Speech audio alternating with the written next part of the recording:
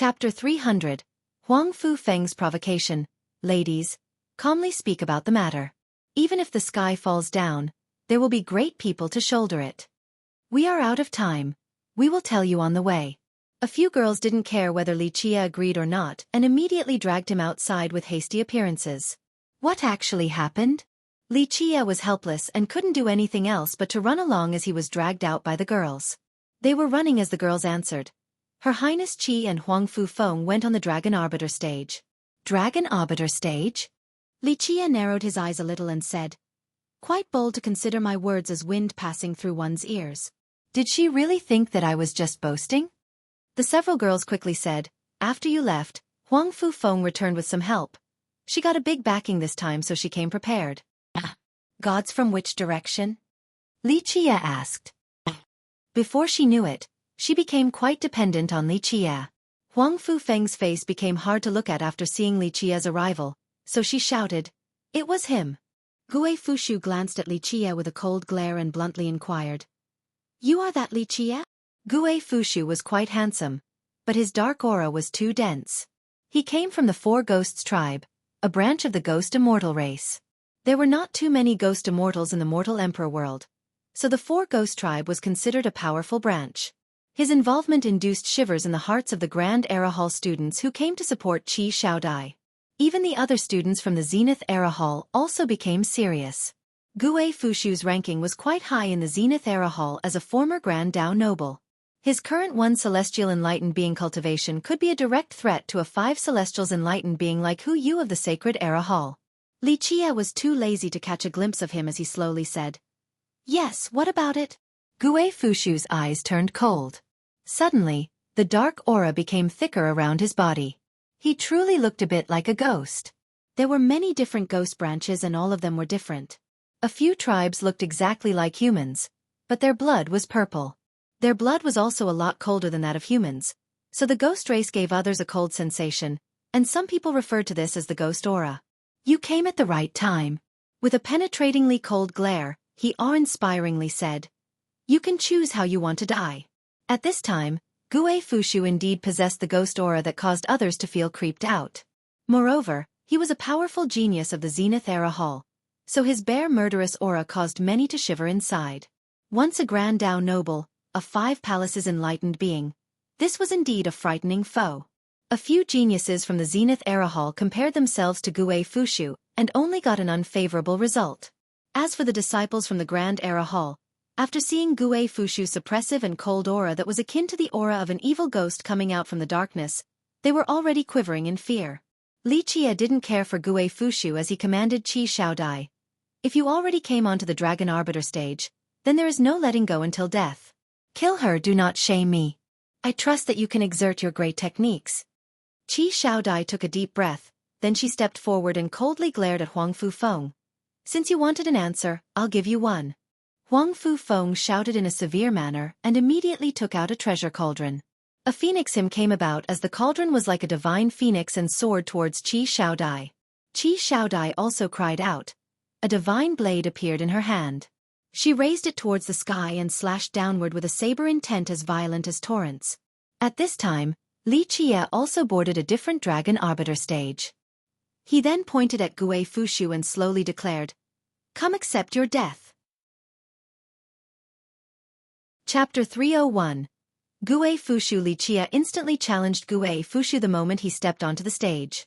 He announced for Gue Fushu to accept his death, and this caused many people present to take a cold breath.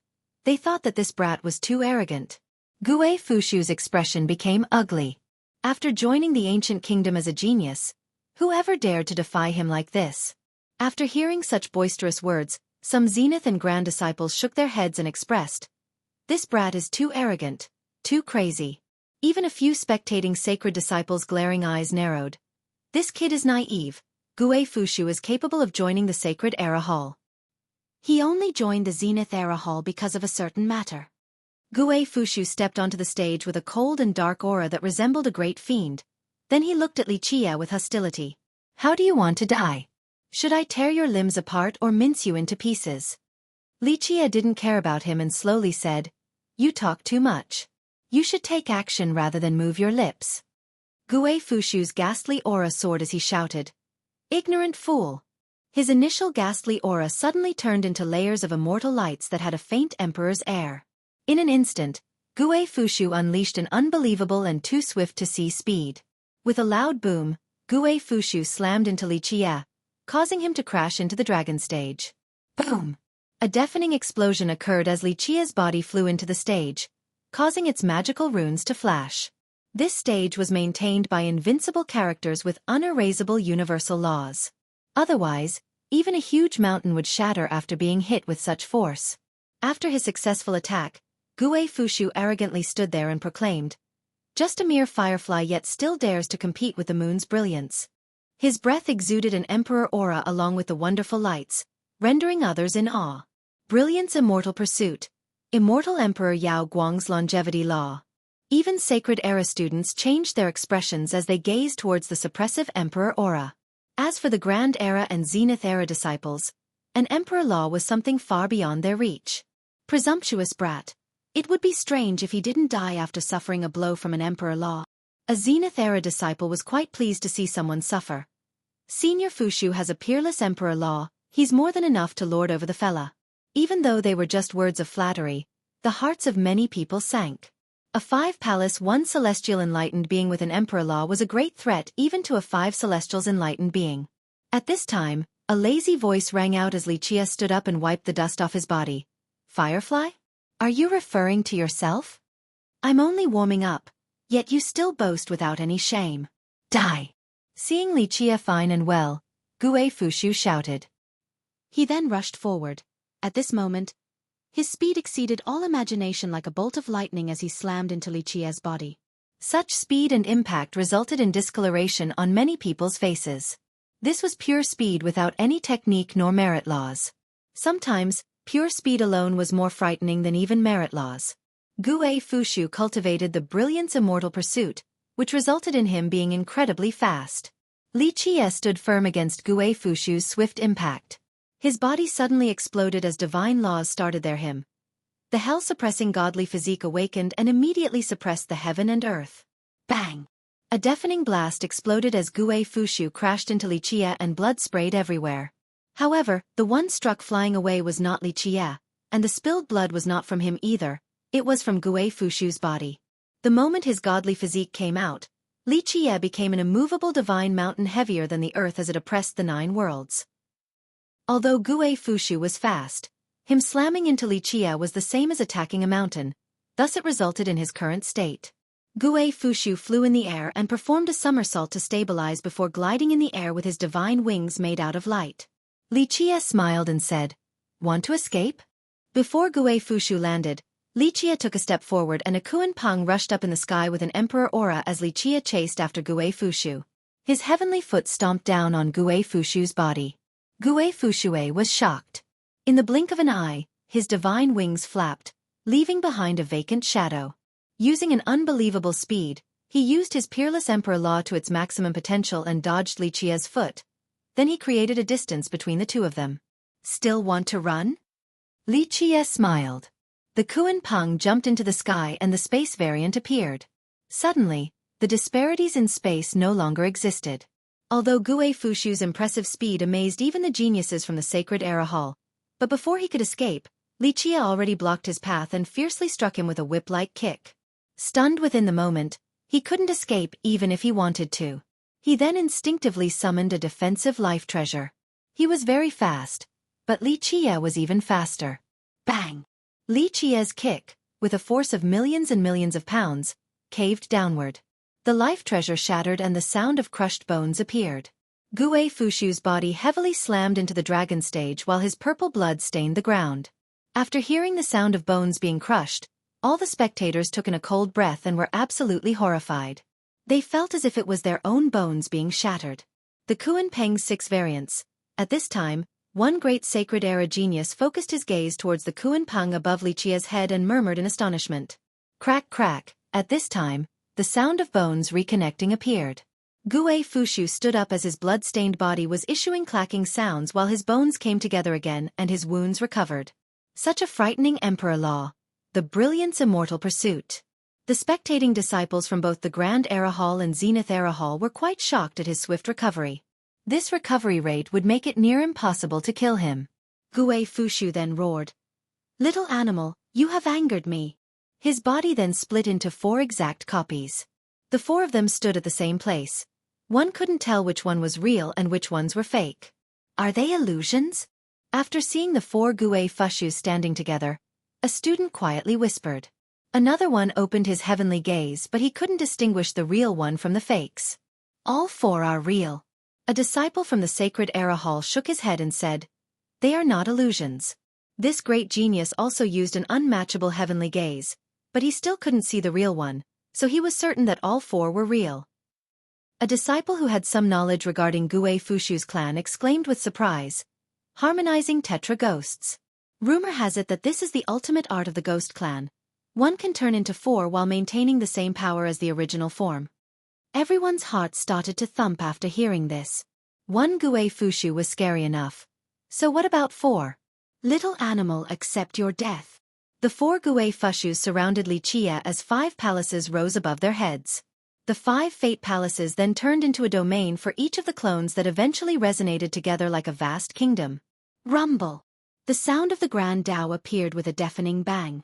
The 4 domains turned into a kingdom to trap Li Chia. Inside this kingdom, the 4 domains slowly lifted a giant statue with a grim visage of a ferocious ghost. How is this possible? 5 palaces turning into a kingdom. After seeing this scene, all the students were frightened. One had to know that fate palaces were extremely important to cultivators, and 4 fate palaces could turn into a domain while 8 fate palaces could turn into a kingdom. Gue Fushu only had 5 fate palaces, so he could only form 1 domain. It was impossible for him to create a kingdom, yet he actually managed to accomplish this unbelievable feat. An extremely talented disciple explained. This is called 5 Decilaces, not a kingdom. The harmonizing Tetra Ghosts combining 4 domains might look like a kingdom, but its power is far below a real one. Bang bang bang. The 4 giant ghost statues spewed out a ghastly energy, filling the sky. In just a moment, the 4 statues borrowed the power of Gue Fushu's 5 Decilaces to wake up and become 4 invincible evil ghosts. The ghastly energy surrounded Li Chia and turned into boundless divine tidal waves. In but a split moment, it not only encompassed Li Chia but also turned into ominous chains that wanted to bind him. Inside the 5 Decilaces, no matter where Li Chia went, he would be submerged within this ghastly energy. The ominous and evil chains were like maggots attaching to bones. Li Chia would never be able to escape. Chapter 302. Slaughtering Ghost and Slaying Phoenix. The most dreadful things to cultivators were their enemies' 4 palaces domain or 8 palaces kingdom. Once trapped inside, it would mean that one has fallen into their enemy's absolute territory, and their enemy had a definitive advantage. A single thought from the enemy could change the heaven and earth. One thought to flip the 8 Decilaces upside down. It would be extremely difficult to escape such a situation, and in the majority of these cases, one could only await their death once they were trapped inside an absolute territory. Open! Li Chia then uttered a loud roar as his godly physique trampled the shaking earth. A terrifying crack appeared from the 5 Decilaces territory. This greatly shocked Gue Fushu. However, even so, Gue Fushu hastened the 4 evil ghosts as they spewed out countless ghastly chains that forever stuck to their targets. Even if your physique is invincible, you will still die under the might of my 5 Decilaces and divine ghosts. The 4 Gue Fushus roared. In a flash, the 4 ghosts became even stronger as millions of miles in this realm were covered with the ghastly aura. Zhang, the countless chains and their ominous ringing took Li Chia by surprise and enveloped him inside. The 5 Decilaces grand territory was Gue Fushu's absolute territory. In this place, Li Chia was always at a disadvantage. What was even more terrifying were the endless chains. With just a bit of carelessness, one would be locked by them. Today, I want to tear your limbs apart. The 4 evil ghost statues pulled the large chains that bound Li Chia. The 4 of them yanked hard, and Li Chia's body started to issue creaking noises. If this continued, then he would be torn into 5 pieces. The stone golem race was one of the largest races in the contemporary times. In the ancient past, people used to list them under the demon race. However, they did not consider themselves to be demons and formed their own tribe. Moreover, Their natural talents were great and they possessed an extremely powerful stone body. This was why, since the ancient times, the stone golem race not only possessed a firm solidarity, but they were also very powerful. They were completely unlike the demon race that had too many complex varieties, both good and bad. The members of the stone golem race were born with stone bodies, but if they wanted to truly set foot onto the path to the peak or even aim for the heaven's will, then they had to cultivate their stone bodies into flesh because flesh was the best body in this world to store and accept the world's essence.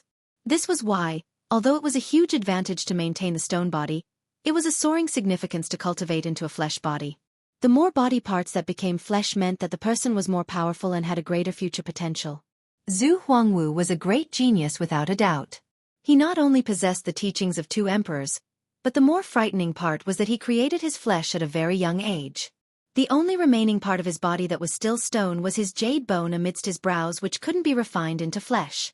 At this time, his jade bone looked like an ornament, causing his frightening self to be a lot more attractive. Let him go. Then, my ancient kingdom will not pursue this matter any further. With a torch-like gaze and soaring divine light, Zhu Huangwu was like a prince from the heavens, causing others to feel admiration. No matter the young genius, anyone who stood before him and saw such an appearance would feel shame from an inferiority complex. At this time, all eyes were on Li Qie while they held their breaths. Grand Era students were sweating for Li Qie. Qi Shaodai killing Huang Fufeng and Li Qie defeating Gue Fushu was a glorious matter for the Grand Era Hall, and it garnered much pride and joy to its students. However, Zhu Huangwu appeared and this caused the Grand Era students to become worried for Li Qie. No good results could come from being enemies with Zhu Huangwu and the Ancient Kingdom. The Zenith Era students were sneering. Huang Fufeng and Gue Fushu both came from this place, but they had lost, resulting in a grim visage on all of its students. It was as if they were slapped by the Grand Era Hall. At this moment, with the appearance of Zhu Huangwu, they all felt that Li Qie was dead for sure. Foolish thing, daring to provoke the Ancient Kingdom. I'm afraid he will die without a grave. A Zenith Era student sneered. With one hand still holding Gue Fushu, Li Qie glanced at Zhu Huangwu while remaining calm and at ease. Then he nonchalantly spoke. What if I do not let him go? Kill without mercy. Zhu Huangwu's eyes squinted. A frightening divine glow shot out like the rays at sunrise all the way to the high sky. Little thing, let me go. Otherwise, it will not end at just killing you. My brilliance Ancient Kingdom's 100 races will destroy your sect and annihilate your 9 kins. After seeing his martial brother's arrival, Gue Fushu became more courageous and shouted. The brilliance Ancient Kingdom was the nation with the most races within the Eastern 100 cities. Thus, it was not unreasonable for people to call it the 100 Races Kingdom. In fact, both of the immortal emperors from the brilliance Ancient Kingdom were not human.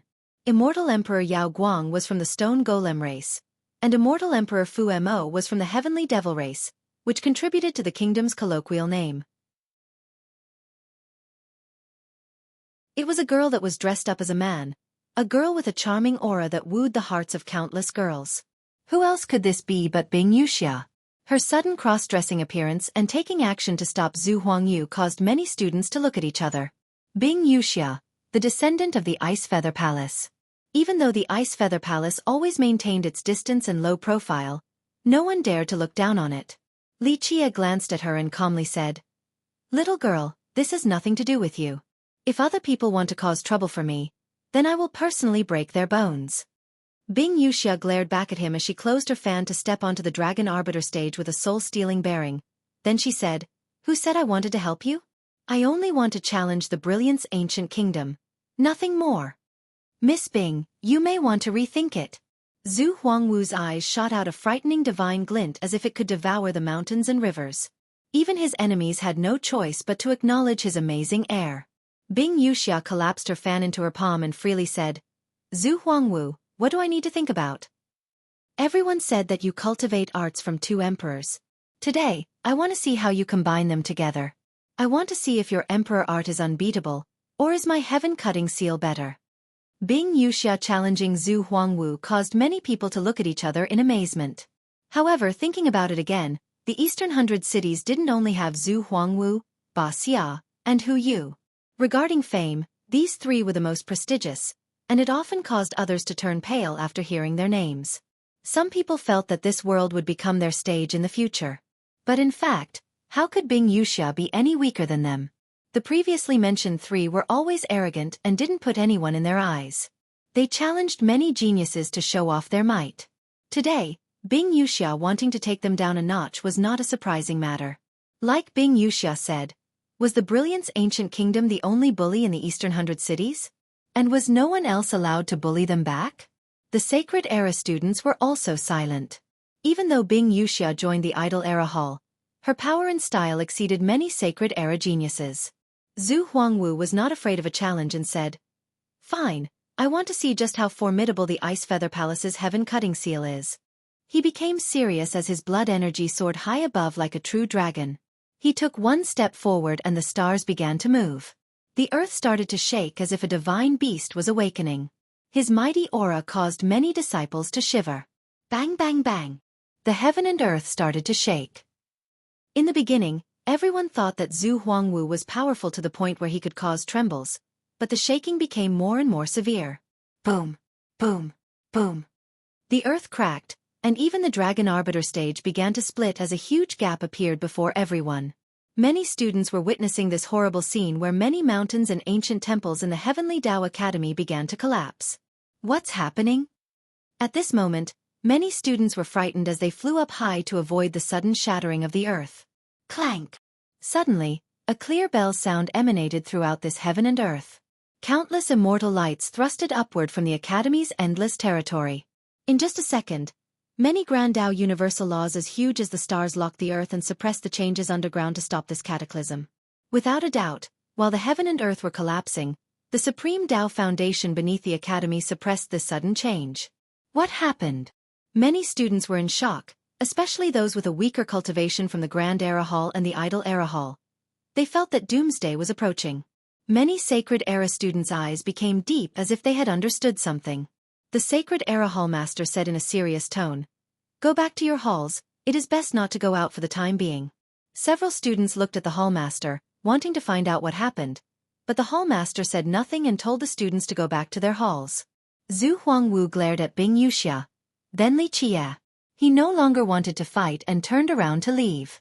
Bing Yuxia then murmured, "It is almost time." Then, she decisively left. The uneasy students quickly went back to their halls and hoped that their hall masters would be able to make clear of what transpired. Li Qie also planned to leave, but the Sacred Era Hall Master came to him and said, "Young noble Li, the ancestor wants to meet you." Li Qie looked at him and told Qi Shaodai, "You guys go back first, I will be right back." The Sacred Era Hall Master took Li Qie deep into the academy. This place was detached from the 5 halls' territories, and only great characters from the academy could enter. Inside an ancient hall, Li Qie saw old Taoist Peng from the everlasting courtyard. Despite his unkempt look, he belonged to the ancestor level of the academy. The Sacred Era Hall Master took Li Qie here, then he bowed and quietly left. Old Taoist Peng looked at Li Qie, shook his head, then he said right away, "I'm afraid the Realm God will not make it." Li Qie narrowed his eyes and asked, "What do you mean? Is its lifespan corroding, or is it something else entirely?" Old Taoist Peng said with a dignified look, "It's not because of the lack of lifespan." Chapter 305. Working together with a dignified expression, old Taoist Peng explained, "The Realm God seems to be entering a crazed state. Earlier, it suddenly became furious and my brothers had to join forces to barely appease it. Earlier, the cataclysm in the Heavenly Tao Academy was caused by the Realm God. If it actually went crazy, then would it have destroyed the academy or even the entire Eastern 100 cities?" Li Qie spoke with a serious demeanor. "Your portal is going to open soon, so the Realm God is sensing the Void Gate. Little Autumn originating from the Void Gate was merely a speculation of the myriad images true God, but the Realm God definitely came from the Void Gate. Unfortunately, it left the Void Gate when it was very little. Outside of knowing that it was carried out of the Void Gate by the Academy's ancestor, it didn't know its relationship with the Void Gate." Old Taoist Peng then said, "Right. The Realm God also guessed that the portal wants to open for sure, but during the previous times the portal opened, it never sent the Realm God into such a frenzy. It cannot control itself, so it can only seal itself in order to avoid entering an enraged state and destroying the Academy. Your Academy. Its success is due to the Realm God, but its failure will also be due to the Realm God. Li Qie gently shook his head and pondered for a bit before saying, "It seems like this time is different from normal circumstances. Maybe this will be a chance to understand your academy's portal." Old Taoist Pang also sighed and said, "My little brothers have discussed it. We will welcome everyone once the portal is open and allow everyone to go in." Li Qie laughed then said, "Oh? You guys also got some news?" The academy standing strong for so long was not without reasons. Old Taoist Pang smirked and replied, "In this world, there is no wall that can block all wind. A few people want to scheme against my academy, and this is no secret. If they come, then we will open our door to welcome them." Li Qie touched his chin and asked, "Your academy won't start the killing with their juniors, right?" "That's hard to say." Old Taoist Pang smiled with narrowed eyes. "Opening the doors of our academy to this world is already enough. If some people still remain unsatisfied, then they can't blame us for raising the butcher's blade." The academy was definitely not an overly moralistic existence. It had experienced many bloody battles after lasting for so long. Normally, it considered itself an academy and accepted students from all over the world to dispel their questions. However, when necessary, the academy would wash the 8 directions in blood. Some people have already gathered a few emperor weapons and even invited true weapons. Old Taoist Pang chuckled and continued, "Heh, a few people actually thought that our calamity is approaching. At the end of one's road, many people will want to take a bite out of such a fat piece of meat. However, when that time comes, coming will be easy, but leaving will not be as simple." "What is your plan?" Li Qie had faintly guessed it. A few old men sensed a strange atmosphere and thought that the academy was awaiting its death while the inevitable disaster approaches.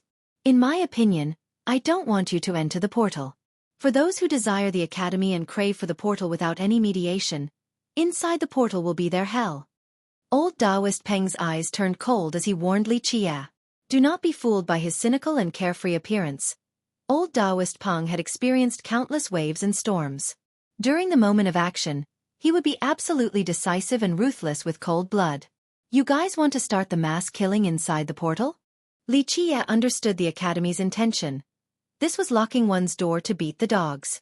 Li Qie pondered for a bit before shaking his head and said, "In order to untie the knot, one must find the knot tier. This is the current situation. Even if you don't want to, the world will be against you. Everyone craves this land that has been occupied by the academy, and everyone wants a piece of the pie when it is about to meet a disaster. Who wouldn't want to take a bite? Rather than wait for the disaster before slaying your enemies, it is better to preemptively annihilate your foes and then think about it more after." Old Taoist Pang slowly added, "A few immortal emperor lineages and ancient kingdoms are not so easy to mess with, especially existences like heavenly protectors." There was no doubt that he was tempted by this advice. Li Qie smiled freely and said, "Have you ever seen these heavenly protectors travel around the world? And even then, so what if they are heavenly protectors? I know that, at this moment, the realm god cannot enter battle, but after killing your enemies and dealing with the realm god's issue, I do not need to say more about the ensuing events." Old Taoist Pang remained silent, thus Li Qie went on with a smile. "I can help the academy with regards to this. First, I want to borrow a few things of the academy to use, and second, I want payment. However, the problem is whether you have the authority to make the decision in the academy or not. And do you trust my abilities or not? If you cannot personally make the decision, then forget it. What will you do?" Old Taoist Peng's tone sank and said, "As long as your requests are reasonable, then everything is negotiable." Old Taoist Peng agreed with Li Qie's scheme. It was better to make the first move. "This is more like it. All I ask of you is to perform a play with me." Li Qie narrowed his eyes and revealed an especially cheerful smile that was as bright as the morning sunshine with his white teeth. Old Taoist Peng stared at Li Qie's white teeth and bright smile, and he didn't understand why he, a being that had lived for so long, felt a creepy sensation as if he had just seen a fierce beast opening its mouth to devour humans. After returning to the Grand Era Hall, Qi Xiaojie's sisters were still hanging around.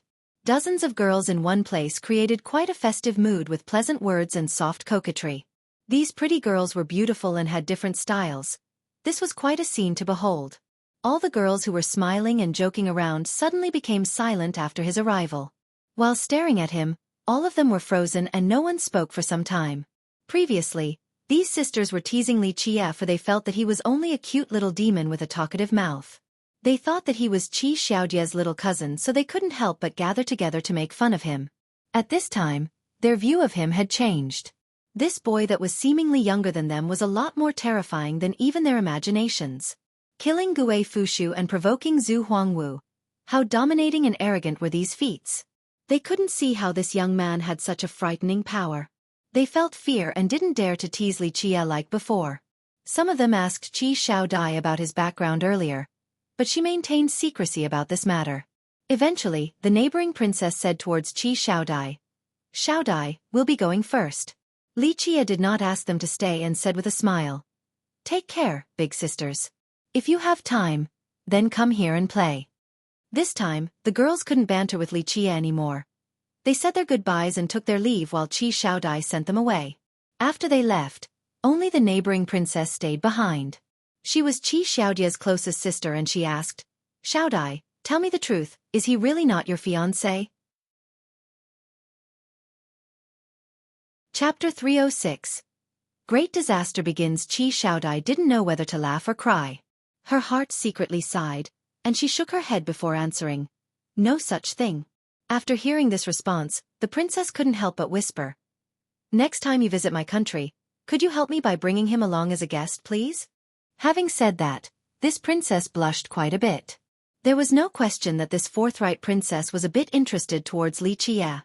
Qi Xiaodai looked at the princess' appearance and secretly sighed. She didn't want to ruin her mood. Qi Xiaodai didn't dare to say that she didn't really understand Li Qie, but she had some knowledge about him, and she knew that the princess' desire would never be fulfilled. How great was Bing Yuxia? Regarding talents, background and beauty, she far exceeded them, but Li Qie didn't even place her in his mind, let alone them. Qi Xiaodai couldn't bear to cruelly shatter the princess' dream, so she gently nodded her head and said, "The next chance I get to visit your country, I will surely ask him." After sending all the girls off, Xiaodai came back to the room and found that Li Qie was resting with his eyes closed. She sat silently next to him without saying anything. A while later, he opened his eyes and slowly asked, "The chaos will soon begin, and a scene of carnage is unavoidable. Will you go back to the Lion's Roar country, or will you stay?" Qi Xiaodai took a deep breath, then she gazed at Li Qie and said, "I am staying." She was determined with a firm resolve. Li Qie nodded his head and said, "The storm is coming, so mentally prepare for it. This bloody battle will pierce the heavens." Qi Xiaodai silently nodded. Although she did not know anything about this ensuing bloody battle, but seeing Li Qie's solemn visage, she knew that this battle will absolutely be extraordinary. So tired. Little Autumn suddenly appeared out of nowhere as if it had just come out from another dimension like a god. He came out and saw Li Qie and Qi Xiaodai sitting together. He then looked at Li Qie a bit, then Qi Xiaodai, then it chuckled and said, "Am I bothering you too? Hee hee, if that is the case, then go on, just act like I never appeared." Li Qie gave him a look and said, "Is your skin itchy for a beating? Hurry up and tell me about our business." Qi Xiaodai, on the other hand, couldn't help but blush. She quickly stood up and said, "I will go make you some snacks." She quickly left after saying this. After she left, Little Autumn quickly sat on the big chair in a comfortable and unruly manner as it smilingly said, "Young noble, this young miss is not bad. I see that she is becoming more virtuous after your teachings. She now understands propriety, so it should be fine to keep her around." Li Qie glanced at him and leisurely said, "Since when do you decide my business?" Little Autumn forced a smile and quickly said, "Haha, it is just a suggestion, just a suggestion. Dear young noble, I have a major discovery." Li Qie became spirited and asked, "What kind of discovery?" Little Autumn took out an item and showed Li Qie. "Look and see if you know what this is. I can guarantee that this thing has never appeared in the previous openings of the portal before." Li Qie took the item. It was something like a black strand of light, something as thin as a pin, and it emitted a black glimmer. It was capable of eating time. Extremely frightening. Time-space chaos glint. Li Qie looked at the item in his hand and slowly asked, "Could there be an issue with the portal connecting to the heavenly realm this time?" Little Autumn shook its head and replied, "I don't know, I have never seen this thing before. However, one can imagine that when the portal opens, there will be many spatial gates leading to different worlds.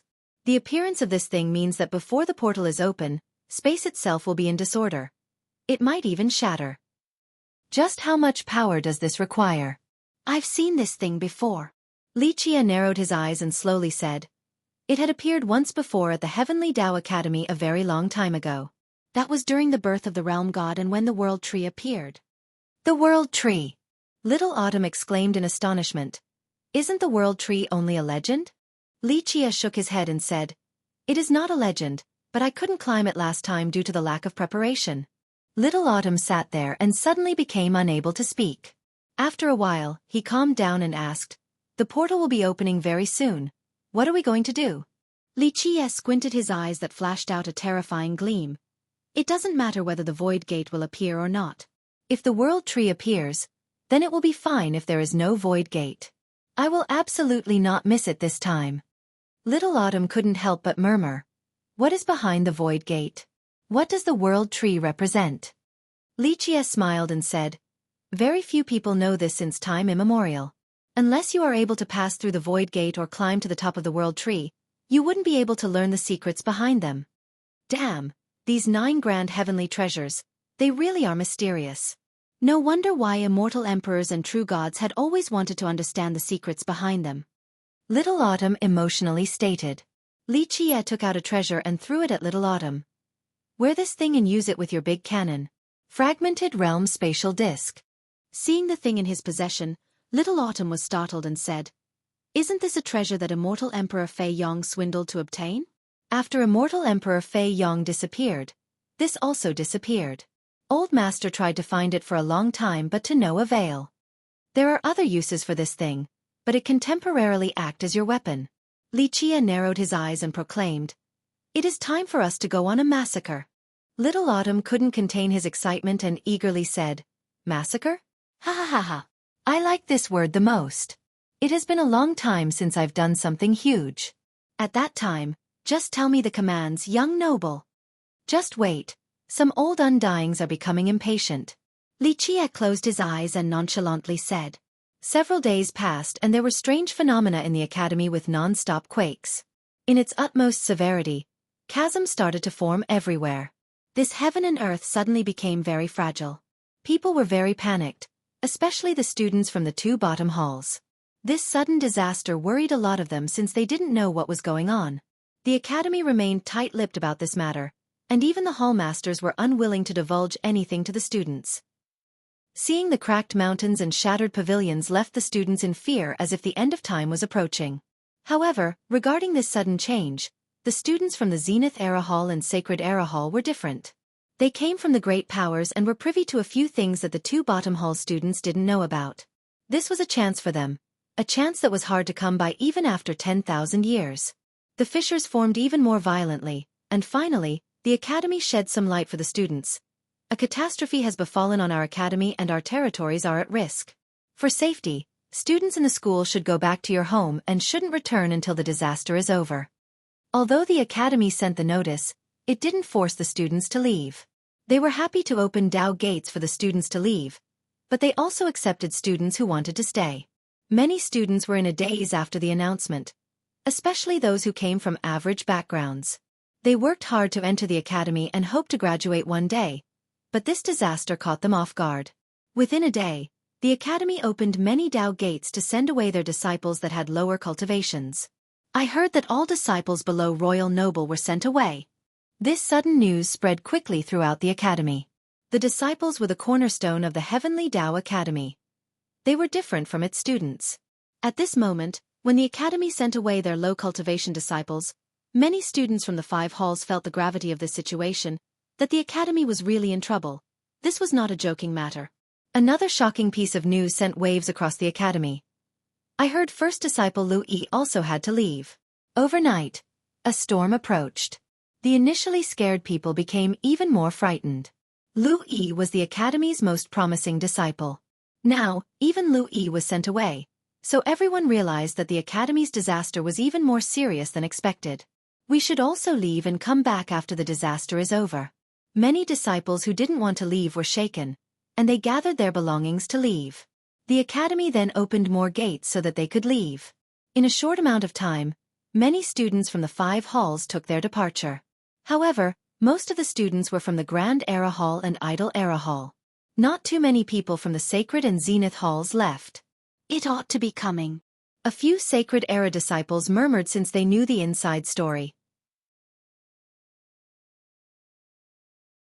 Chapter 307. Like a tiger stalking its prey, there is no wall that could block the wind completely, and no paper that could wrap up a fire entirely. When many students with a humble upbringing from the Grand Era Hall and Idle Era Hall wanted to leave, a few of them heard some rumors. Xueqi Taotian smiled and spoke. Ignore these nonsensical matters. After the portal opens, we should enter right away at your order. We are not in a hurry. The calm Lichia slowly said. We will watch the play first. Whether we enter or not, I will listen to all your orders at that time no matter what, even if you tell me to enter a sea of fire. Xueqi Taotian patted his chest to show his allegiance. Little Autumn glanced at him and said, Yo, isn't it too late to suck up now?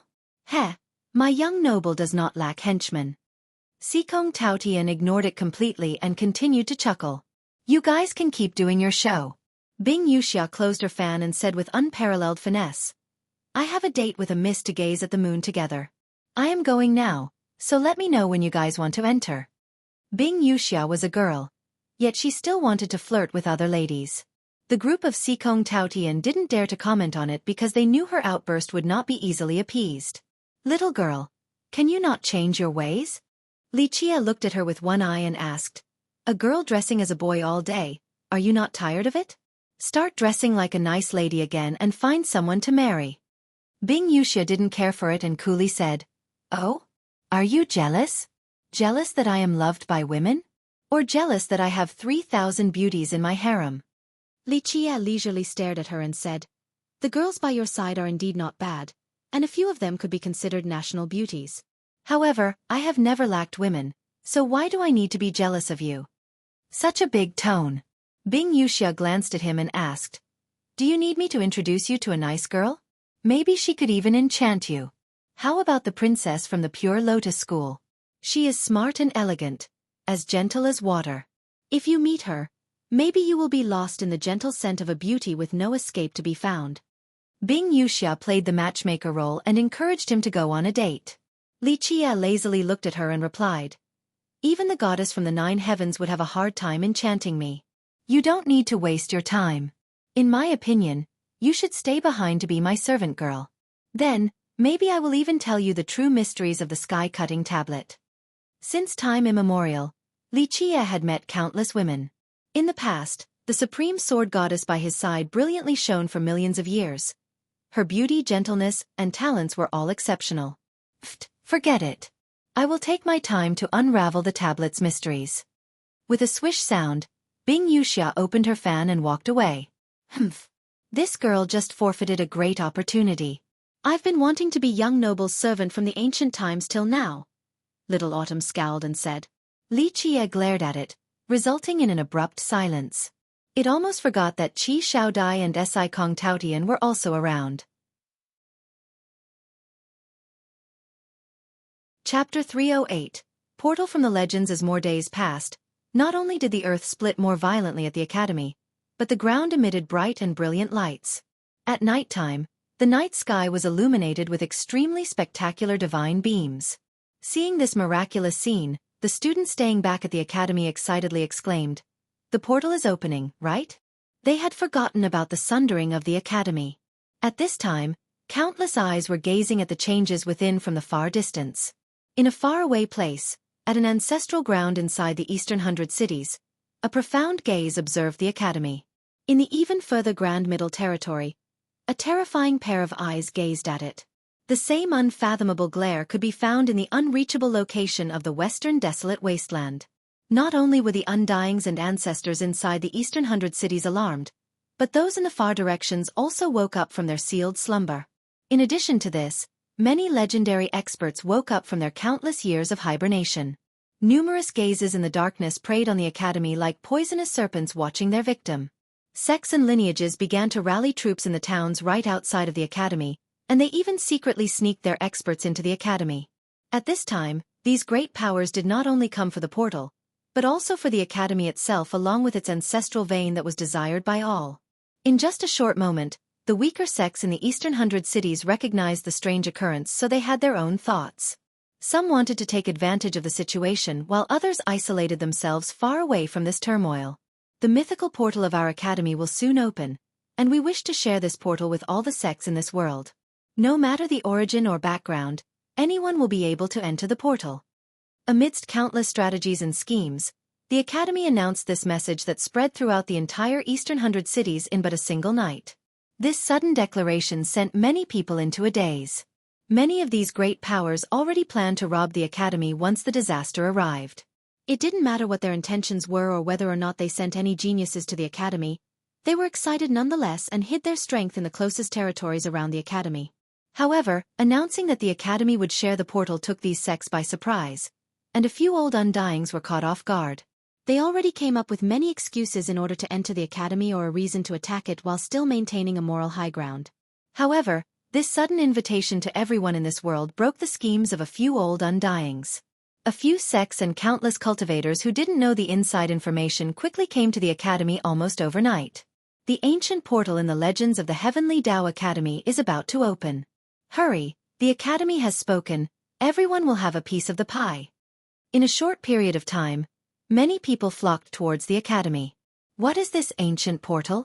A few of them didn't know what the portal was and was lost, but after seeing so many people going to the Academy, they also followed to join in the fun. Suddenly, the paths to the Academy were completely flooded.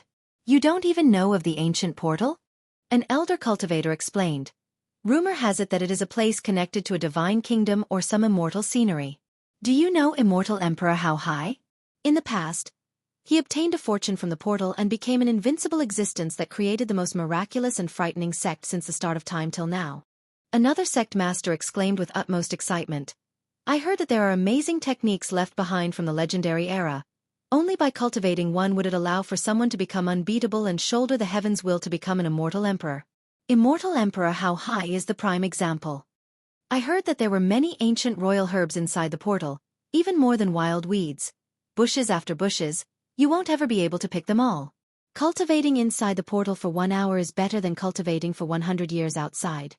Not only that, I heard that there were even divine weapons from the legends. One could sweep through the 8 desolaces by just wielding them. Many rumors quickly flew around and they became increasingly more outrageous. The most ridiculous ones stated that one would immediately become an immortal emperor once they entered the portal. In just one night, the earth shook with excitement inside the Eastern Hundred Cities as countless cultivators headed for the Academy. Some people traveled with their flying swords while others rode divine boats. Others controlled their flying beasts while those with shallow cultivations had to walk. Everyone wanted a piece of the pie as they crazily rushed towards the Academy as if they were possessed. Very few sects and cultivators managed to stay calm. There would occasionally be those who chose to close their entrances and cultivate in isolation, for they were reluctant to become involved in this affair. The great sects in this world are watching the opening of the portal like tigers stalking their prey. How could they share such a fat piece of meat with us? I'm afraid that we would be inviting disaster before being able to take a single bite. Boom, boom, boom. Cavalries started to block out the sky. Overnight, the Tiger's Howl School, the Thousand Mountains Sacred Ground, the furious immortal Saint Country, and other powerful heritages utilized their Tao platforms to open a Tao gate to teleport their great armies to the Academy. As for the already congregated armies in the towns near the Academy, they prepared their banners and boldly appeared right outside the Academy's territory. The perimeter of the Academy became completely packed with a sea of people in such a short amount of time. Countless experts' blood energy was as violent as the sea. Ancient saints arrived and looked down upon everyone. There were even rumors that heavenly sovereigns and heavenly kings also came, but they didn't show their faces. Having witnessed the arrival of so many sects, the students in the Academy became apprehensive and nervous. They came from humble beginnings and only wished for a new opportunity inside the portal. But sharing the portal with the rest of the world meant that there were more enemies and a greater risk. Even before the portal's appearance, there was already a rain of blood at the Eastern Hundred Cities. Many sects traveling to the Academy had conflicts and some of them were already annihilated. For now, the sects and countries of the Eastern Hundred Cities were still the most numerous.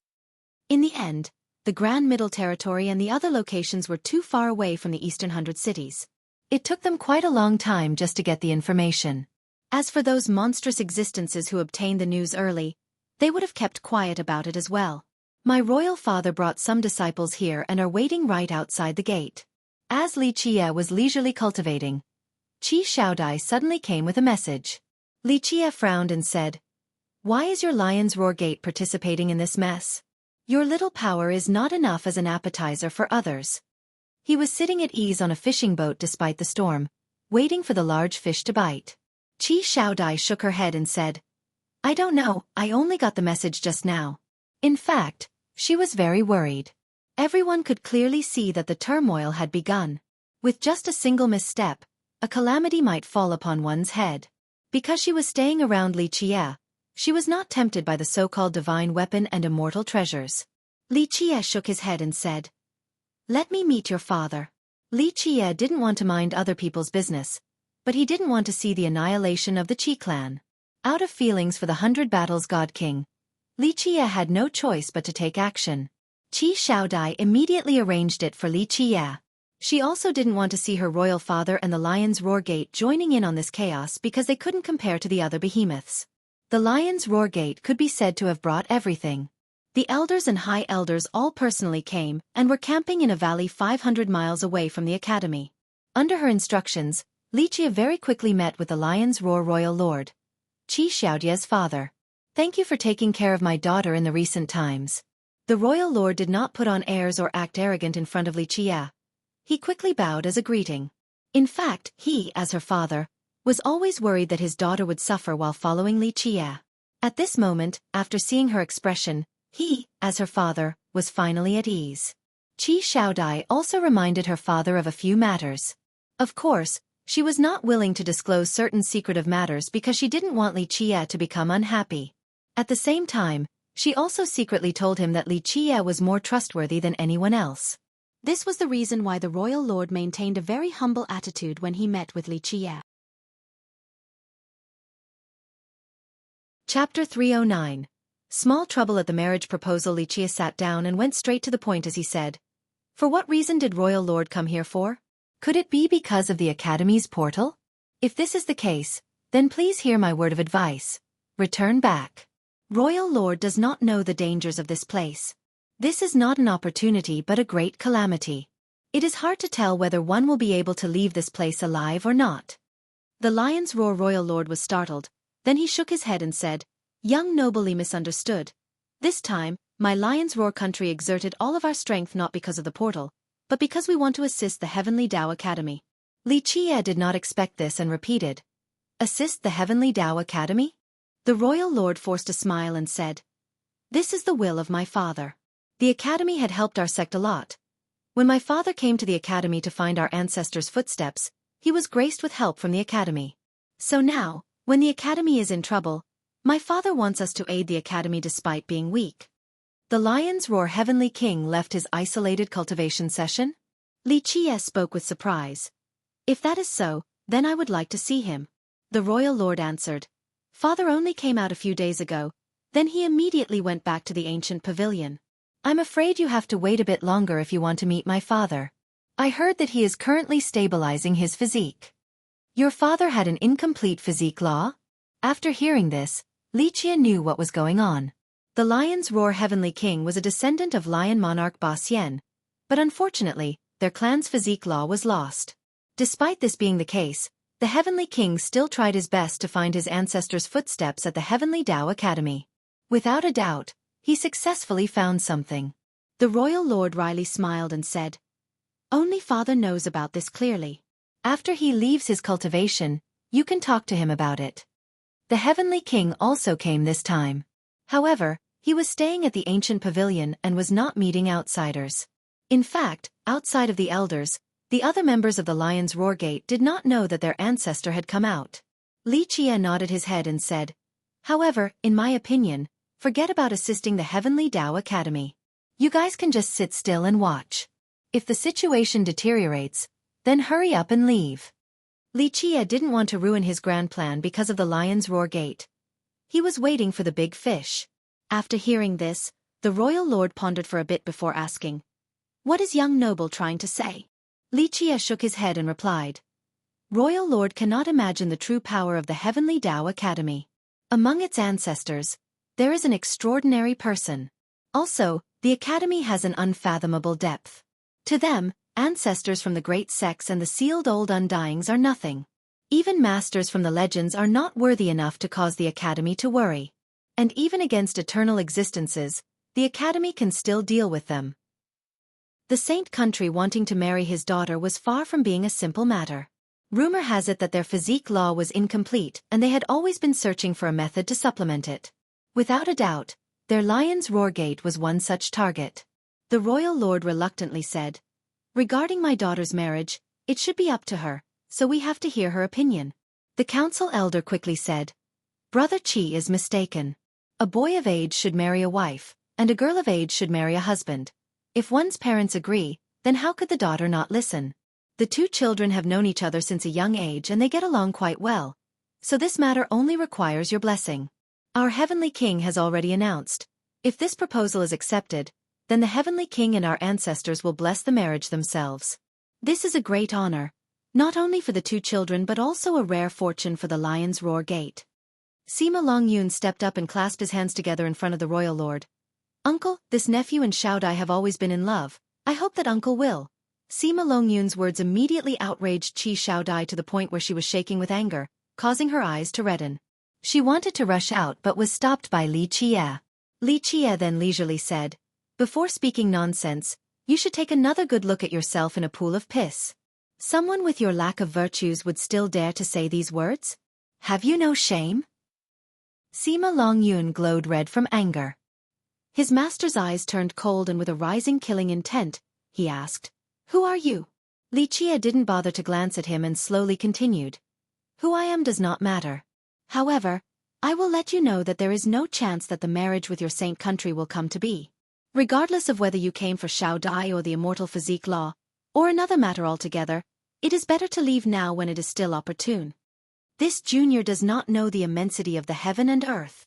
The council elder scowled and said, "Since when does a little brat like you, yet to wean from breastfeeding, get to decide the Lion's Roar country's grand matter?"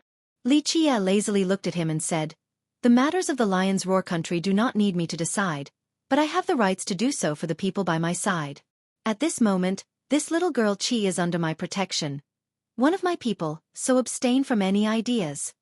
Qi Xiaodai was outraged by Sima Longyun's nonsensical words, but after hearing Li Qie, she was struck into a daze.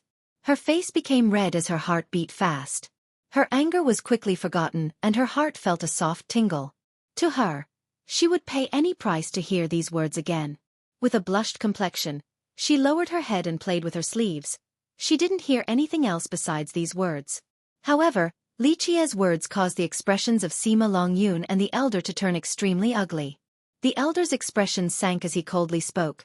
"Brother Qi, is your daughter's matter something for a little brat to babble about? This matter is related to your daughter's honor." The royal lord also had a great headache. He shook his head and said, "I won't hide it from elder, but I as her father cannot decide this matter. This is up to my daughter." Then he looked at Qi Xiaodai and asked, "Dai, do you agree or not? Let us know."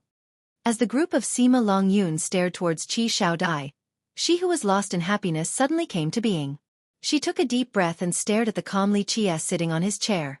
She then lifted her head and said in a serious manner, "I will not marry. My thanks and apologies to the saint country's fondness." These words came as a shock to Sima Longyun. He always thought of himself as a high-born character. Coming from the saint country and a genius at cultivation, as a royal noble, he was always surrounded with love no matter where he went. But today, he was rejected even though he personally came to propose. Sima Longyun couldn't let go of this anger and snapped, "How could this little demon be worthy of you?" Sima Longyun shouted, "Don't be confused and tricked by this little animal. Xiaodai, you and me are a match made in heaven and a pair chosen by the earth. Marrying into my saint country is a natural course of action, a marriage with comparable status." Chapter 310. Qi Xiaodai's feelings. "That's enough, please go back." Qi Xiaodai shouted with an annoyed expression. Sima Longyun was shaking with anger.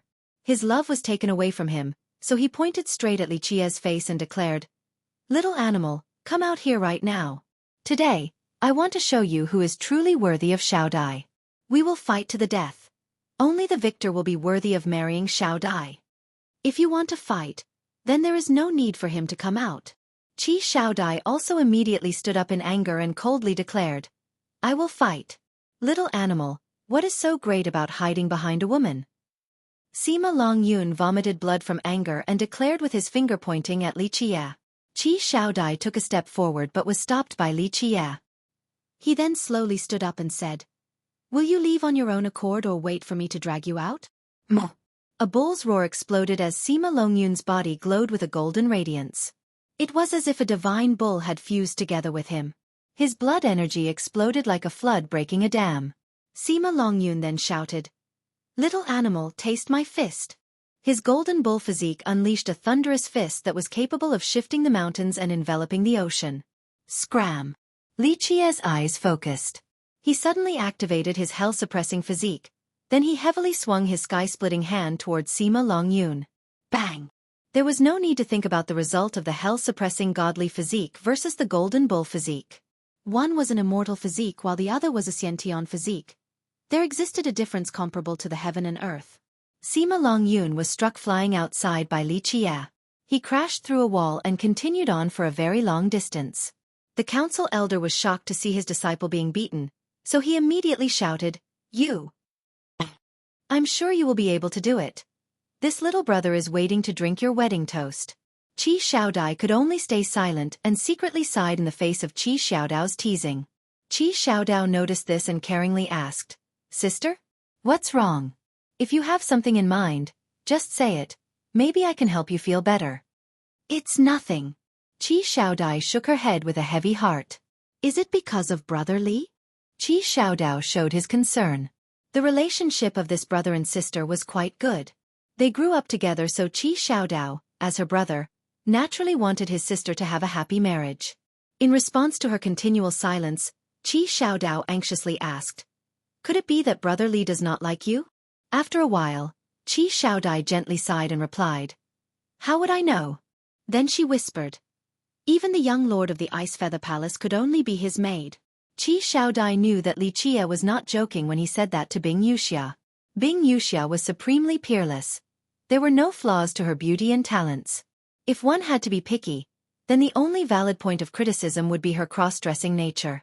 Despite all of this, Li Qie would still only accept her as a maid. Qi Xiaodao was also silent.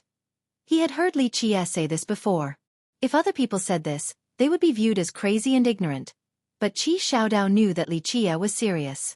It could be said that to Li Qie, heaven's proud daughters with beauty like Bing Yuxia were completely non-essential. When even someone like Bing Yuxia couldn't earn his grace, then what about his sister? Her background, beauty, and talents were not comparable to Bing Yuxia. Do you have any plans? In the end, Qi Xiaodao asked her. Qi Xiaodai stared towards the horizon and took a deep breath before whispering, I want to stay by his side. At this point, her face became hot. She discreetly clenched her fists together and secretly cheered for herself. To her, the status was not important. She would already be satisfied just from staying by Li Qie's side. Qi Xiaodao also lamented in his mind, for he knew that his sister was stuck in the abyss. Before, his sister was always arrogant and thought that Li Qie was a swindler. In the end, she couldn't withstand Li Qie's charm within his arrogance against the world and became lost in his mysterious and unfathomable nature. Other people would find this conversation unbelievable. Even if Qi Xiaodai was not at the highest pinnacle of beauty, she was still the golden daughter of the Lion's Roar country with great charm. Countless geniuses want to marry her. But now, she only wants to follow behind a young man. Qi Xiaodao encouraged her and said, Sister, I know that you can do it. Qi Xiaodai smiled and said, You also should bring Princess Bao Yun back soon. Then, focus on cultivating in the future. Hopefully, we will be able to bring glory to our clan in this generation, just like what our old ancestors did in the past, so that we will not shame their name. The more she found out about her ancestors, the more proud she felt.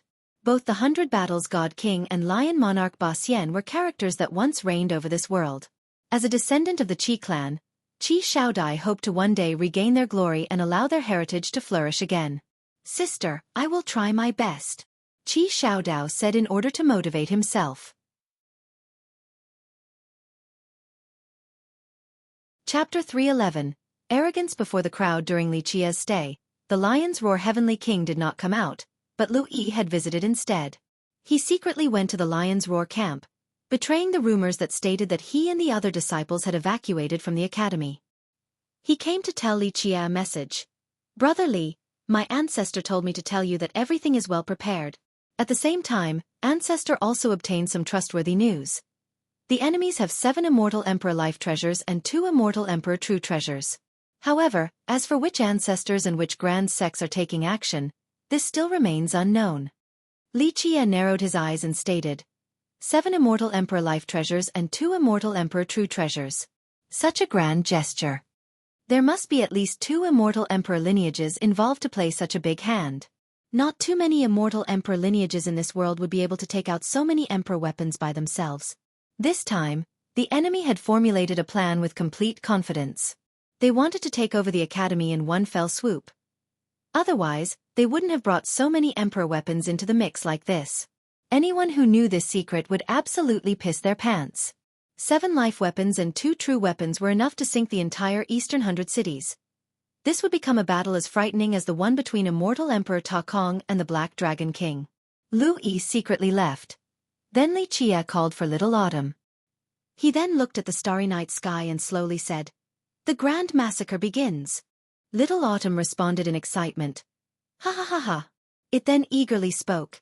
"It has been a long time since the last massacre, ha ha ha. I must kill to my heart's content this time.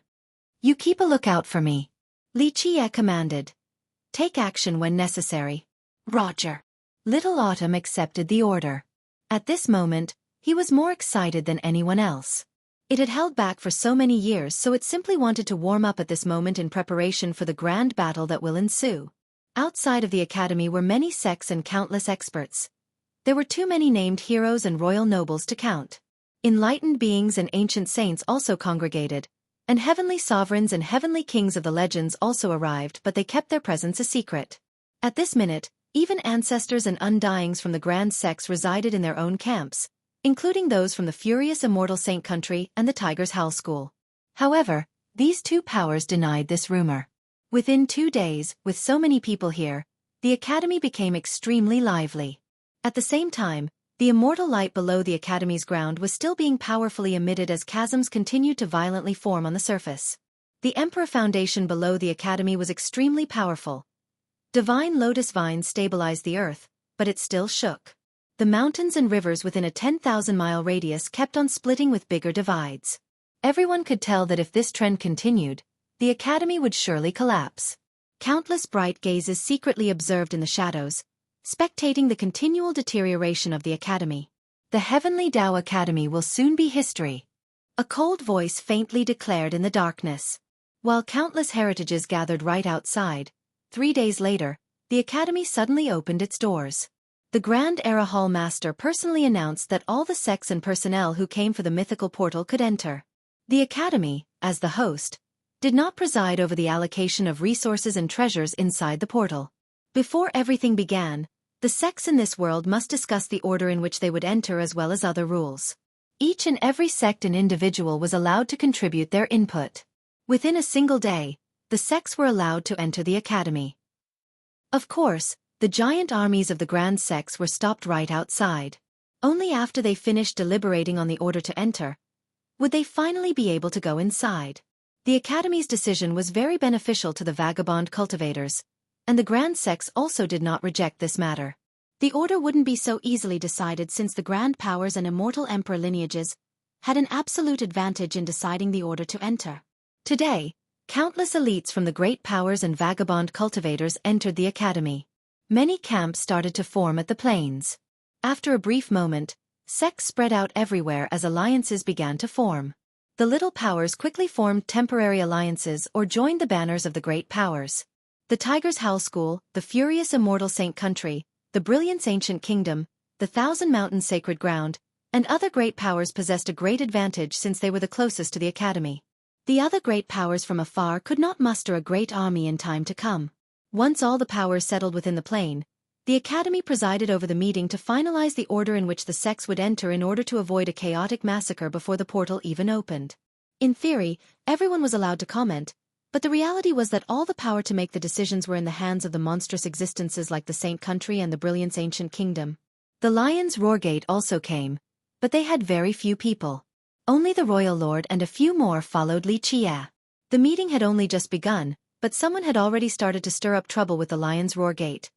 In theory, everyone should be able to share the timeless portal, but a few do not necessarily have such a privilege, such as the Lion's Roar Gate. One should rethink this matter more thoroughly. This person was the descendant of the Tiger's Howl School, Hu Yu. There were many amazing experts here, but they remained hidden, so the young ones became the leaders in their stead. Hu Yu's sudden provocation caused the Lion's Roar Royal Lord to change his expression. To start such an attack at the beginning of the meeting, this was truly sheer contempt. Many people then looked at the Lion's Roar Gate.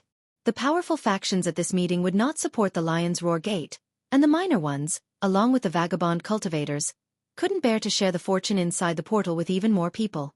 On the other hand, a few weaker sects wanted to help the Lion's Roar Gate, but they also didn't want to lose their privilege to enter. The Lion's Roar Gate did not intend to compete for the riches inside the portal, but now, in front of everyone in the world, it was provoked by the Tiger's Howl School. If it remained silent about this matter, then how could they maintain their position in the Eastern 100 cities in the future? What is the Tiger's Howl School trying to say? Hu Yu's fierce tiger-like eyes created a suppressing atmosphere like a beast coming down from the mountain. The air of a ferocious beast swept through the area. Although Hu Yu was young, his presence was indeed frightening, and even the previous generation was apprehensive of him. His current strength truly warranted his right to stand at this place today. Hu Yu coldly said, "Nothing much, it's just that your Lion's Roar Gate had committed some despicable deeds recently. Your sect interfered with other powers with gossip, causing these powers to kill each other. One could say that your intention is evil and laden with ulterior motives." Hu Yu's words caused the Lion's Roar disciples to look at each other while shaking in anger. Hu Yu was trying to make the Lion's Roar Gate public enemy number one. The Lion's Roar Royal Lord angrily shouted, "Nephew Hu, one may eat foul things but they cannot speak foul words. My Lion's Roar Gate has never competed with the rest of the world, and we have always lived in peace with the other sects. So when did we ever gossip to cause feuds?" Hu Yu drily replied, "Whether it is true or not, your sect knows best." Many experts were present at the moment. Those who didn't know the situation too well found it strange that the Tiger's Howl School was picking on the Lion's Roar Gate. The two sects were not on the same level, and it could be said that the Lion's Roar Gate posed no threat towards the Tiger's Howl School. However, those who were more aware had some speculations. They knew that Hu Yu wanted to marry the princess of the Bao Yun clan, and the clan itself was willing to form an alliance with the school. The only person not interested in this marriage was Princess Bao Yun, so this created a delay in response all the way until now. Recently, there had been a rumor that the Lion's Roar Gate's Qi Xiaodao was quite close to Princess Bao Yun with a romantic tendency. This was why Hu Yu was attacking the Lion's Roar Gate, in order to attack Qi Xiaodao. What is this about gossip? What is this about creating feuds amongst other sects? This is simply nonsense and nothing more. Li Chia slowly said while as he was seated next to the Lion's Roar Royal Lord. He was worried that no one would provoke them and cause trouble. But now there was someone courting death, so he was happy to help their cause. This so-called causing trouble between sects is the Lion's Roar Gate's young noble wanting to marry Princess Bao Yun, an unbetrothed lady and an unmarried man. Don't tell me that only your Tiger's Howl School is allowed to propose, and not the Lion's Roar Gate? The Tiger's Howl School aims to divide the sects and use this official business to propel its own personal aim. They're just using this chance to attack the Lion's Roar Gate. Li Chia also conveniently used this chance to help out Qi Xiaodao and publicize Xiaodao's desire to propose to Princess Bao Yun. Nonsense! A little demon that still reeks of breast milk like you still dares to blabber? Hu Yu glared at him with his tiger-like eyes that were filled with killing intent. Chapter 312. Smilingly debating against the crowd, many gazes fell upon Li Chia. Some people knew him while others didn't. Those who didn't know him found it strange. Who was this little demon that dared to provoke a young genius like Hu Yu? However, those who knew him were aware that this ferocious guy was about to take action. Li Chia smilingly said, "Like you said, whether it is true or not, you know best." A calm and deep voice rang out. "Today, all the sects have gathered here to debate about the grand matters of the world, and not to settle personal grievances. The speaker was Zhu Huangwu, who represented the Brilliance Ancient Kingdom. He gave a cold glare towards Li Qie and calmly spoke. However, this grand meeting isn't a place for a nobody like him to speak, so we should take away his privilege to enter the portal. Another domineering voice resonated. I agree with Brother Zhu's words. Another young man stood up. He had a stature as stout as a golden mountain and jade pillar. His tyrannical presence pierced the sky, exuding fear to all beholders. This young man was Ba Xia, the first prince of the furious immortal saint country. Zhu Huangwu was the grandchild of the Brilliance Ancient Kingdom and Ba Xia was the first prince of the saint country. Behind them were two monstrous lineages that presided over the eastern 100 cities. Zhu Huangwu and Ba Xia taking the same side caused everyone to take a cold breath as their hearts began to beat faster since these two represented their sections. Zhu Huangwu had the awe-inspiring arts from two immortal emperors. Ba Xia had the natural tyrannical monarch physique, one of the 24 king physiques. He also cultivated the immortal physique of the saint country that was reserved for talented disciples. Some people said that Ba Xia could achieve grand completion and become the second person to do so after the saint country's progenitor. This was why he had his name changed to Ba Xia at a young age. Initially, this was not his name. It was needless to expand on the reason behind this change. He wanted to become the second Ba Xia of the saint country. Then, we will divide the spoils and everyone will get something. No one actually believed Zhu Huangwu's words. It was harder to force a wolf to spit out its prey's fat meat than reaching the heavens. His words were only meant to appease and trick the crowd. Li Qie laughed out loud and said, truly nauseating nonsense. If you want to be a prostitute, don't pretend to be pure. Your words are truly befitting of a thing from the Brilliance Ancient Kingdom. What is this about virtuous masters being considerate of the well-being of this world and caring for other cultivators? It's only a bunch of old undyings buried underground, lusting after treasures. Have they no shame? It seems that some people do not know the difference between living and dying, wanting to be enemies with the virtuous masters of this world. At this point, Heavenly Prince Qing Xian slowly spoke. Zhu Huangwu's eyes sharply exuded a powerful presence as he gravely declared. The views regarding worldly affairs from the virtuous masters aren't things a nobody like you can comment on. Without a doubt, Zhu Huangwu intended to kill Li Qie not only to make him an example for the other cultivators, but also to avenge Gui Fushu. Li Qie looked at Zhu Huangwu with one eye and said, virtuous masters? Then, he spoke with disdain. Who are these virtuous masters that are coming from your mouth? Tell them to scram out here so that your father can see how these old undyings have the audacity to call themselves virtuous masters. At this time, many cultivators from the weaker sex echoed the sentiment. Yes, that's right, it is only an excuse. Zhu Huangwu replied with a sharp glare and immense tone. How could someone like you understand the pain and good intentions of the virtuous masters of this world? Do all of you want to oppose them? A descendant from another great power immediately added. Brother Huangwu is correct. There are too many great dangers inside the portal. If everyone went in, then how many innocent people must die? However, all the virtuous masters wish to combine our strength in order to take out the treasures and share it with the rest of the world. Such wise and earnest intentions. Another prince openly stated. Indeed, to do nothing yet still reap the benefits is not enough for you all? Don't listen to this junior and his wish to create a rift amongst us. The great powers and the Brilliance Ancient Kingdom had been working together a long time. They wanted to remove the small sects and vagrant cultivators. Only the heavens would know the treasures inside the portal. If a little insignificant vagabond were to take it, then it would be such a great loss. Heavenly Prince Qing Xian then gazed at Li Qie intensely and said, it seems that we must kill a few lowly villains who want to cause trouble, questioning the wishes of the virtuous masters of this world. This is an unforgivable crime. Li Qie didn't care for the heavenly prince fanning the flames. He simply pointed at him and laughed. Ha ha ha ha. Loser, come, open your eyes and see your father personally break your bones.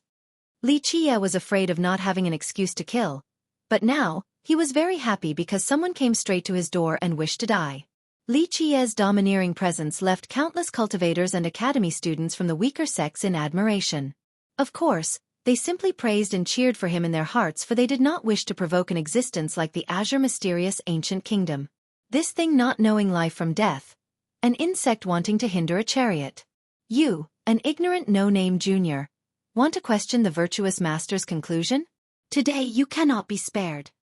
Zhu Huangwu stepped out and said in a grim tone. Ba Xia also exerted his tyrannical presence and aggressively declared, "Eradicate this lowly villain with ulterior motives. This Ba Xia will lend Brother Huangwu a hand." A bunch of clowns that think they are worthy of being called heaven's favored sons.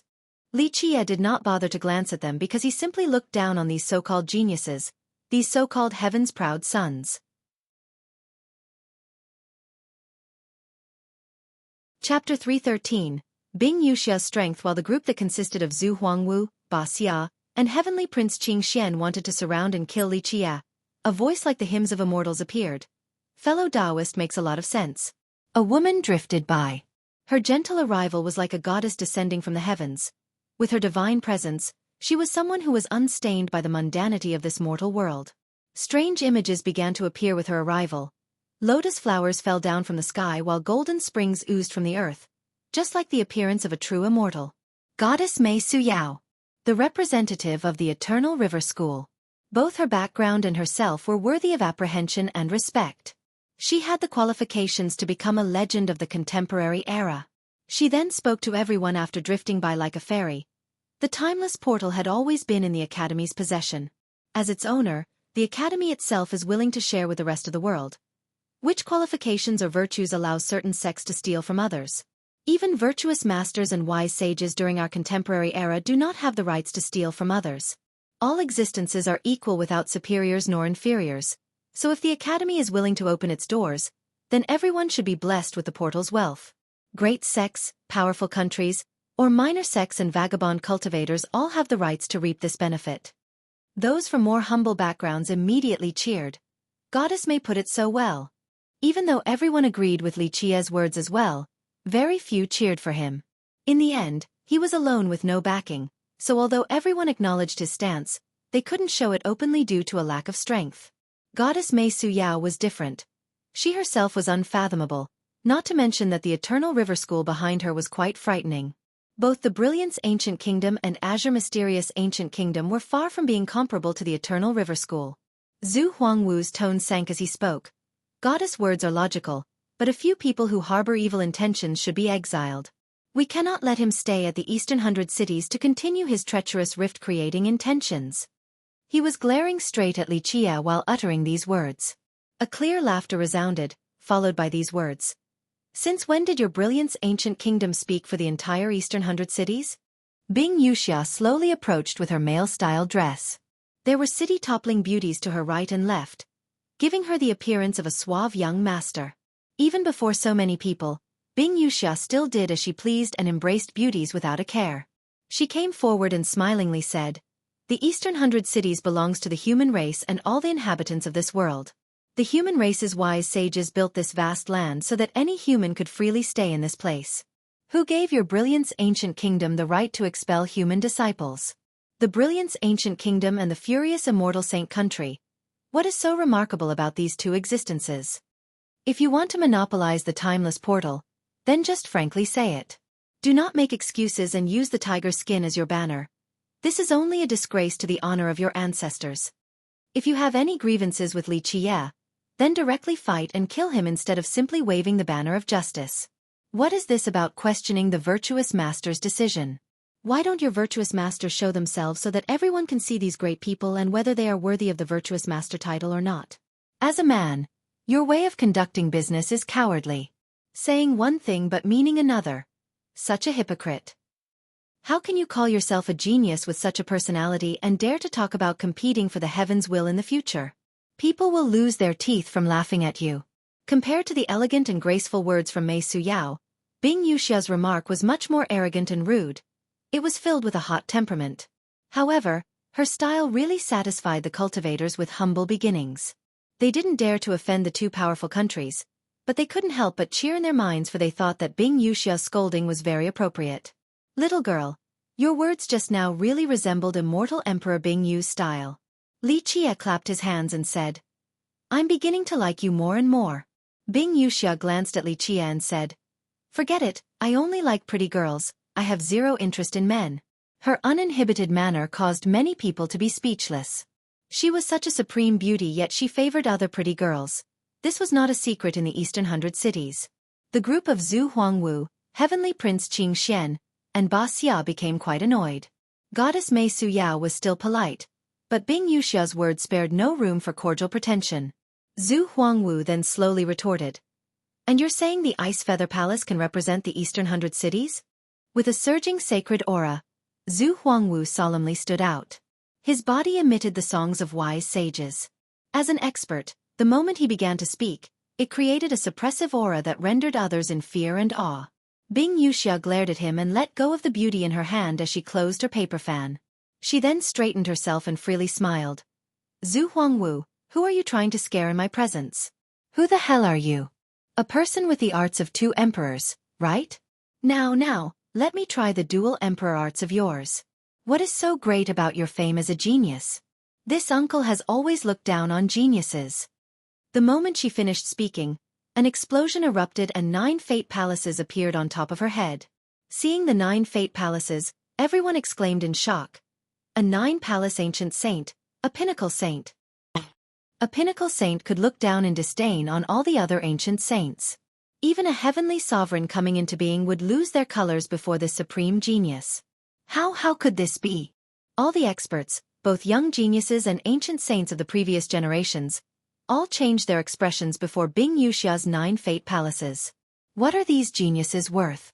Bing Yuxia was a woman, but she was very arrogant. She then coldly proclaimed, I hate geniuses the most. No one thought that her domineering words were baseless. A 9-palace ancient saint at her young age warranted her arrogance no matter the location. This little girl is truly just like immortal Emperor Bing Yu. Looking at Bing Yuxia's proud arrogance, Li Qie clapped his hands together and lamented. At this second, it was as if he was witnessing immortal Emperor Bing Yu during her youth again. Zhu Huangwu and his crowd's expressions dimmed down. 9-palace ancient saints were indeed great. To all cultivators, 9 palaces would be a limit, and as for the legendary 10 palaces, they could be counted with one's fingers. Since Bing Yuxia was so young, maybe she could even open the 10th palace in the future. In just a moment, Bing Yuxia arrogantly challenged Zhu Huangwu, and the 2 lineages were on the verge of battle. This time, we all gathered here for the fortunes inside the timeless portal, not to kill each other. The Heavenly Tao Academy agreed to share the portal with the rest of the world, so no sects have the rights to deprive others of this privilege. At this time, Mei Su Yao opened her mouth and exuded immortal words that were accompanied by beautiful hymns. She emitted an indescribable charm that was able to calm the listeners. I agree with Goddess Mei's words. The speaker descended from the sky with a myriad of laws as his followers. He became one with the Grand Tao with each taken step, the sole sovereign of this world. Suddenly, the sun and moon lost their brilliance as he walked on his solitary path, shaking the mountains and rivers. All existences shivered where he trod as if he was a god from the 9 heavens. Someone shouted after seeing this young man descending from the sky. Deity Jikong Wudi. Deity Jikong Wudi, the descendant of the Space Trample Mountain and great-grandchild of immortal Emperor Ta Kong after 6 generations. In the contemporary times, regardless of one's fame or talents, no prodigies could compare to deity Jikong Wudi. All existences were eclipsed by his greatness. Jikong Wudi was the only student in the present generation of the Emperor Era Hall. Rumor has it that he obtained an unbelievable harvest within the hall. The Emperor Era Hall was the hall with the highest requirements, and since the beginning of time, its students could be counted on one's fingers. Even Jikong Wudi's ancestor, immortal Emperor Ta Kong, was not eligible to join this hall when he was younger. In this generation, Jikong Wudi joining the Emperor Era Hall, according to hearsay, was not only to compete with immortal Emperor Hao Hai when he was young, but also to make up for immortal Emperor Ta Kong's regret from not being accepted. People also said that Goddess Mei Su Yao was qualified to join the Emperor Era Hall, but she chose not to. Mei Su Yao's status was very special. She was neither a student nor a teacher at the academy. Naturally, she was very knowledgeable since she once debated the Grand Tao with the academy's hall masters. Deity Jikong Wudi, in all of his invincible presence, began to speak. The fortunes in the timeless portal are up to the fate of each individual.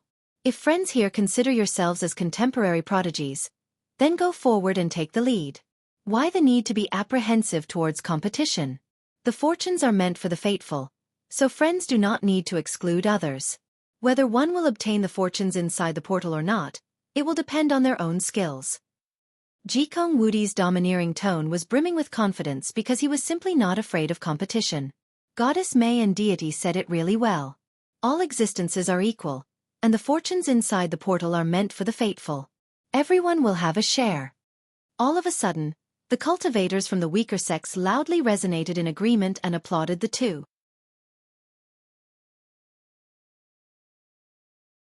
Chapter 314.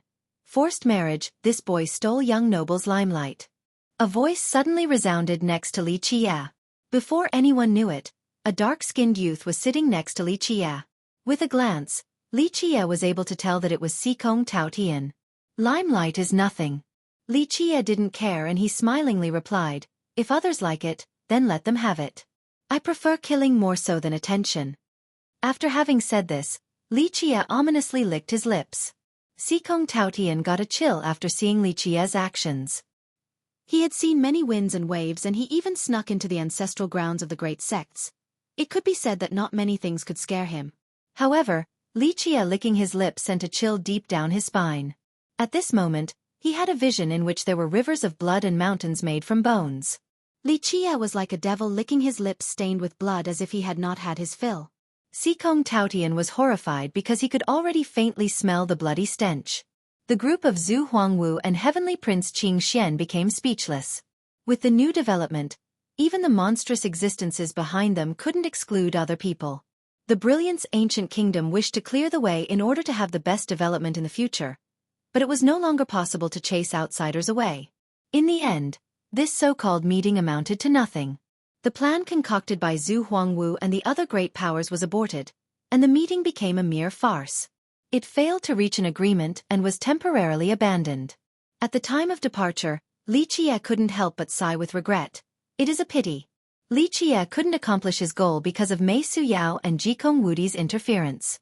Of course, Li Qia being there at the meeting was not because he wanted to participate in the establishment of the rules or the order to enter. He was worried about not having a trigger in order for him to start a massacre to force those hidden old undyings out. What is a pity? Bing Yuxia followed after him. She gave him a glance and asked. Li Qia leisurely smiled and replied, nothing, I simply wanted to stain my hands with blood in order to conveniently pick the roses. I merely intended to cause a storm of blood and paint the ground red, but alas, my play was spoiled. These words of carnage carried a poetic sense when uttered by Li Qia, resulting in Bing Yuxia glaring at him. After going back to their place, Bing Yuxia gazed at Li Qia as if she wanted to see through him. What do you want to do? Li Qia looked at her and answered. Nothing, I only want to kill, cause trouble, then pick up the treasures. It's as simple as this and nothing else. Everyone will do these things. All the cultivators have gathered here for this one and only reason. This lady is not interested in killing. Bing Yuxia spread her fan and leisurely said, find me after the portal opens. Regarding the matters of killing, you can play by yourself. I am too busy meeting with the missus. Li Qia glared at her and said, stop embracing girls left and right all day long. Be good and act like a proper lady. What does it have to do with you? Bing Yuxia snappily glared at him and retorted, this lady will do as she wishes, you don't need to worry about it. Don't be so nosy about my business. Pop. Li Qia hit her bottom, causing her to become startled as she jumped up. She then angrily warned him. Little demon, if you still dare to take advantage of this lady, watch it or I'll chop off your hands. Li Qia clapped his hands together, where one still lingered with the previous sensation, and leisurely spoke, little sister, if you are a man, then I wouldn't be taking advantage of you now, would I? Be a good girl. Gritting her teeth in anger, she eventually scowled and turned around to leave while ignoring Li Qia. Sima Longyun's dream was to marry Miss Qi, but this is only secondary to the Saint country. Their goal is the Qi clan's immortal physique law and Miss Qi's recently cultivated 1,000 martial divine gaze Dao. Both of these arts are no weaker than supreme emperor laws. Marrying her would be akin to owning both of these supreme arts. No dowry from the Saint country could be more precious than the benefits they would gain from this marriage. Qi Xiaodao's expression was extremely hard to look at after hearing Xikong Toqian's explanation. My Qi clan will absolutely not allow these animals to succeed. Qi Xiaodao bitterly said. I also have some other information. Xikong Taotian smiled and said, Boss Ya indeed, has an incomplete immortal physique law. Although it was continually reinforced and researched, it remained imperfect. I heard that Ba Xia recently wanted to undergo his minor physique tribulation, but his physique devil was too fierce and his inner physique was too impure. Even if he could surpass this tribulation, he would not be able to completely get rid of the imperfection. A hidden backlash will remain for his future grand physique tribulation. Ba Xia is very anxious and really wants to complete the Saint country's immortal physique law. He heard that your Qi clan's immortal physique law was actually passed down from the old desolate era and was not created by your ancestor. This is a complete immortal physique law, so Ba Xia wants to look at it and see if it could make up for his own physique law's failed points. At this point, Xikong Taotian sucked in some air and smilingly said while looking at Qi Xiaodao. In fact, it is not just one great power in the Eastern 100 cities craving for your Qi clan's physique law. This is the reason why no one is taking action. For example, if the furious immortal Saint country destroys your Lion's Roar Gate to steal the immortal physique law, then another great power will use this excuse to launch a crusade against it. At that point, maybe everyone will have a copy of the Qi clan's physique law. Qi Xiaodao couldn't help but clench his fists. The truth was that he had never seen the Qi clan's physique law. Only his grandfather knew of it. It was not strange for others to covet this physique law. In the end, this thing was more valuable than emperor laws and was even comparable to Heaven's Will secret laws. If it wasn't for the Qi ancestor, the Lion's Roar Heavenly King still being alive while having great relationships with the Academy's hallmasters, then someone would have already taken action against the Lion's Roar Gate. However, for many great powers, it would still not be too late to make a move now. At this moment, the Academy couldn't even guarantee its own survival, so it would not have the time to help the Lion's Roar Gate. Amidst such chaos with forged alliances, when would the Saint country seize the Qi clan's physique law if not now?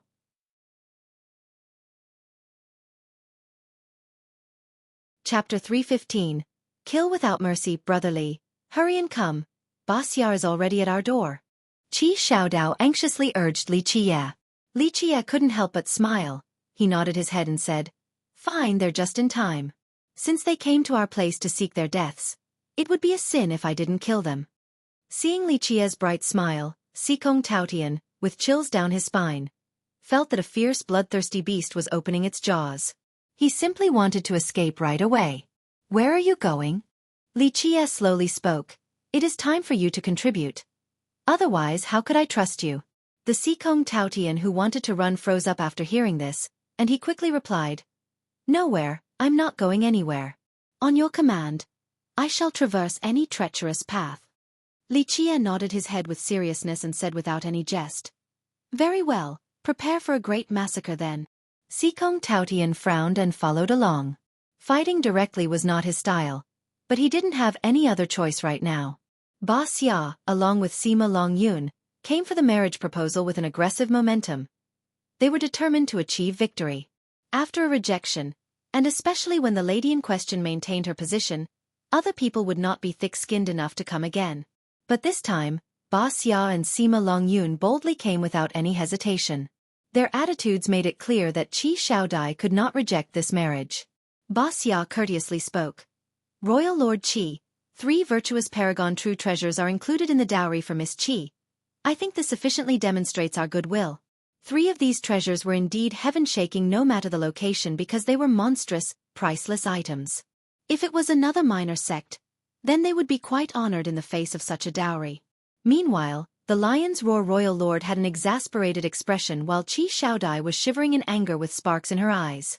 The Royal Lord coldly said, "Nephew, please return. The Saint country is a contemporary world power. My Lion's Roar Gate does not deserve to climb up so high." Ba Xia boldly came not to propose, but to force a marriage regardless of Qi Xiaodia's opinion.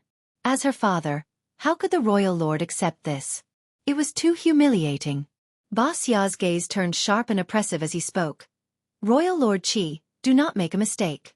My junior brother is a contemporary prodigy. Regarding looks, talents and personalities, he and Miss Qi are a match made by the heavens. My royal father will personally preside over their marriage that will be blessed by our ancestor.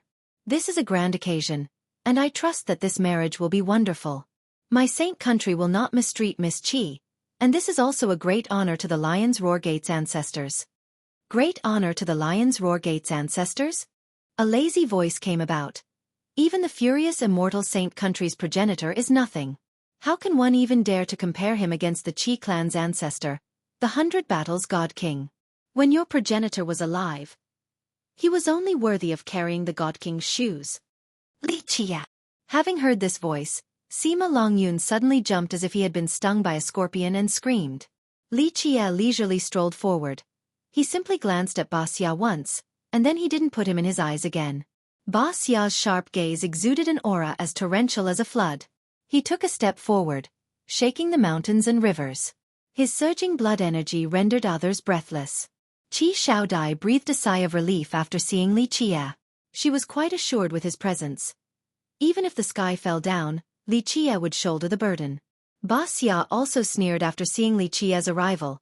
Likewise, he also didn't take Li Qie into consideration. He then gravely spoke to the Royal Lord once more. Royal Lord Qi, don't throw your lion's roar gate, this long-standing heritage, into the abyss just because of an outsider.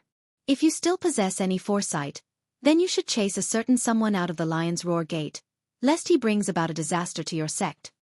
Another voice rang out. Ba Xia is completely right. Hu Yu of the Tiger's Howl School also rushed in. The lion's roar disciples couldn't stop him. His powerful advance portrayed him as an arrogant dragon soaring in an empty sky. No one was able to hinder his steps. The royal lord was quite displeased to see Hu Yu's blatant intrusion.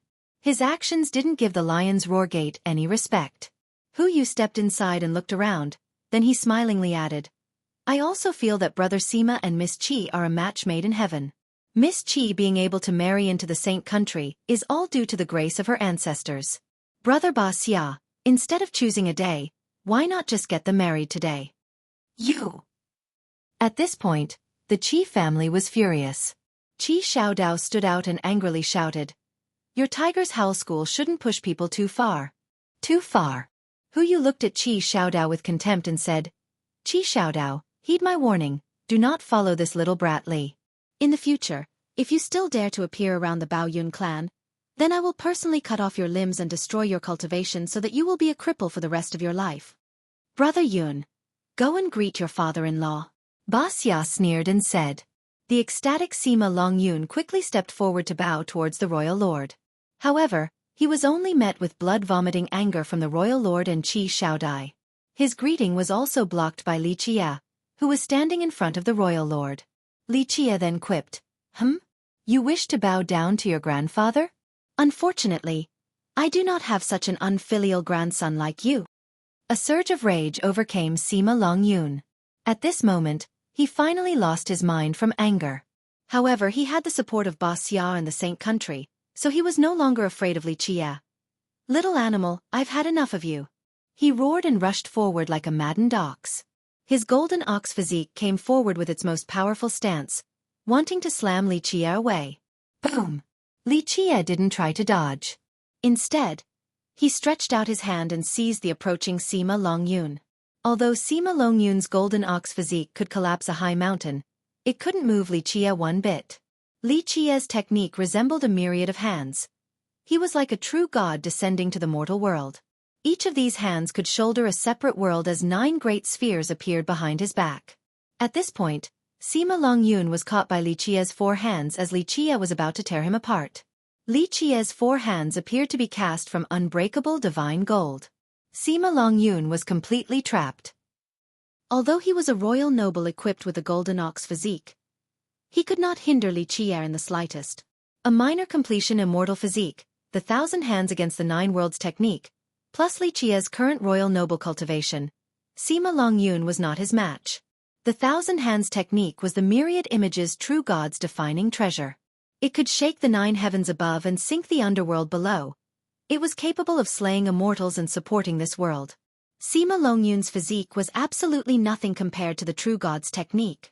Ba Xia stepped forward with surging energy like a storm. Li Qie, if you dare to touch even a strand of hair on my junior brother, then don't even dream about leaving this place alive. Hu Yu also came forward and snorted. Li, be smart and accept your fate. No one will be able to save you. We'll then show you a fate that is worse than death.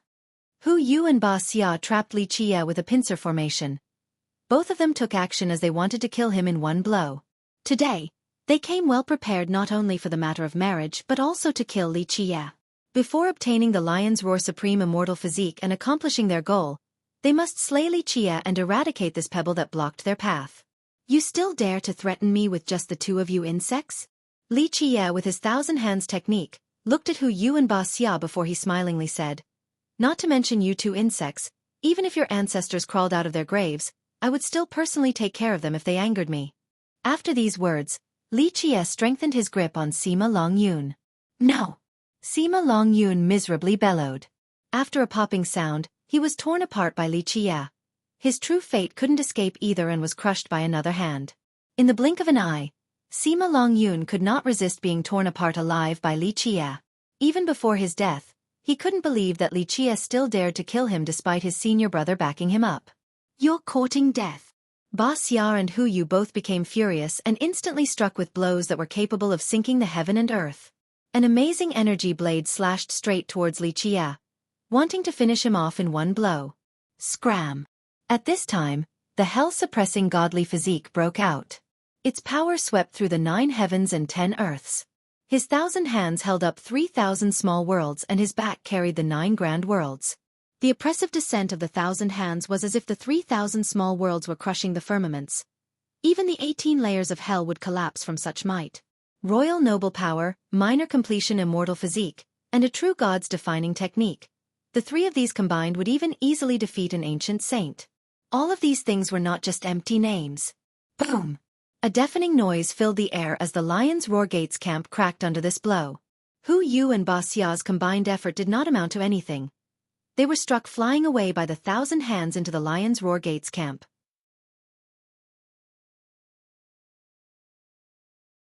Chapter 316. Only using one's hand versus 2 experts at this moment, the Lion's Roar Royal Lord was sent into a daze. Even Qi Xiaodao, who was mentally prepared, became shocked. Only Qi Xiaodai remained calm and took a deep breath. On the other hand, Xikong Taotian felt that this was the natural flow of events. He was very fearful of Li Qie and thought that Ba Xia and Hu Yu were suicidal maniacs. The Royal Lord stood there, speechless. He heard his daughter telling him that Li Qie was extremely powerful, but he felt that no matter how powerful he was, the enlightened being realm was his limit. However, after seeing Li Qie blow away the 2 geniuses today, he wouldn't believe it if he didn't see it with his own eyes. Rumble! 2 explosions roared from beneath the flat ground. Hu Yu and Ba Xia were like 2 falling stars as they were knocked away by Li Qie from the Lion's Roar Gate, eventually creating 2 huge pits. What happened? This sudden event caused many cultivators from the nearby camps to rush out of their dwellings and look around to find out what was going on. Many people were left aghast after seeing Hu Yu and Ba Xia getting pounded away. Especially the younger generation. They were rendered in disbelief. Someone lost their calm and shouted as they noticed Li Qie exit from the collapsing Lion's Roar Gate camp. Li Qie! Suddenly, everyone turned their gazes towards him. The younger ones couldn't sit still inside. All of them ran out to watch, including the students from the academy. Ba Xia and Hu Yu were the most excellent geniuses in the eastern 100 cities of today. Ba Xia had the natural tyrannical physique, one of the 24 king physiques, and he cultivated the Saint country's defining lower tyrannical immortal physique law. Rumor has it that he made some progress with his physique, so others were very wary of his skills. With Ba Xia's cultivation, if his physique was at minor completion, then he could massacre ancient saints as easily as flipping one's palm. If this wasn't the case, then people wouldn't praise a grand completion immortal physique as something that could stop even immortal emperors. Hu Yu was no weaker than Ba Xia. Rumor has it that he became a 5 celestials enlightened being a long time ago. The extremely mysterious blood of the tiger god also flowed within his body. At this point, their setback, caused by Li Qie, created a huge commotion and no one could bear to miss this spectacle. All the devilish geniuses from the Sacred Era Hall also poured out, including the Crouching Dragon Cliff's descendant and the saint child of the rampaging Divine Mountain. Heavenly Prince Qing Xian also came to observe Li Qie from afar with an emotionless pair of eyes while being shrouded in an azure mist. Last time, at the evil-infested ridge, he lost and almost died to Li Qie. After several years, he became a lot stronger than before, but the humiliation still haunted him. Rumble! Hu Yu and Ba Xia soared into the sky. In an instant, one went to block Li Qie from the front while the other went to his back. Although they were sent flying away, It was only a minor injury. Far from being fatal. A thunderous noise boomed. Ba Xia and Hu Yu's blood energy crazily surged as their life wheels appeared, emitting a monstrous source of power. Qi Xiaodao became slightly worried and asked, "They are about to unleash their killing moves. Will Brotherly be fine fighting the both of them alone?" "Don't worry." Xikong Taotian shook his head and said, "You do not know of his past conquests. If you found out about his battles inside the heavenly ancient corpse burial ground, then you would not be able to sleep for 3 days, and you surely wouldn't have the guts to call him a brother. Haha, Ba Xia and Hu Yu, they are nothing. Even if the Saint country's ancestor personally came, he himself wouldn't know the reasons for his inevitable demise." Qi Xiaodao was quite astonished to hear these words. Even the Lion's Roar royal lord felt that Xikong Taotian's words were underestimating the two contemporary geniuses, Hu Yu and Ba Xia, too much. Only Qi Xiaodai remained silent, for she knew Li Qia's terrifyingness more than her father and brother. Even an ancestral character like old Taoist Peng was apprehensive of him. So one could only imagine his true might. Xikong Taotian then continued to murmur to himself, "Heh, no matter where or when, I wouldn't be afraid of fighting against that little brat, Jikong Wudi. Only young noble Li, the first person to instill fear inside me, the first person that I could not fathom, would be someone I would never cross. Even the son of a god would die if they provoked him." "What did you say?" Qi Xiaodao couldn't hear him clearly, so he had to ask. Xikong Taotian shook his head and looked up, then he smilingly answered, "Nothing, just wait and see. Someone will die a very, very miserable death, but the fault lies with them for provoking someone they couldn't afford to." The atmosphere became tense as Ba Xia and Hu Yu summoned their life wheels. The longevity blood poured into the wheel, creating a torrential storm. Clouds of worldly essence as dense as fog focused on their bodies. At this moment, they were quite mighty. Ba Xia aggressively declared, "Li, you shouldn't have messed with me today. Even if you are an ancient saint, only death will await you." At this time, after mustering his power, Ba Xia's body emitted a bright brilliance as a divine flame surrounded his body. His blood energy, that was as vast as an ocean, floated above his head and enshrouded the sky itself. Boom! His blood energy rose one level as a magnificent ring appeared around his body, giving him quite a transcendent appearance. Seeing this divine ring developing around his body, someone shouted in horror, "Heavenly Sovereign, could it be that he has reached this realm?" Although Heavenly Sovereign was only one realm above Ancient Saint, one couldn't fathom just how much more frightening a sovereign was compared to an ancient saint. Reaching this level meant that one reached the Grand Tao, and one would be able to recreate its profoundness. If a heavenly king was a ruler of this world that reigned over millions of existences, then a heavenly sovereign was the Grand Tao leading to the golden throne. To most cultivators, Ancient Saint was the end of the path and Heavenly Sovereign was the sublime pinnacle, the starting point to reach the Grand Tao to become enlightened.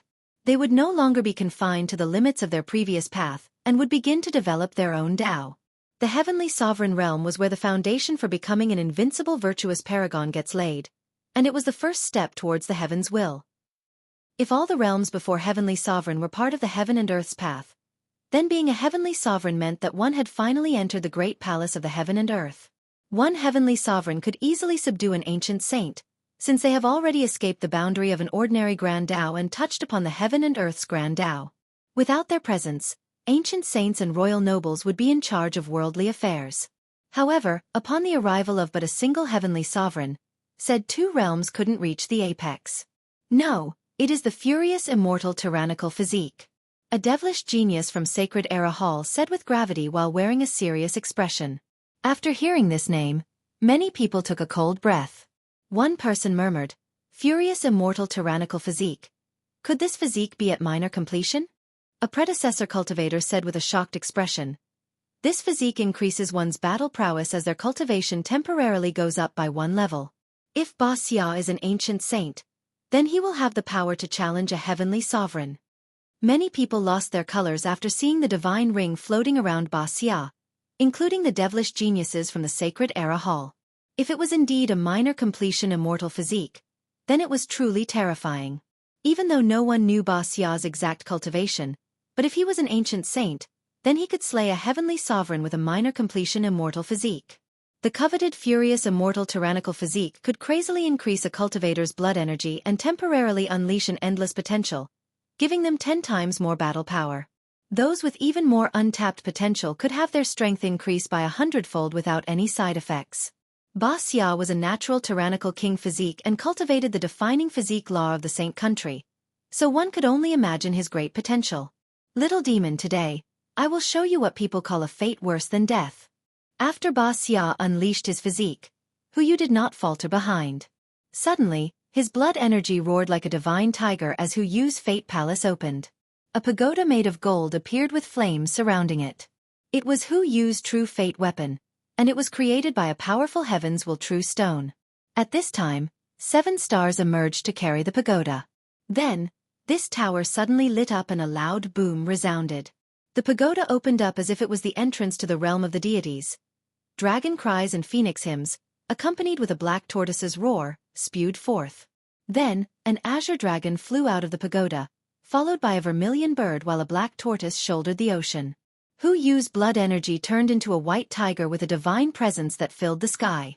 At this second, the azure dragon, vermilion bird, and black tortoise gathered around to protect the white tiger.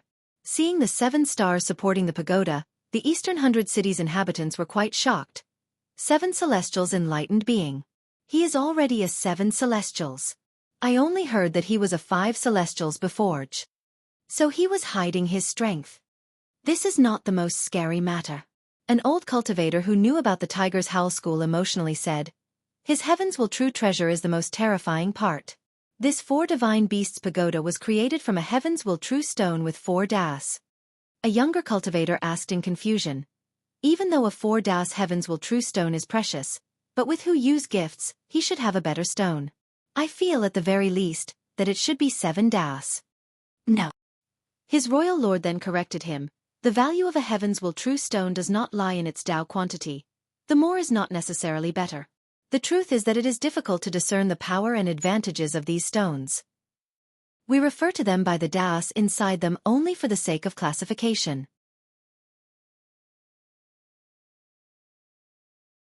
Chapter 317. 1,000 Hands Against the 9 Worlds. A heaven's will true stone was the foundation of a cultivator's true treasure. It was quintessential in the creation process. For cultivators, a true treasure connected directly to their true fate, along with their Tao. It was the real method for cultivators to exert their true strength and potential. These stones were created by the heaven and earth, so very few people knew their true origin. Since time immemorial, most assumed that they were divine stones born from the inception of this world. Due to this theory, it also explained the reason why the heaven and earth's Tao might also be found within these stones. Each of the Tao found within were different and were still in their original forms. Only through the refinement of cultivators would these Tao become even stronger. The Tao encompassed within these stones were named heavenly accumulation, so a stone with 1 heavenly accumulation was also referred to as a 1 Tao heaven's will true stone. If there were 2 heavenly accumulations inside, then the stone was called a 2 Tao heaven's will true stone, and so on and so forth. 4 Beasts Divine Pagoda. A Sacred Era genius exclaimed. The Sacred Era's group of disciples didn't dare to underestimate Hu Yu's true treasure, and one of them whispered, "The tiger god's blood flows within Hu Yu's body, so this pagoda is too fitting for him." Inside the treasure's 4 heavenly accumulations, the azure dragon, the vermilion bird, the black tortoise, and the white tiger all worship his tiger god's bloodline. As a result, the white tiger is the leader of the 4 beasts and gets protected by the other 3. With the help of the tiger god's bloodline, he can actually exert the power of the stone to its utmost limit. A true treasure at the same rank cannot compare to this synergy. Another Sacred Era student took a cold breath and uttered, "Hu Yu's luck was great. He managed to obtain a true stone with 4 beast heavenly accumulations while having the tiger god's bloodline. This allowed him to use the stone to its utmost potential, as he refined it into his own true treasure by using his true fate. Although this true treasure was only at the same level as him, a 7 celestials enlightened being true treasure, it could fight evenly against a heavenly sovereign. Other enlightened beings using a heavenly king true treasure would still be at a disadvantage when fighting against Hu Yu's pagoda. The majority of cultivators could only use 30 to 40% of a life treasure or true treasure from someone else. This also applied to emperor-level weapons. However, one's own true treasure combined with their fate was different. One could utilize its full strength, or even greatly exceed it. This was the reason why each cultivator had to refine their own true treasures. 4 heavenly accumulations led by the white tiger, using the tiger god's bloodline to control them. This is using the heavenly accumulations to their maximum potential. Seeing the 4 divine beasts, that were led by the white tiger, soaring in the sky that caused the heaven and earth to tremble, an enlightened being of the previous generation couldn't help but become emotional. Although there were no clear distinctions or ranks regarding the amount of heavenly accumulations within a heavens will true stone, but to most cultivators, the more the better. 4 heavenly accumulations was better than 3. In the end, it was an extra Tao. For example, if Hu Yu's pagoda only had 3 heavenly accumulations, then it would only have the azure dragon, the vermilion bird, and the black tortoise. The most important thing for cultivators was to find a suitable one. The priority did not lie with the amount of heavenly accumulations inside. Like Hu Yu, his 4 divine beast pagoda was the most fitting for him since his bloodline allowed him to unleash its endless potential. If it was a different true stone, then even with 7 heavenly accumulations, compared to this pagoda, it wouldn't necessarily be stronger after refinement for Hu Yu. At this time, Ba Xia and Hu Yu roared at the same time. Kill! Ba Xia didn't have a weapon nor technique. Instead, he rushed forward with his strongest stance. His immortal physique furiously exploded like an angry immortal that wanted to destroy the heaven and earth along with all the other gods. The sweep of his hand was enough to defeat all things as well as flush out the clouds and rain. Meanwhile, Hu Yu's pagoda, along with the 4 beasts, soared together in the sky with their endless Tao power. The white tiger roared, the azure dragon glided in the sky, the vermilion bird attacked from above, and the black tortoise raised the ocean. In this second, the 4 beasts arrived as if they were about to destroy the heavens. The roar of the white tiger destroyed all spirits like a wave made out of a myriad of swords that rushed up high above. Once these swords plunged down, all would be massacred. The azure dragon fluttered around. To a dragon, its gigantic body was its most powerful weapon. Under its impact, a giant mountain was no different than a piece of paper. The vermilion bird swooped down to the ground. Its unblockable sharp wings could tear the grand beginning as well as the primordial chaos. At this second, the vast earth became nothingness under the blows from Hu Yu and Ba Xia. The spectators, both young and old, were lamenting, so strong. Ba Xia and Hu Yu's attacks were nothing like those from inexperienced youths. An ancient saint unleashing his life's strongest attack would not be much more potent than this. Such an invincible and dominating strike actually came from 2 young men. Boom! The earth shook after a deafening explosion as cracks began to appear. With several clanks, the universal laws, in the shape of divine lotus vines, held the shattered earth together. If this earth was not strengthened by the Academy's Emperor Foundation, then it would have completely collapsed from that earlier strike. At this time, the place where Li Qie once stood was now replaced by a giant crater. That strike could have rendered him into ashes. Is it over? Many people were awestruck by that strike and murmured. Furious immortal tyrannical physique. Even a devilish genius from the sacred era hall had to sigh in lamentation. They feared this immortal physique. Once it appeared, it was as if a furious immortal took over Ba Xia's body, allowing him to push down all things. Before his hand, all merit laws and treasures couldn't reach the apex. 4 divine beasts pagoda. Such a powerful true treasure. No wonder why the wise sages once said that no stone is better or worse. There is only the most suitable true stone. Legend has it that immortal Emperor Buzhan's spear was created from a 1 Tao true stone, but this 1 heavenly accumulation was still enough to become invincible in his era. After the events of today, it seems that the wise sages did not lie to me. An older cultivator couldn't help but emotionally comment. Is it really over? A person from afar looked at the crater and wanted to know whether Li Qie was alive or not. Some students who were close to Ba Xia and Hu Yu sneered and said with disdain, "How could it not be over? Haha, this little demon Li had the courage to fight solo versus 2 prodigies. He didn't know how to write the word suicide. This is your strongest blow." Suddenly, a lazy voice came about. Li Qie stepped out from the crater. He was as majestic as a towering and immovable mountain. The students who were jeering at Li Qie couldn't finish their mockery before having to stop with their faces flushed red from embarrassment. Impossible! At this moment, an older ancient saint who was watching from the distance jumped up and shouted with a cracked voice. Even an ancient saint couldn't escape unscathed from the blow of those 2, but Li Qie was completely unharmed. This was such an unbelievable matter. Ba Xia and Hu Yu both changed their expressions because they were extremely confident in their previous attack. Even if it couldn't kill Li Qie, it should have severely wounded him. But the fact remained, Li Qie was without harm. Too weak, you can't even kill me when I'm not dodging. At this point, Li Qie then slowly activated his 1,000 hands against the 9 worlds as if he was actually the myriad images true god. Once these hands came together, they turned into a solid steel wall. Li Qie then calmly smiled and said, "My turn." The moment these words came out, a boom erupted. The 6 Dao were affected along with the screams of a myriad of laws. At this time, Li Qie's entire body was encompassed by a divine light. His invincible physique erupted with power, giving Li Qie the appearance of a god. At this time, the gods, the devils, and even the myriad of laws of the heaven and earth, all were below Li Qie's feet, all were suppressed by his solitary physique. One physique to rule over the gods and devils. The hell-suppressing godly physique. Minor completion immortal physique. At this moment, even a heavenly sovereign hiding behind some curtains suddenly turned aghast. He couldn't help but shout inside his shroud. Minor completion immortal physique. This one phrase alone shocked everyone present. It was common knowledge that immortal physiques were extremely difficult to cultivate. This was not only due to its high requirements, but one must also possess an immortal physique law. Since time immemorial, many people cultivated immortal physiques, but not even mentioning grand completion immortal physiques. Very few managed to reach minor completion despite dedicating their entire lives.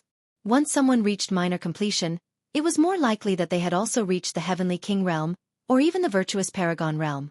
However, Li Qie, at such a young age, was able to reach minor completion. This was an unfathomable matter. This also meant that he had a great chance of reaching grand completion in the future.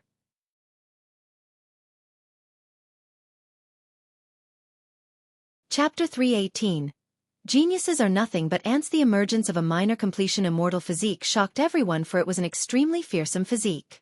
A royal noble with a minor completion immortal physique could slay enlightened beings and massacre ancient saints like killing chickens. Maybe killing even heavenly sovereigns was not a difficult matter. This was the reason why so many people in the past aspired towards cultivating an immortal physique. To the emperor lineages, emperor laws were readily available, but not immortal physiques. These physiques were comparable to heaven's will secret laws. Some emperor lineages had these heaven's will laws but not immortal physique laws.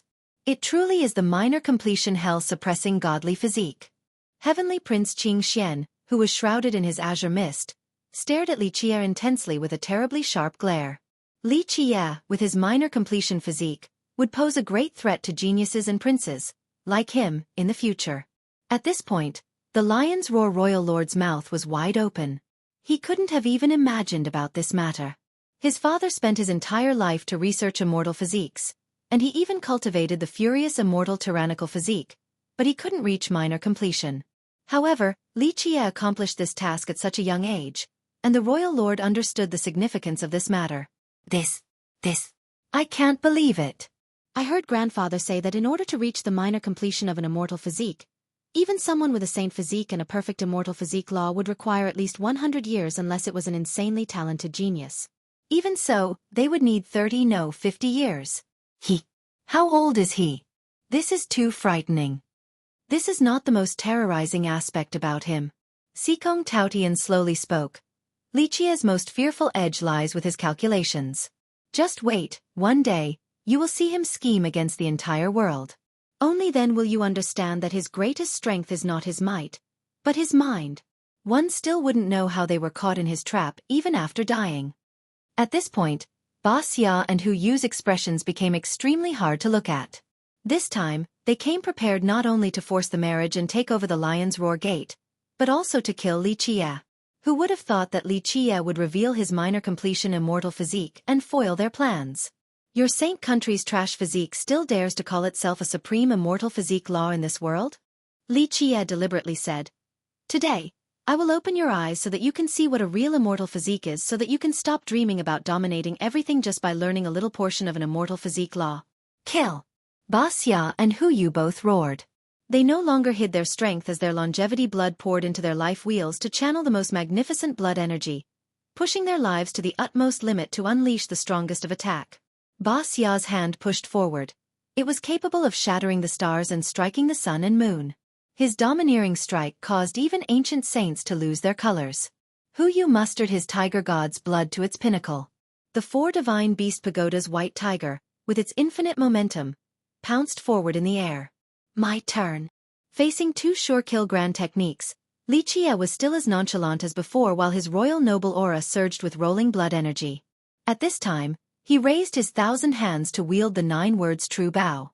After several years of refinement, the worldly pristine metal had turned into the 9 words true bow.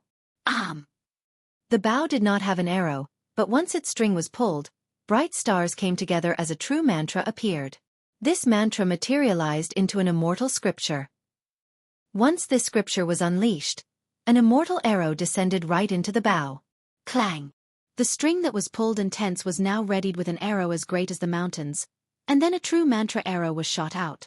This arrow pierced through the sky and destroyed a myriad of firmaments. This one bow carried the heaven's power. 9 words true arrow. 9 words to form a mantra. Soldiers and fighters, all of you arrange yourselves and proceed forward. This was the #1 mantra in this world. This majestic and grand arrow made out of the word soldier, with its immense strength, could pierce through all things in this world. Impossible! Seeing this scene, even royal lords and sect masters stood up. The power of just a single arrow was capable of piercing a true treasure and killing heavenly accumulations. It was really too strong. True word treasure. Seeing Li Qie wielding his bow and the open scripture beside him, many experts were shivering in astonishment. They didn't know how many true words Li Qie's bow had, but some speculated that it must have at least 6 words. Otherwise, it couldn't turn into a scripture. Too many people were envious and jealous of Li Qie. A treasure created from refining treasure metal that had 9 runes still couldn't compare to a true word treasure, especially those made with 6 or more words. Boom! At this time, the 1,000 hands technique unleashed the power akin to a true god and lifted a myriad of worlds.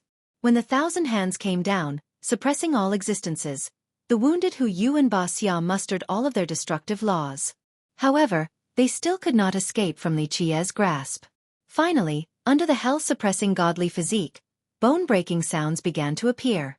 No matter how tough they were, the blood of Ba Xia and Hu Yu was still shed.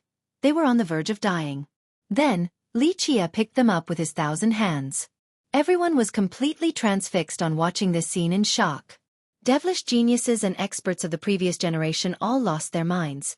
Ba Xia and Hu Yu were amongst the strongest geniuses in the Eastern 100 cities, but Li Qie alone absolutely conquered them. No one could believe it. The person who sneered at Li Qie earlier was shivering in fear. His legs lost their strength as he collapsed to the ground while urinating uncontrollably. Even Hu Yu and Ba Xia lost in Li Qie's hands, so if Li Qie wanted to take care of him, what could he do besides die? The furious immortal Saint Country and the Tiger's Howl School aren't shit. With me, your father, protecting the Lion's Roar Gate, you all still dare to come to our door and force a marriage? Li Qie calmly declared while gripping Ba Xia and Hu Yu with his 1,000 hands. You really think your father is such a nice guy? Everyone held their breaths at this point and none of them dared to sneer at Li Qie any longer. No matter what, the defeat of Ba Xia and Hu Yu was undeniable. Once everyone calmed down, an angry shout appeared. Junior, let go of young lord. Thousands of experts descended from the sky. Named heroes, royal nobles, enlightened beings, and ancient saints from the Saint Country and Tiger's Howl School rushed forward and surrounded Li Qie. They wanted to save Ba Xia and Hu Yu. At this point, even named heroes and royal nobles could only stand at the perimeter of the circle because they were insufficient and could only stand there to cheer. These powers were deserving of their reputation, especially a powerful country like the Saint Country. The heavenly gods sect back in the Grand Middle Territory could not compare to it. Their true reserve was very deep, and they could mobilize thousands of royal nobles and named heroes, and even enlightened beings and ancient saints. All of these were major characters in the contemporary times. You wish to bully me with numbers? Li Qie squinted his eyes and smilingly said while looking at the mass that encircled him. Not good, we have to help Brother Li. Seeing Li Qie being surrounded, Qi Xiaodao was in dismay and exclaimed. The Lion's Roar royal lord's expression also dimmed down. No matter how powerful Li Qie was, he couldn't stop the offense from so many people. No, it is time for me to step onto the stage. Sikong Taotian stopped Qi Xiaodao and revealed a smile. This is my moment to contribute. Don't compete with me. Amongst the crowd of several thousand experts that trapped Li Qie, a peak grand saint said in a grave tone, Junior, if you let go of our young lords, we will forget everything that happened today.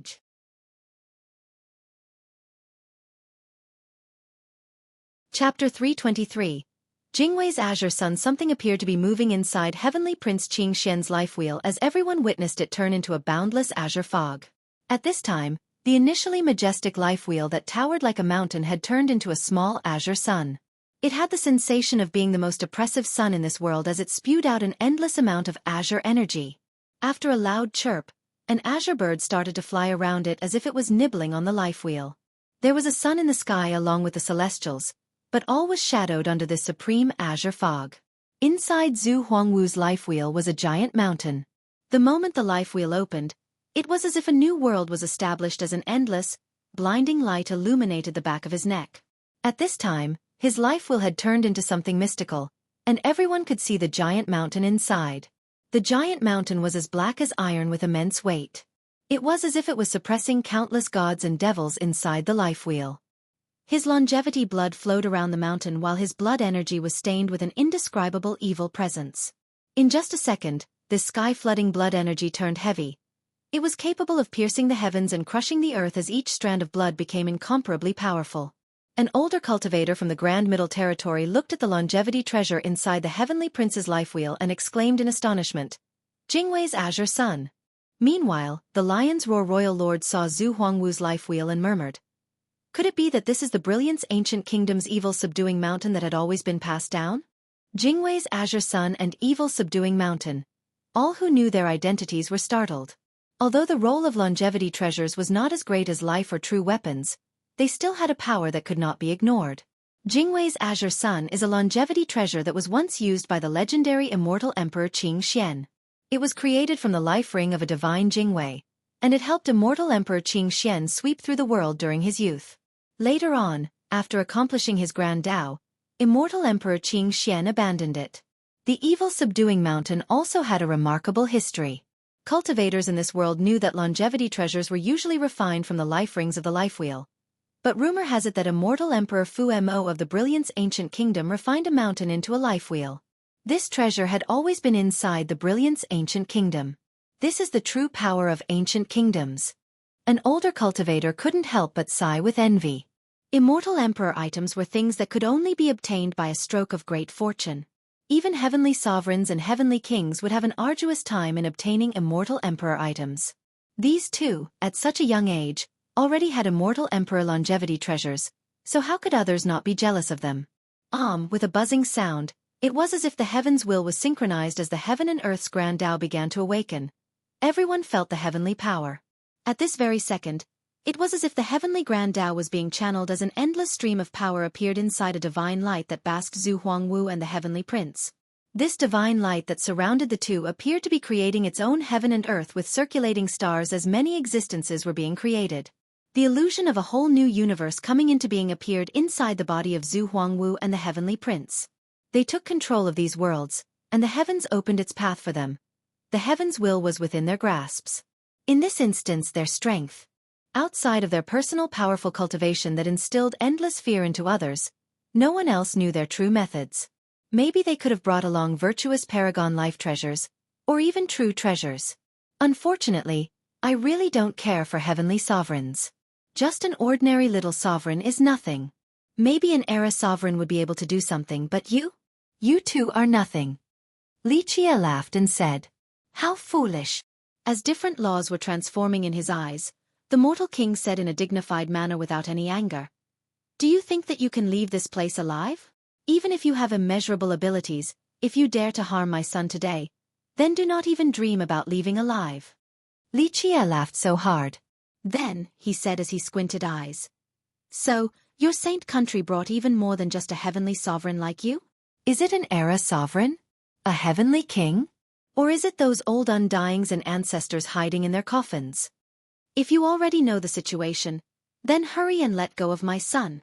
The mortal king did not answer Li Qie's question and instead coldly proclaimed, "Even if you are a heavenly king, you have no chance of escaping this place." However, this was already an implicit answer. At this time, many people, especially the smaller sects, vagabond cultivators, and humble students, turned pale.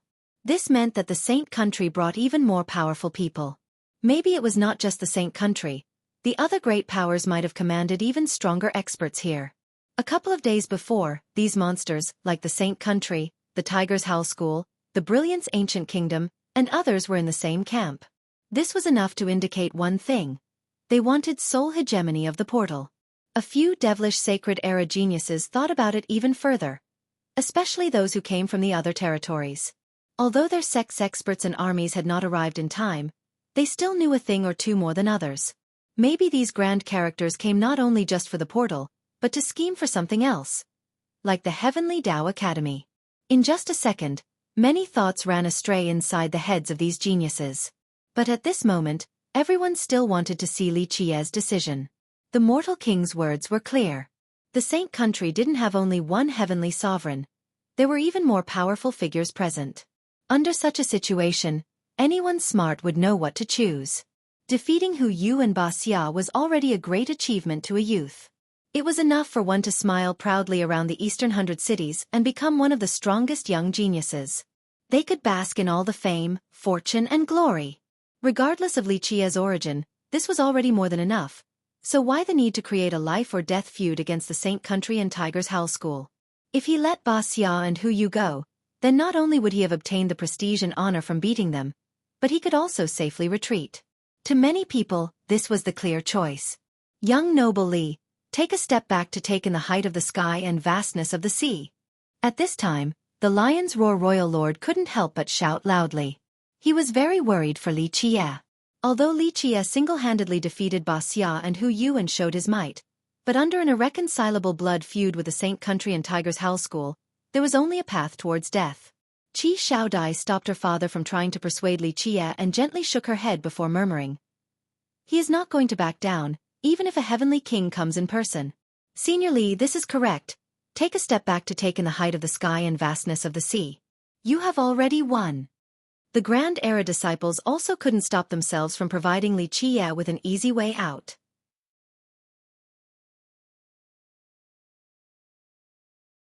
Chapter 320.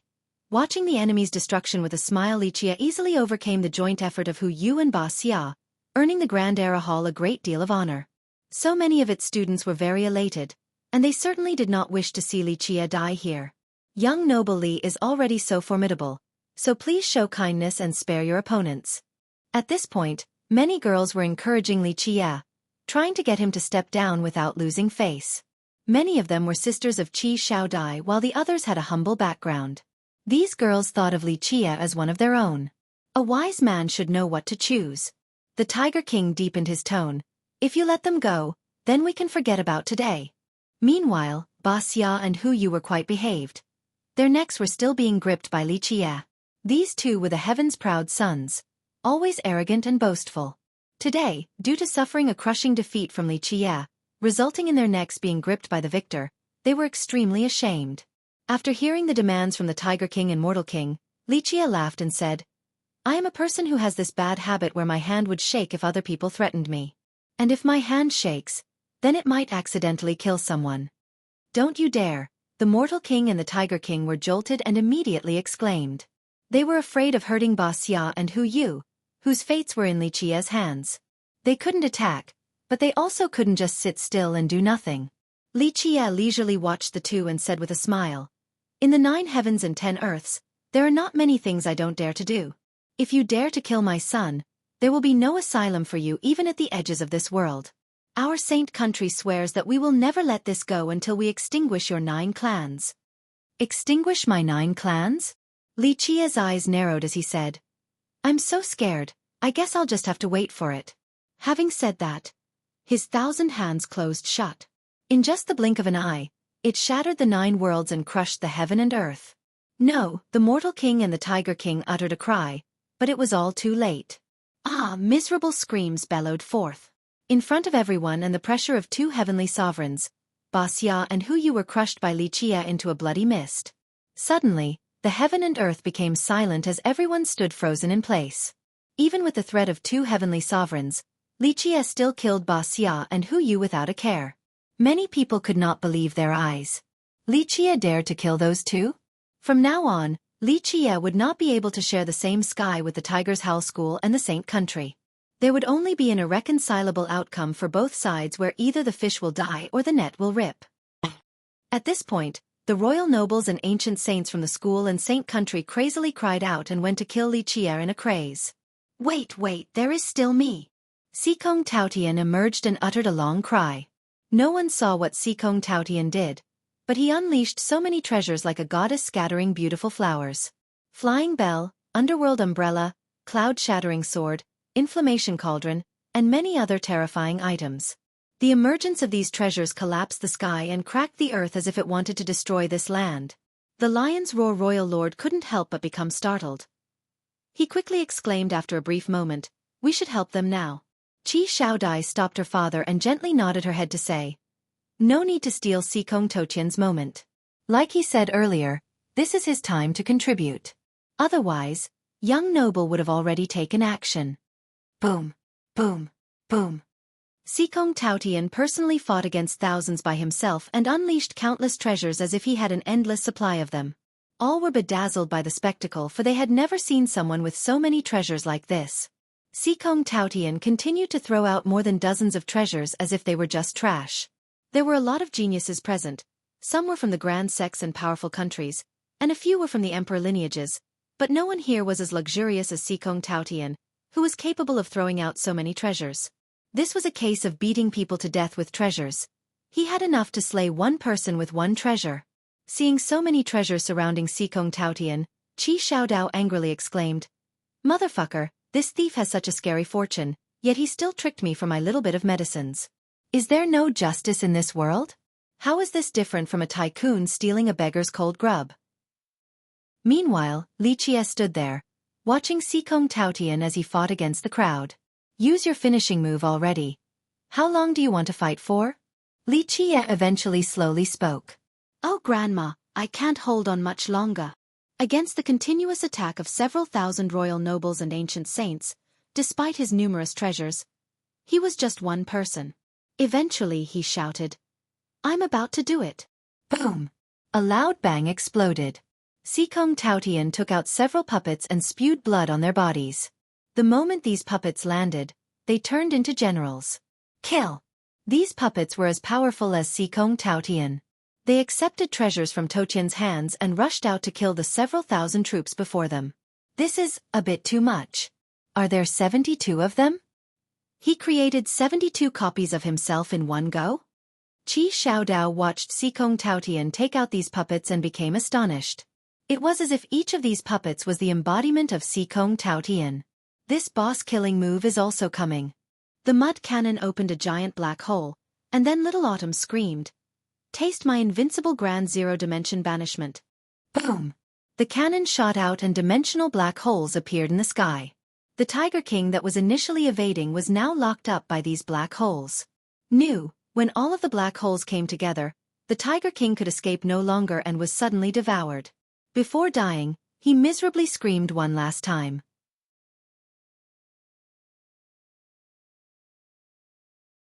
Chapter 321. The battle begins. After his scream, the Tiger King disappeared just like that. Many people became astonished after seeing this. This was a 9 rings heavenly sovereign, yet he was killed by a fat worm. It was too unbelievable, and no one would believe such a thing if they were told. "Your grandmother, daring to oppose my young noble. What suicidal fools!" Little Autumn boldly shouted. Then it immediately aimed his mud cannon towards the royal nobles and ancient saints from the Saint Country and Tiger's Howl School. Bang, bang, bang. Right afterward, Little Autumn shot out blast after blast. Once struck by his cannon, royal nobles and ancient saints would immediately disappear. This scene instilled a creepy sensation to all the spectators. This was even more frightening than dying due to a direct physical blow. Anywhere where Little Autumn pointed his cannon, the opponents would run around crazily like chickens with their heads cut off. They simply didn't dare to block his shots. Kill! Xikong Taotian also went mad from killing. The wooden puppets that looked exactly like him began their massacre. They possessed the same power as the controller. He was no less than any other devilish genius. At this moment, each of the wooden puppets were given several divine treasures, so one could only imagine their battle prowess. In just a short amount of time, the experts of the Saint Country and the Tiger's Howl School started to miserably scream as they fell one after another. In just a flash, the sky was filled with a bloody rain that was amplified by shrill bellows across the plains. Little Autumn and Sikong Taotian, alone, took care of the several thousand experts from the two powers. Li Qie essentially didn't do anything at all. He simply stood there and calmly observed. This scene caused everyone to turn pale as they held their breaths. This was a bit too heaven-defying. At this moment, the people present understood why Li Qie dared to challenge the two powers. This guy already had an ace card up his sleeve. Humph. Amidst the bloody battle, in the highest reaches of the sky, an incomparable gaze that was hidden inside an invisible fog, eluding all eyes, appeared as if a prehistoric beast was awakening. In the depths of this mysterious place, a towering despotic air drowned the surroundings. This is not the time. Right when this person wanted to take action, another emotionless voice appeared in this hiding place. This brat is pushing us too far. The old undying that wanted to take action had a hard time swallowing this anger. There will be someone else to take care of him. Our time has yet to come. Keep on watching the Heavenly Tao Academy's land as it continues to split. Be patient a bit more. They will not be able to hold on much longer. Compared to the timeless Emperor Foundation of the Academy, a few several thousand disciples are nothing.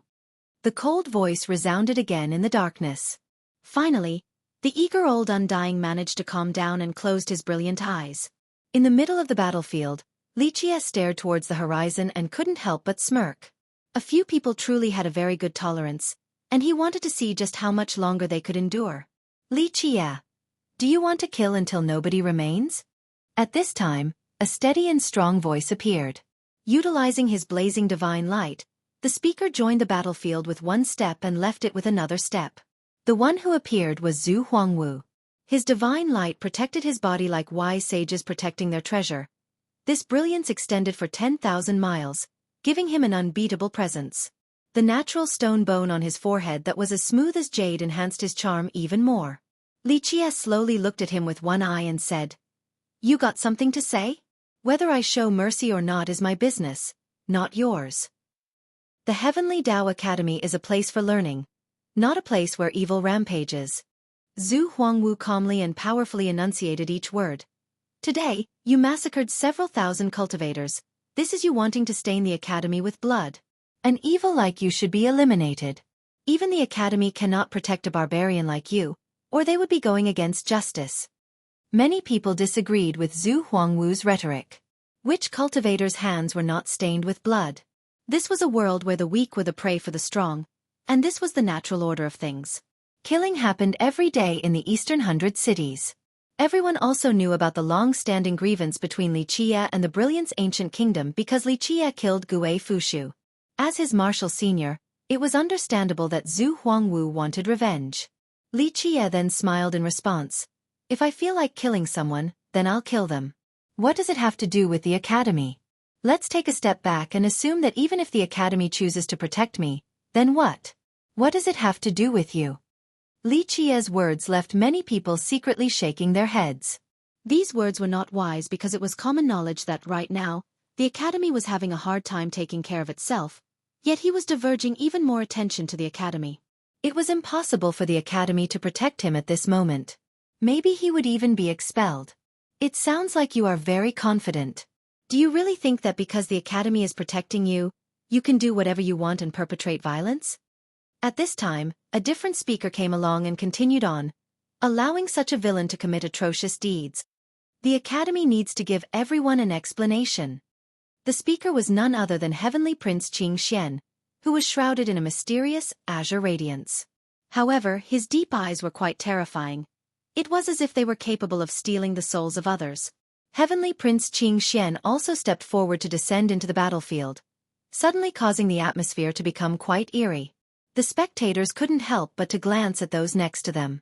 Zhu Huangwu represented the Brilliance Ancient Kingdom, and the Heavenly Prince represented the Azure Mysterious Ancient Kingdom. These two were both one sect, two emperor lineages with unfathomable resources. How many people would actually dare to provoke ancient kingdoms with two emperors? Especially when the two joined forces, this had a completely different implication. In the entire mortal emperor world, the alliance of two ancient kingdoms could shake everyone with fear. Such a monstrous alliance could sweep through this entire world. Yes, this evil cannot be left untouched. If we let him go, then he will absolutely cause harm to the Eastern 100 cities.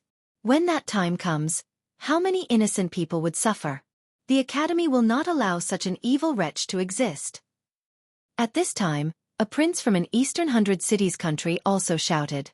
Disciples from the other powers also added. The Academy should destroy this person.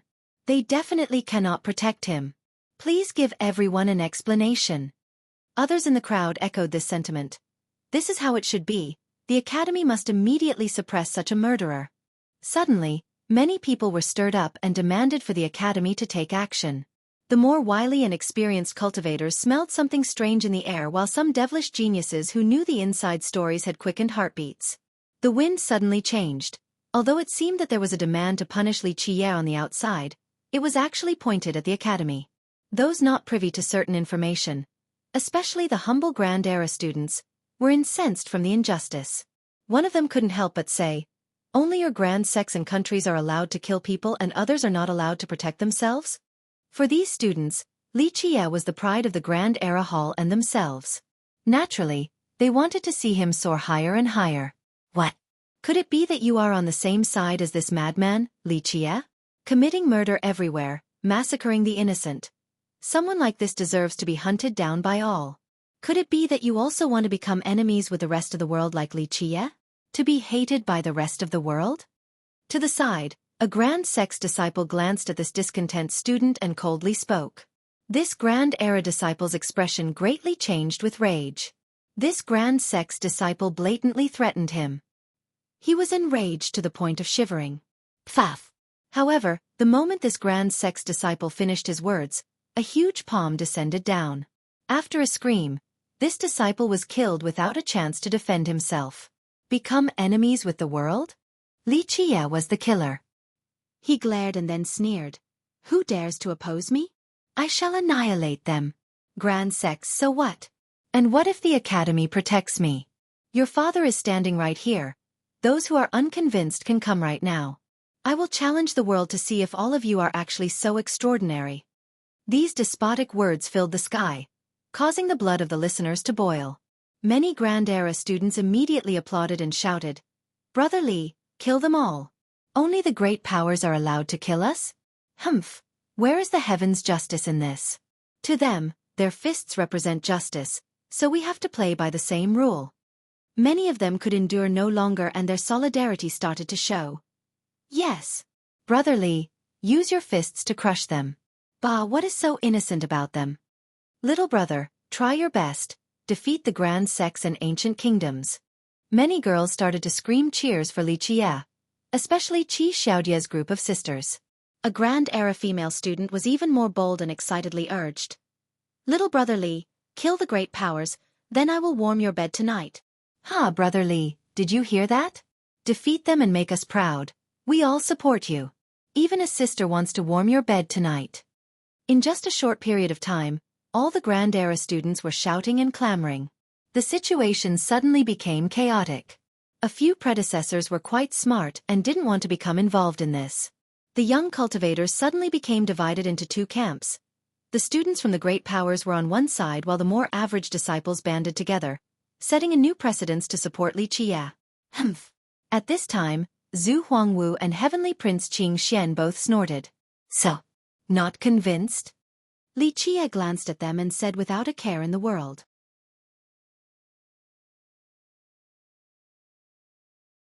Chapter 322. Sweeping through, even if the Academy wants to protect you, all the sects in the Eastern 100 cities will not allow for a villain like you to rampage unchecked. Today, I will eradicate the evil that is you in the Academy's stead. The divine brilliance around Zhu Huangwu intensified around his head. He seemed to be a child of the heaven, creating a suppressive sacred aura. Meanwhile, the great battle ended and Little Autumn, along with Sikong Taotian, had killed the majority of the army despite the cries of anguish. Not many royal nobles and ancient saints were able to escape. Bah, who do you think you are? I will take care of you. Little Autumn came back to help Li Qiye and angrily said, "Let me." Li Qiye slightly shook his head, then he looked at Zhu Huangwu and Heavenly Prince Qing Xian before calmly saying, "Since you all want to take action under the guise of justice, then I want to see your great power's so-called justice. Today, I will personally erase this sense of justice. Both of you can come together. I shall tear you apart." Ancient kingdom? One sect, two emperors?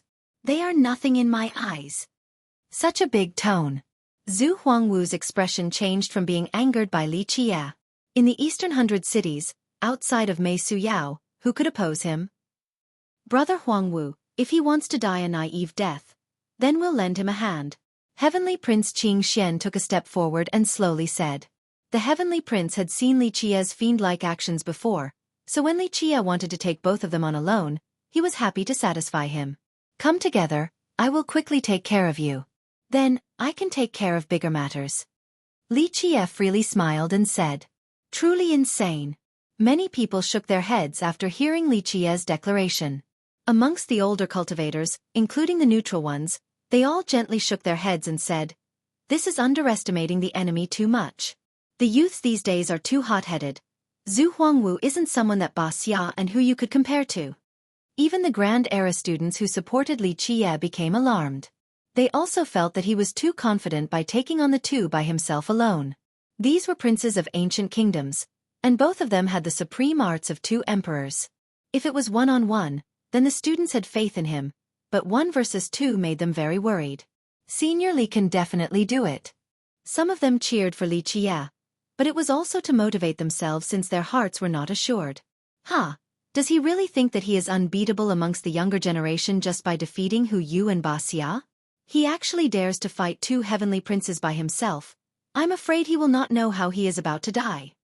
The disciples of the great powers in the same camp as Zhu Huangwu coldly sneered. In their eyes, Li Qie was suicidal for wanting to fight 1 versus 2. In a brief moment, the atmosphere was strained to the extreme. A knowledgeable ancient saint softly sighed and lamented.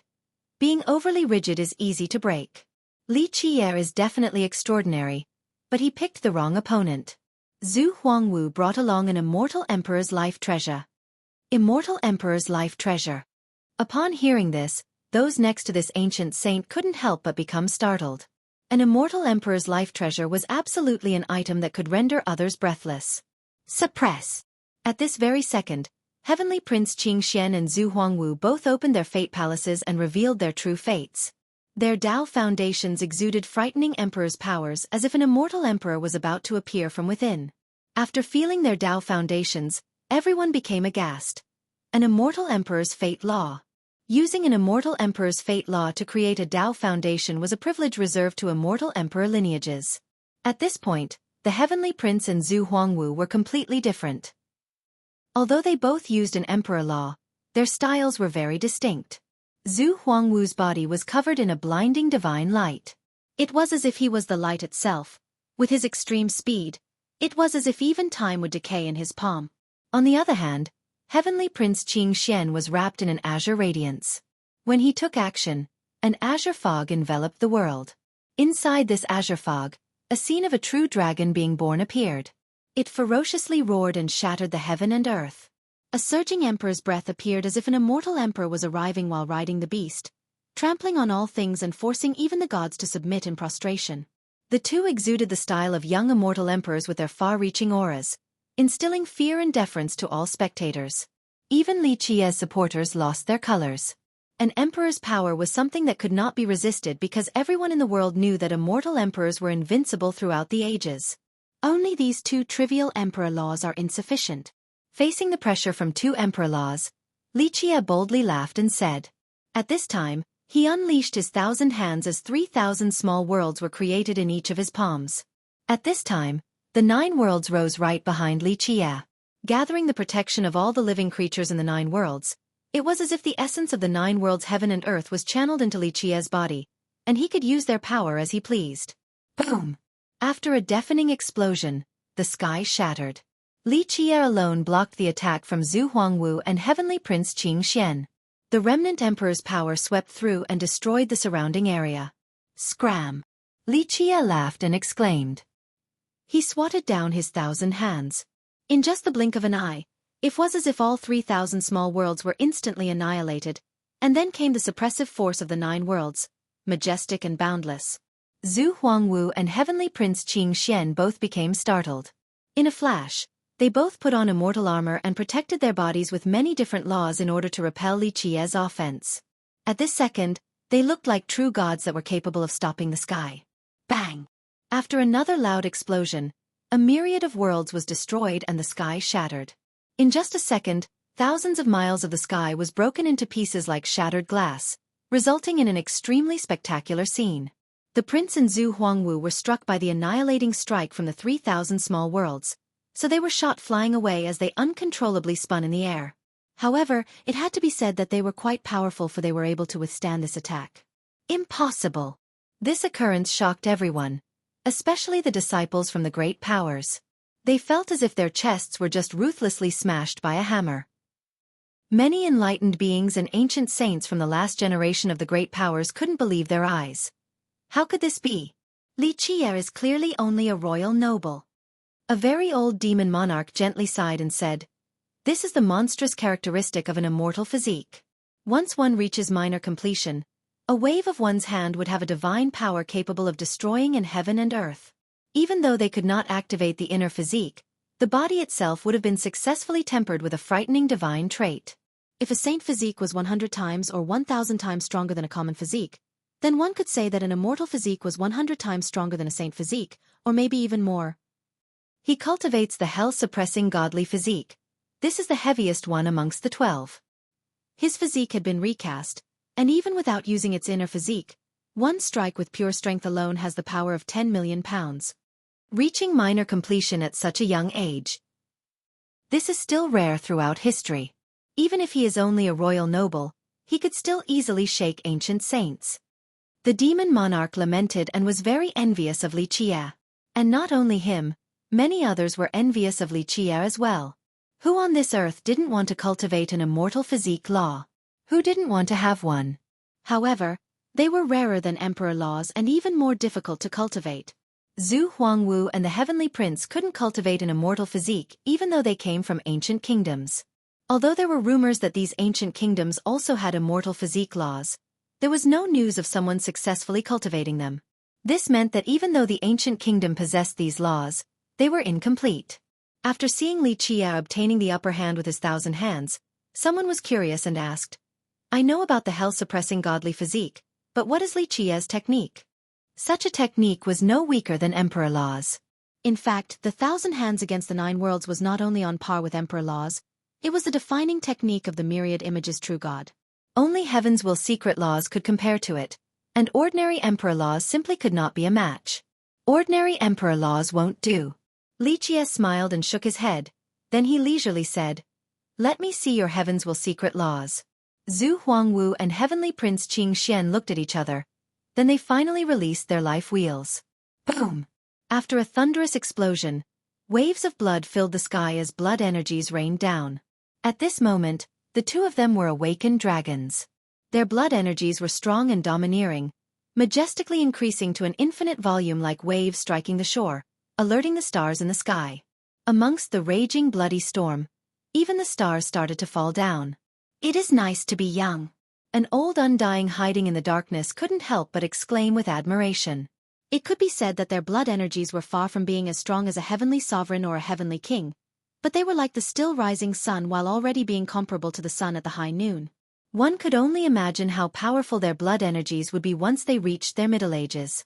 At this time, their life wheels appeared right behind their heads as if they were carrying 2 worlds. Like an ocean, their blood energies raised their life wheels. The inside contained longevity blood that was tempered by an immeasurable amount of energy that flowed like a river. 1 drop longevity blood gave 10,000 years of life. This single drop of longevity blood seemed to be tempered by 10,000 drops of blood energy.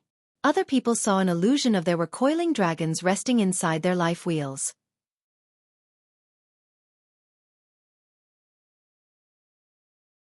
Chapter 323.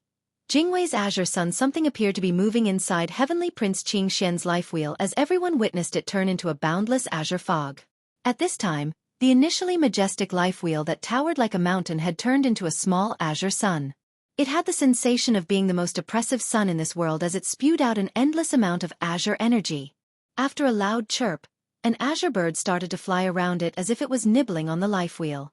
There was a sun in the sky along with the celestials, but all was shadowed under this supreme azure fog. Inside Zhu Huangwu's life wheel was a giant mountain. The moment the life wheel opened, It was as if a new world was established as an endless, blinding light illuminated the back of his neck. At this time, his life will had turned into something mystical, and everyone could see the giant mountain inside.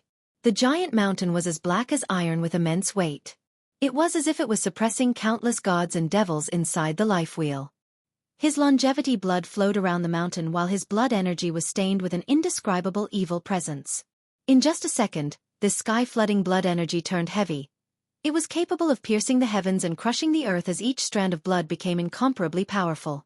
An older cultivator from the Grand Middle Territory looked at the longevity treasure inside the Heavenly Prince's life wheel and exclaimed in astonishment, "Jingwei's azure sun." For any cultivator, to inherit a true treasure from people who tread the Tao before you would indeed give them a great power, especially low-ranked cultivators who inherited Heavenly Sovereign, Heavenly King, or even virtuous paragon weapons. However, what belonged to another will never be one's own. Inherited true treasures could only exert 20 to 30% of their true power. For someone like Zhu Huangwu and the Heavenly Prince, they could attack ancient saints without borrowing anyone's true treasure. However, only with their own true treasures would they be able to unleash the strongest attack from their dual emperor arts, or these emperor weapons themselves. Kill! Zhu Huangwu roared like a qilin coming into being, tyrannical and ferocious, like a hungry tiger leaving the mountain. Everyone's heart started to beat faster while their legs quivered. The attack of the dual rods collapsed both yin and yang. The Heavenly Prince did not say a thing and directly slashed his saber. An emotionless sharpness that was capable of cutting everything in this world, including the heads of gods. If Zhu Huangwu's style was full of ferocity, then Heavenly Prince Qing Xian's was a severe and heartless style of killing. The saber glint suddenly flashed, rendering all horrified as if this blade was aimed at them. Kill! Li Qie also cried a battle roar as his inner physique moved. At this time, the hell-suppressing godly physique in the sky was capable of crushing all things.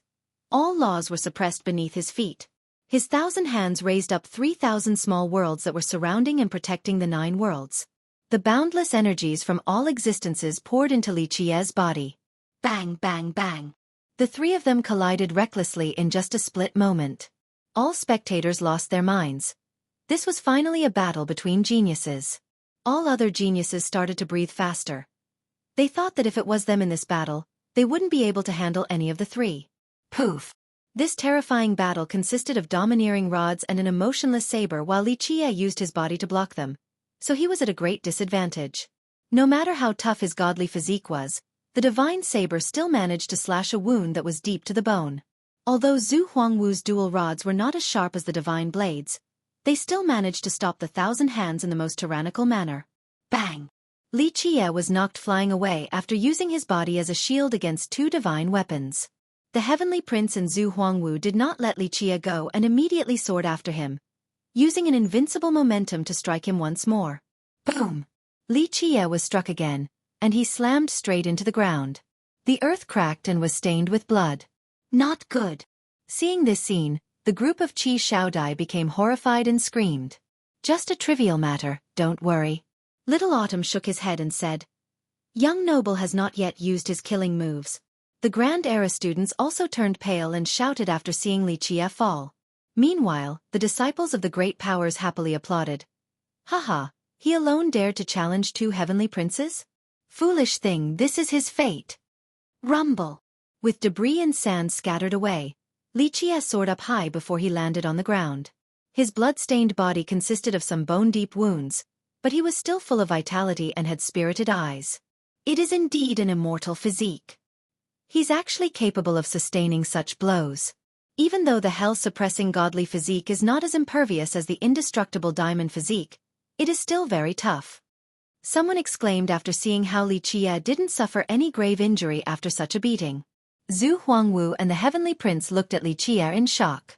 Even their Heaven's Will secret laws couldn't kill Li Qie. His physique was too terrifying. Immortal physiques were indeed physiques coveted by even immortal emperors. Legend has it that a virtuous paragon with a grand completion immortal physique could challenge immortal emperors. Today, it seemed that this was not a completely baseless rumor. It could very well be the truth. Otherwise, there wouldn't be so many people wanting to cultivate it since the start of time. It is a shame that my cultivation is still so shallow. This body cannot completely stop Heaven's Will secret laws.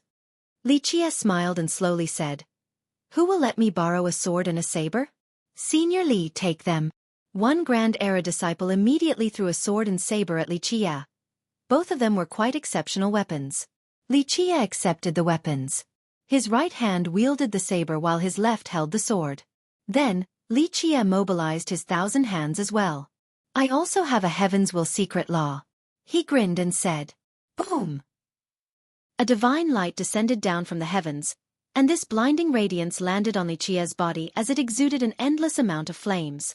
At this time, the stars became circles of light that surrounded Li Qia as the boundless torrential power of the heaven and earth crazily entered his body.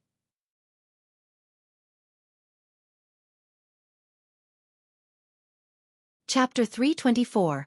Invincible Sword and Saber, Daylight Sky Immortal Secret. This is Immortal Emperor Min Ren's secret law, the person who started the Emperor's era, the very first emperor of his era. A person emotionally sighed after seeing the divine flames soaring around Li Qia. Although the cleansing incense ancient sect no longer had any fame, Immortal Emperor Min Ren's prestige still rang like thunder next to one's ear. Many people were moved from seeing the Daylight Sky Immortal Secret. Open! Li Qia's scream was followed by a loud explosion. The 3,000 small worlds and the 9 worlds that were supported by his 1,000 hands behind him suddenly opened. Li Qia, at this moment, was like a true god, accepting the worship from billions of existences. The blood energy of his followers was for his usage, and their belief strengthened his body. After becoming a true god, his cold gaze looked at the far distance and everything within his vision became supreme universal laws. As the myriad images true gods defining technique, the 1,000 hands were not a joke. Li Qia exuded the air of a true god and freely accepted the veneration from a myriad of beings. At this moment, Li Qia's godly physique ramped up to its maximum potential as his inner physique exuded an immortal light as if it was opening up a mythical world. All were shocked from Li Qia using his Heaven's Will secret law along with the heaven's power to open the mysterious treasure of his inner physique. What was even more terrifying was that Li Qia had pushed his 1,000 hands to a whole new level. Heavenly Prince Qing Xian and Zhu Huangwu looked at each other, and their killing intent became even stronger. Li Qia's immortal physique alone was already abhorrent enough, not to mention his mysterious true god technique. Since they considered Li Qia to be their lifelong rival, they understood that since Li Qia had shown his Heaven's Will secret law, if they didn't kill him now, then they would never have a carefree day again. Kill! Both of them screamed and soared forward to kill. Zhu Huangwu utilized the arts of Immortal Emperor Fu Ma and Immortal Emperor Yao Guang with increasing mastery. One hand Yao Guang and the other Fu Ma. Fu Ma was able to suppress all things while Yao Guang putrefied all existences. The dual rods came together, breaking yin and yang and reversing the 6 Tao. The 2 Heaven's Will secret laws appeared to be so simple in the hands of Zhu Huangwu. Heavenly Prince Qing Xian, with his murderous intent, caused spectators to shudder when he activated Qing Xian's secret law that appeared to be an endless world. Sandao's secret law became a sharp brilliance and combined with an actual divine blade that assumed the form of a life and death blade. One blade to slash down, turning everything into nothingness. Even true gods would be decapitated. Much better. Li Qia crazily laughed and said while he stood proudly against 2 geniuses with dual emperor arts. He raised his sword and saber. Suddenly, the sword turned white and saber turned black. In this instant, the gods were created. One black and one white in harmony. They generated an endless amount of life energy like a lotus in a muddy pond. Under the creation of the 2 gods, endless existences were created and formed a grand world. One sword creating one world. This was one of Li Qia's Trinity swords, the Mortal Sword. Once this world that was formed from the sword, lined up with 1,000 hands 9 worlds, they became a perfect and complete 10 worlds. Under the 10 worlds, all became insignificant as the 10 worlds surrounded the offensive path of Zhu Huangwu and Heavenly Prince Qing Xian. Dual Imperial Summon. Li Qia's attack shocked Zhu Huangwu and the Heavenly Prince, so both of them screamed out as they exerted the maximum power their secret laws could unleash. Boom! After a loud explosion, it was as if 4 immortal emperors had graced the world with their presence.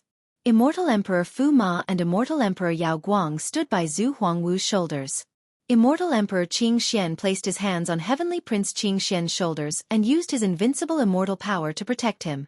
As for Immortal Emperor Sandao, he personally wielded his divine saber to open the way for the prince. Countless legs turned weak with the appearance of 4 immortal emperors. Royal nobles and enlightened beings were shivering uncontrollably with a primal fear since the aura of the emperor suppressed their ability to breathe. How could there be immortal emperors here? This scene was too shocking. The appearance of 4 immortal emperors frightened even devilish geniuses. No, they are only illusions created by the secret laws. They are not even immortal emperor wills. Although they were only illusions, their divine powers still exceeded the 3,000 worlds and suppressed the 6 Tao. Li Qi's 10 worlds could not suppress the 4 immortal emperors, but he gave a wide smile and declared, "Unfortunately, you all are mere illusions." Clang clank. In just a second, an extremely heavy lock made from refined sunfire fell onto Li Qi's body. The moment this sunfire locked Li Qi's body, 9 suns rose behind the 9 worlds to his back. The sunlight illuminated the 9 heavens and boiled the oceans. Rumble. The real sun in the sky poured down an endless stream of refined sunfire. This extremely refined sunfire could incinerate all things and scorch the earth. The 9 suns behind Li Qi devoured this endless sunfire. The moment they absorbed enough, they started to float around Li Qi's body. 9 sun locking heaven law, a supreme technique that was considered to be one of the strongest offensive techniques, and its true potential was revealed in the hands of Li Qi. Seeing Li Qi's momentum becoming more and more powerful, the heavenly prince and Zhu Huangwu shouted, "Go!" Their radiant life wheels and longevity treasures pushed their blood energies much higher as their arts became increasingly formidable. Boom! The 2 of them rushed out of Li Qi's 10 worlds. "You want to run? There is no door for you to escape from." The hovering 9 suns and 9 worlds were parallel and intertwined together. The power of the 9 worlds and the endlessly refined sunfire entered Li Qi's body, causing his cultivation to soar. Boom! Boom! Boom! After 3 loud blasts, Li Qi's cultivation went from royal noble to enlightened being, then ancient saint, and finally heavenly sovereign. At this moment, a divine ring only found around heavenly sovereigns appeared around Li Qi's body. The 9 sun-locking heaven law caused Li Qi to temporarily enter the heavenly sovereign realm. Li Qi slashed down his long sword like a descending meteor, an emotionless sword with unsparing murderous intent. One of the Trinity swords, the heavenly sword. This unsympathetic sword pierced straight towards the heavenly prince. Then, the hymn of a saber filled the sky as a saber slashed horizontally. This saber slash gave birth to 8 intents, and the 8 intents turned into 1 Tao, and 1 Tao turned into 8 Tao that all appeared at the same time. Heaven, earth, true gods, all existences. Everything appeared in this single blade. The heaven-traversing 8 saber was given to Chen Baojiao by Li Qi. However, she had questions for him before, so he also conveniently practiced it. Rumor has it that the martial ancestor created the heaven-traversing 8 saber technique, an unbeatable saber technique from the martial ancestor's era. However, the truth was that it had a different origin. It shared the same origin as the tyrannical immortal saber. Kang, the heaven-traversing 8 saber and the Trinity sword sliced down together. Heavenly Prince Qing Xian used the protection of the 2 immortal emperors and brought forth his strongest blade technique to stop Li Qi's supreme blow. Meanwhile, Li Qi used his 1,000 hands to pull the 9 words true bow. Baz! An arrow with the word fighter shot out. This arrow was a bow of the heaven and earth, and it carried the heavenly Tao alongside its trajectory. Universal laws began to form in front of the arrow tip. This arrow was surely unblockable. Li Qi spread out a different palm and small green grass quickly grew from his palm all the way up to the sky. These leaves quickly thrived into giant stars that were capable of shouldering the firmament, and they finally turned into a sword that slashed horizontally forward. Countless stars from the sky fell down as this severing sword headed straight for Zhu Huangwu. Grass sword attacking immortal law. This technique came from Immortal Tao City and was traded inside the heavenly ancient corpse burial ground. Su Pei had it and had studied it with Li Qi as he taught her its mysteries. Today, this art was performed by Li Qi. 1 grass sword capable of annihilating the stars and the sky. Extremely devastating. The word fighter traveled in the front while the grass sword followed at the back. Both were aimed at Zhu Huangwu. Zhu Huangwu didn't dare to be careless. He used his dual rods to protect his face. 2 immortal emperors, like an impenetrable fortress, blocked the world-destroying grass sword and the fighter arrow. Everyone was sent into a daze as they watched this spectacle. Li Qi, with his 1,000 hands, were able to display many amazing skills while still maintaining their power. This was simply too hard to believe. However, They were also impressed by the dual emperor arts of Zhu Huangwu and Heavenly Prince Qing Xian. Even under the crackdown of Li Qia's multiple great arts, those two were still able to hold on.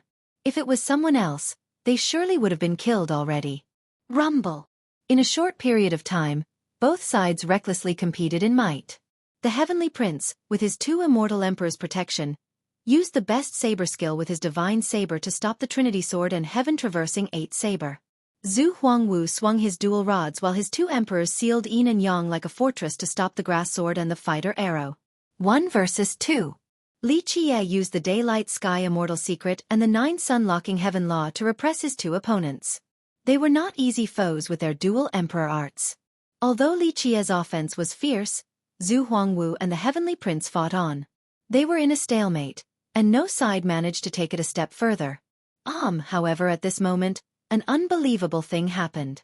Li Qie's inner physique suddenly moved. Amongst all the explosions and dazzling lights, the inner physique left his body and suddenly flashed. Boom, boom. The horizon shook twice. The inner physique, with its ultimate speed, bumped against the air and unleashed two instantaneous blows. Miserable screams resounded as Zhu Huangwu and Heavenly Prince Qing Xian were slammed away. A terrifying bloody hole appeared on their chests. The two of them didn't expect that at the most crucial moment, Li Qie's inner physique would activate and use an invincible momentum to shatter their defenses. Their dual emperor arts were occupied by Li Qie's four supreme arts, so his inner physique was free to pierce through their chests. Since their chest cavities were penetrated, the two of them retreated while their blood crazily spurted about. This is too scary. Seeing this scene, countless people were shivering in fear. Li Qie was originally fighting against the two strong geniuses in a stalemate, but at the most opportune moment, his inner physique managed to break through. An immortal physique is too formidable. A pale, old royal lord murmured. A person with an immortal physique, along with several supreme arts, is too frightening. Even dual emperor arts geniuses are still at a disadvantage.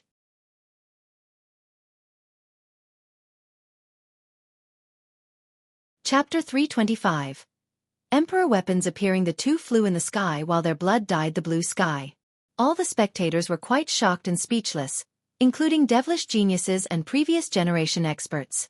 These two were the contemporary heaven's proud sons. Coming from ancient kingdoms with dual emperor arts, countless people thought very highly of them. Some even thought that they could open their own heavenly Tao to eventually aspire for the heaven's will. But today, their combined efforts were still no match for this boy. Good strike. The applause of the Grand Era students erupted like a raging geyser. At this moment, they felt quite proud. Zhu Huangwu and Heavenly Prince Qing Xian were amongst the strongest in the Sacred Era Hall. Even other devilish geniuses would feel pressured when in their presence. But today, both of them were constantly being suppressed by Li Qie. This was a great honor and glory for the Grand Era Hall. They exhaled. Even though Zhu Huangwu and the Heavenly Prince suffered a severe blow, they quickly soared back in a flash. With a sizzling sound, their pierced chests started to recover at an unbelievable speed. In the blink of an eye, the hole in their chests disappeared. If it wasn't for the tattered and bloody spots on their robes, no one would believe that their chests were completely penetrated just a moment ago. Truly dual emperor arts wielders, it is like they are unkillable. Spectators took a deep breath after seeing this scene. Once a cultivator reached the heaven's primal realm, they could refine their true fates into a heaven's will primal soul, allowing their true fates to escape from their bodies. This way, even if their bodies get destroyed, they could still build a new one. However, the actual application of this was very difficult. Royal nobles and ancient saints would have a hard time repairing their destroyed bodies. This was even truer for Zhu Huangwu and the Heavenly Prince since their chests were pierced by an inner physique. This could be considered a mortal wound since the divine power of an immortal physique would leave behind permanent damage to the body. Yet, the penetrated chests of these two were able to completely heal as if they were never hurt in the first place. If it was someone else who was wounded by an immortal physique, then not only would their body be hurt, their true fate would also not remain unscathed. Everything ends now. At this point, Zhu Huangwu crazily cried out like a furious dragon.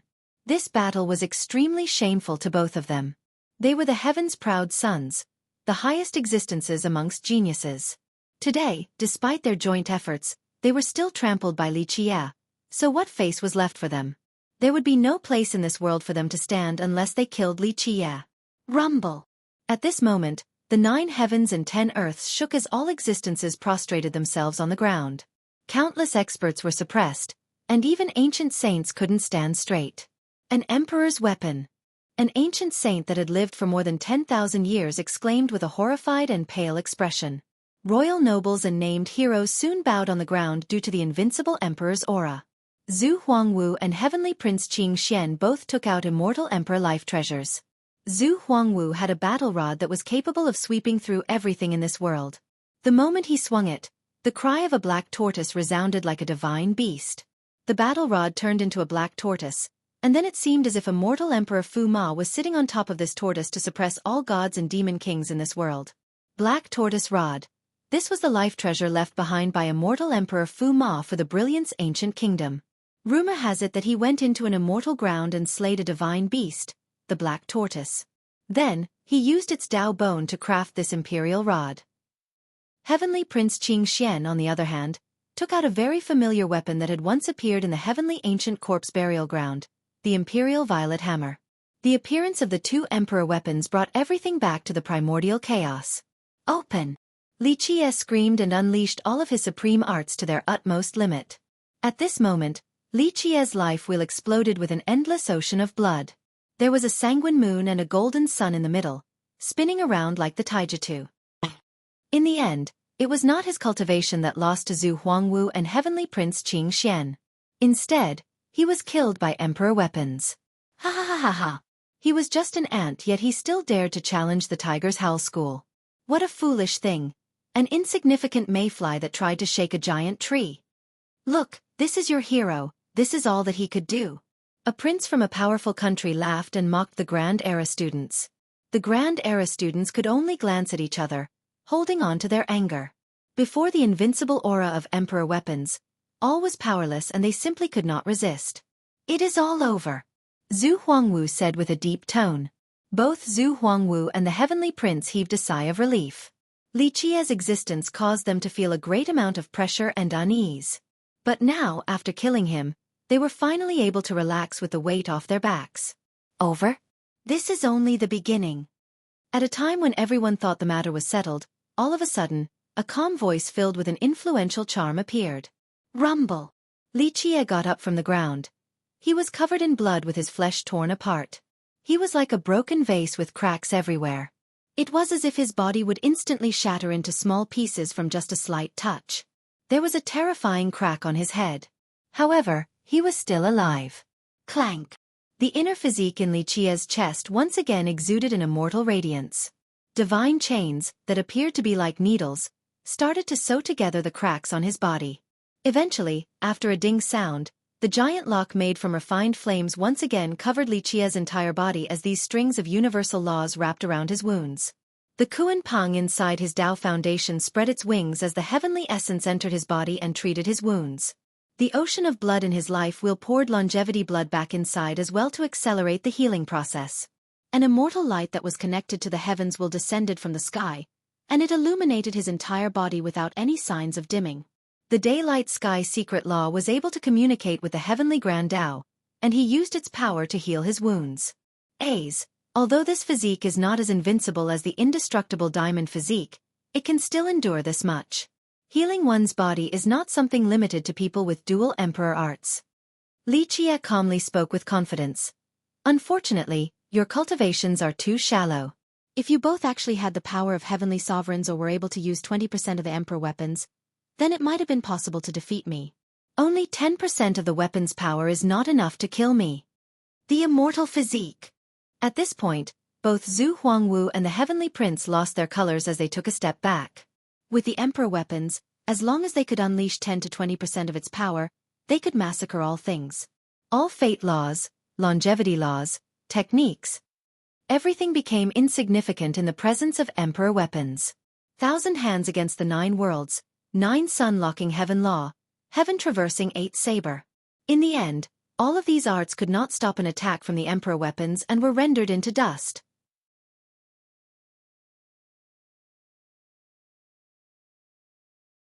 Chapter 326. Stealing emperor weapons. However, at the last minute, Lichie still managed to survive. The minor completion immortal physique. At this time, no matter who they were, they could only mumble this in astonishment. The immortal physique had become a nightmare for all the spectators. It was truly the most dreadful technique. Without forming one's own heavenly Tao, who in the younger generation could compete against his minor completion immortal physique? Even royal lords and sect masters from the great powers were astounded. Today, they all finally learned just how terrifying an immortal physique was. Until now, the world had always preached the horrifying properties of immortal physiques, but very few people saw it with their own eyes. Today, everyone personally spectated its horrifying nature. Yes. Come on, Brother Li. Defeat them. Tonight, all the girls will warm your bed. At this moment, an unknown student from the Grand Era Hall loudly shouted. Yes. This is my Brother Li. Suddenly, the Grand Era students erupted with applause. They came from humble origins, and since they were also part of the Grand Era Hall, Lichie's time of honor was also theirs, and same with his moments of disgrace. Yeah. Brother Li, defeat them. Then, you can pick any sister in the academy tonight. No, you can pick 8 or 10 of them. The Grand Era students were roaring with cheers. Meanwhile, those from the Sacred Era Hall and Zenith Era Hall were silent. Especially the Zenith Era students from the great powers who were just shouting at the top of their lungs. Those who showed great arrogance were now as pale as paper. After suppressing the Zenith Era student smugness, the Grand Era students finally heaved a sigh of relief and let go of the exasperation in their hearts. It's great that he is okay, truly wonderful. Qi Xiaodai cried from happiness as her eyes were filled with tears. The group of Qi Xiaodao was also at ease. Li Qie actually managed to perform a miracle and survive the attack of 2 emperor weapons. Even a minor completion immortal physique is destined to perish today. Zhu Huangwu took a deep breath and solemnly declared. Even a great divine immortal would not be able to save you today. Heavenly Prince Qing Xian added with a cold intonation. At this point, the two once again took out their emperor weapons with a serious expression. Once basked in the emperor's aura, they became invincible gods. Oh mother, they are about to attack with emperor weapons again, run. A great character from a powerful country realized that both sides were about to go at it again, so he suddenly had a bad feeling and left with his disciples. Everyone understood that both sides were about to unleash their killing moves. Everyone was afraid of the 2 emperor weapons, so in just a moment, countless people escaped from the battleground and the academy to watch the fight from afar in order to avoid becoming collateral damage from the sky-shattering battle. Let us finish this. Zhu Huangwu and Heavenly Prince Qing Xian roared with determination. Their life wheels rose as their emperor weapons exuded a blinding brilliance. The black tortoise rod unleashed a supreme and sacred black tortoise. It proudly stood on top of the earth, a beast that had once suppressed the devils and gods. The imperial violet hammer's purple energy filled the sky as runes began to move to form a sacred scripture. The immortal hymns opened an entrance to an immortal world, and it was about to use the power of this world to destroy its enemy. At this moment, the 2 weapons frantically sucked on the blood energy from Zhu Huangwu and the Heavenly Prince. They turned pale and felt their strength being sapped from them. Immortal Emperor life treasures were much more powerful than Emperor possessions. Life treasures were also called Emperor weapons. Although they were not as powerful as true treasures, but outside of true treasures, there was nothing else in this world more powerful than them. Both life treasures and true treasures were everlasting. They could be used and passed down for many generations. However, controlling a life treasure was not an easy matter. In order to unleash a strike with Emperor power, one must expend a great amount of blood energy. So ordinary people couldn't control immortal Emperor life treasures. This ends now. Heavenly Prince Qing Xian screamed.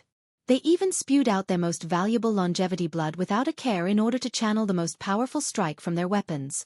Boom! A blow descended, one that was much more powerful than the earlier attack. Countless universal laws rushed up from the academy's ground, but they were destroyed by this attack as this piece of earth was completely annihilated. Countless people started to quiver in the eastern 100 cities. Are they trying to sink the academy? An old undying stared at the academy from afar and murmured. Things began to quiet down on the battlefield, but all the spectators who were watching from the horizon were still holding on to their breaths. Their eyes opened wide in disbelief since they could no longer trust the scene displayed before them. Eventually, a person rubbed his eyes and incredulously murmured, "This is impossible." At this moment, Everyone witnessed an incredible sight. The two emperor weapons' descent had been stopped. Li Qiye was holding a stone box. Once he opened this box, an immortal light filled the sky, and it stopped the imperial violet hammer and the black tortoise rod. This stone box was the great treasure of the Middle Continent Ancient Kingdom, a supreme treasure that he traded for and obtained from the hands of Middle Continent Princess. Even Zhu Huangwu and Heavenly Prince Qing Xian greatly changed their expressions. Two emperor weapons were stopped completely. What kind of treasure was this? My turn. Li Qiye loudly laughed and said, "Just like you said, it is time for this to end." A treasure then flew out from the stone box. It was a mirror.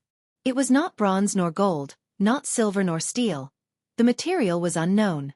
One half yin and one half yang, and this yin and yang combined together into two yin-yang fish that were swimming around non-stop. It was an immortal light that was shot from these fishes' eyes that stopped the two emperor weapons. Go! Li Qiye was not conservative with his longevity blood as he spewed it into the mirror. The yin-yang fish flew out from the mirror with an aura capable of sweeping through the heaven and earth. Boom! A deafening explosion occurred. Zhu Huangwu and the Heavenly Prince, while wielding their emperor weapons, were struck flying away as their bones shattered. Both of them sprayed out a mouthful of blood. Another unbelievable thing happened. The yin-yang fish turned into a yin-yang whirlpool and sucked up the imperial violet hammer and the black tortoise rod. In an instant, the two treasures fell into Li Qiye's hands, changing owners. In the deepest darkness in the sky, an old undying exclaimed in disbelief, "Impossible! This is a treasure that had been lost for millions of years. How could it be in the hand of this little demon?" The yin-yang refining immortal mirror. The bulwark treasure of the Middle Continent Ancient Kingdom. Even some old undyings who had always been hiding in the darkness took a deep breath and said in amazement. Today, there were not only old undyings from the Alliance who wanted to seize the Academy, there were also a few undyings hiding outside just to spectate. To them, Zhu Huangwu and Heavenly Prince Qing Xian taking out emperor weapons was nothing surprising because they had seen many storms and waves before. However, when Li Qiye took out the yin-yang refining immortal mirror, they were met with shock. This mirror had an extremely mysterious origin, and no one knew the exact details. It was the bulwark treasure of the Middle Continent Ancient Kingdom, one of the strongest ancient kingdoms during the Desolace expansion era. There was a saying during this era, "If there were immortals in the heavens, then the mirror shall refine them." So one could already imagine how frightening this mirror was. Unfortunately, during the era of Immortal Emperor Tian II, he destroyed the Middle Continent Ancient Kingdom. Ever since then the mirror was lost. Immortal Emperor Tian II himself had always been searching for this mirror during his era. Return! Seeing Li Qiye snatch away the two emperor weapons, the gravely wounded Zhu Huangwu and Heavenly Prince Qing Xian were horrified. They then spouted out mantras in order to call them back. They used a supreme chant in order to summon the immortal emperor life treasures in order to seize them back.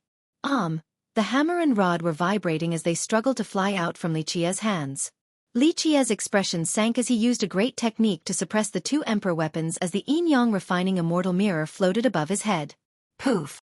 The yin-yang fish's eyes shot out immortal lights, one yin and one yang, into the two weapons and suddenly locked them. Zhu Huangwu and the Heavenly Prince couldn't summon the weapons back because their treasures were completely sealed. Now that they have fallen into my hands, don't even think about resummoning them. Li Qiye slowly spoke after he finished suppressing the two weapons. Zhu Huangwu and Heavenly Prince Qing Xian were both furious and aghast. They couldn't believe that Li Qiye's mirror could suppress immortal emperor life treasures. Unless it was an immortal emperor true treasure, nothing else in this world could suppress immortal emperor life treasures. Could it be that Li Qiye's mirror was comparable to an immortal emperor true treasure? Even if you took them, it will only be temporary. Emperor weapons have emperor locks. Even if the imperial violet hammer is in your grasp, you are still unable to use it. Every emperor weapon had an emperor lock. This meant that the weapon was tied down to the immortal emperor's bloodline, their descendants. Outside of the emperor's offspring or inheritor, no one else could use the weapon even if they had it in their grasp unless they had a heaven-defying method of bypassing the emperor lock, or if this emperor's heritage was destroyed. Otherwise, they were nothing more than scrap metal in the hands of outsiders. An emperor lock cannot cause trouble for me. Li Qiye revealed a cheerful smile and said. All of a sudden, he solemnly took out a bottle, Then he dripped 2 drops of longevity blood onto the hammer and rod. Snap! At this moment, everyone heard the opening of a lock. The immortal Emperor universal laws that were used to lock the weapons were suddenly released. The 2 Emperor weapons emitted a bright light in Li Qia's hands as their Emperor power became even more powerful.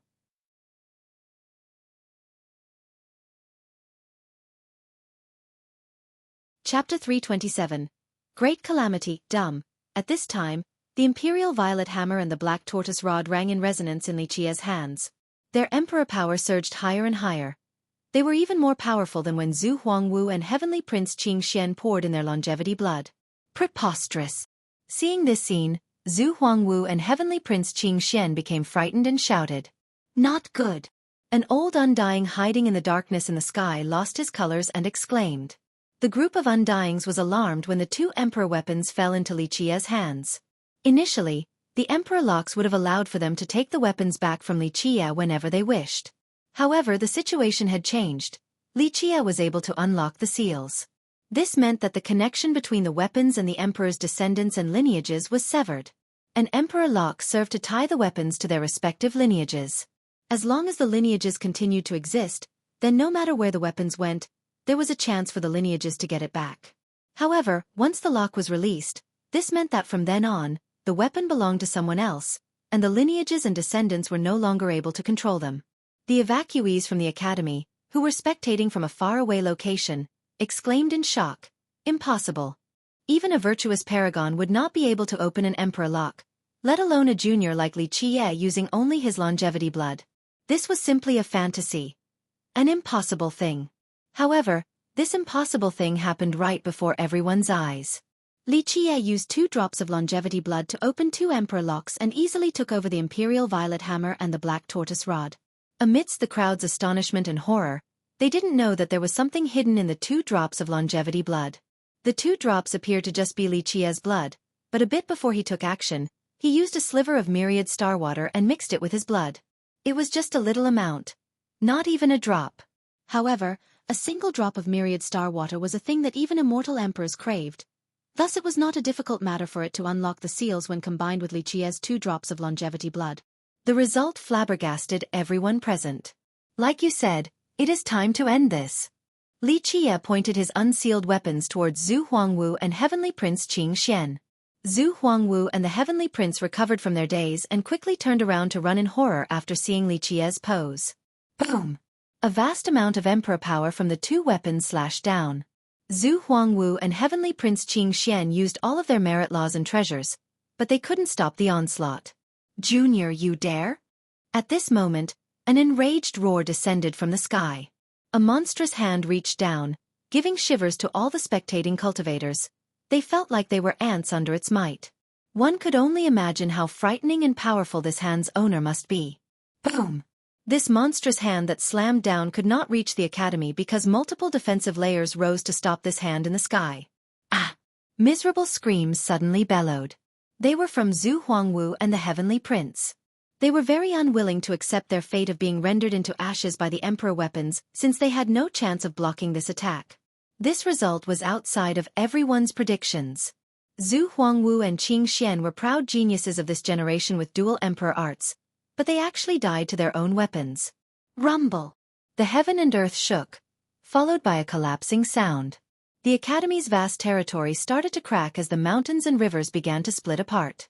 The divine halls and ancient temples began to fall. In just a split second, it was as if a cataclysm had befallen this place. Is this due to the attack from the Emperor weapons? The spectators, who were perplexed due to the deaths of Zhu Huangwu and Heavenly Prince Qing Xian, suddenly screamed in fear. No, the Academy's catastrophe is approaching. Everything finally split apart. It is time. In the deepest and darkest part of the horizon, an ancient and cold voice declared. Boom! The sky suddenly split apart as an invincible aura approached. It was as if true gods were tearing the firmaments apart in order to descend to the mortal world, to put an end to the Academy. Your Heavenly Tao Academy ignored the students, allowing them to kill and steal the immortal Emperor life treasures of others. What is this offense? An ancient and authoritative voice came from the sky. The cultivators who escaped outside of the Academy heard the thumping of their hearts. Many older cultivators glanced at each other and knew that this declaration was only an excuse. The catastrophe has arrived, and many people were finally tempted to maneuver in order to seize the academy. Having heard this, many Grand Era students felt indignant. Everyone saw with their own eyes that Zhu Huangwu and Heavenly Prince Qing Xian wanted to kill Li Qie, but this character in the sky was now twisting black and white. Gentlemen and fellow Taoists, please go back to where you came from. At this point, the Sacred Era Hallmaster appeared and said in a serious manner, "The Academy will handle its own matters." Handle? This is your way of handling things? The voice from the sky rang again.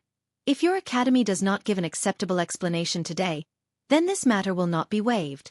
If fellow Taoists do not leave, then don't blame our Academy for raising our blades. The Sacred Era Hallmaster gravely replied. In the Eastern 100 cities, the Academy's status was no less than that of the Eternal River School. It had surpassed countless winds and waves. Since when had it ever been threatened by others? So your Heavenly Tao Academy has indeed succumbed to the evil path. An emotionless and vindictive voice spoke. Today, we will erase this evil for the Eastern 100 cities. Boom! At this moment, the sky was torn apart. A divine altar appeared above the Heavenly Tao Academy. It was extremely mystical and blocked even the heavenly divination. Even the strongest experts who opened their heavenly eyes could only faintly see people standing above the altar, and it was not just one person. The most terrifying thing was that they were all wielding invincible weapons with the most murderous kind of air. Emperor weapons. Even though the divine altar eluded the heaven's eyes, they couldn't completely hide their auras when all the old powerful Undyings held invincible weapons. No, there are not only Emperor weapons but also immortal Emperor true treasures. The escapees turned pale as they all fled as far away as possible from this battlefield. Rumble! The divine altar unleashed an endless amount of sacred aura like the waves from the stomp of an immortal emperor. Slam! Slam! Boom! The defensive layers of the academy could not stop the sacred power from the divine altar and started to collapse. At this minute, even those far away were suppressed by the altar's invincible aura. Ancient saints, heavenly sovereigns, and even heavenly kings were pressed down to the ground, for this unrivaled presence was unstoppable. Its power was explosive like the return of an immortal emperor or a true god. The Academy's defensive layers that had withstood numerous attacks in the past shattered like pieces of paper. Boom! In the end, one last attack fiercely slammed into the Academy's ground. 100,000 miles were instantly annihilated. Even countless gigantic universal laws and locks from the ground beneath the Academy were destroyed by this unbeatable attack.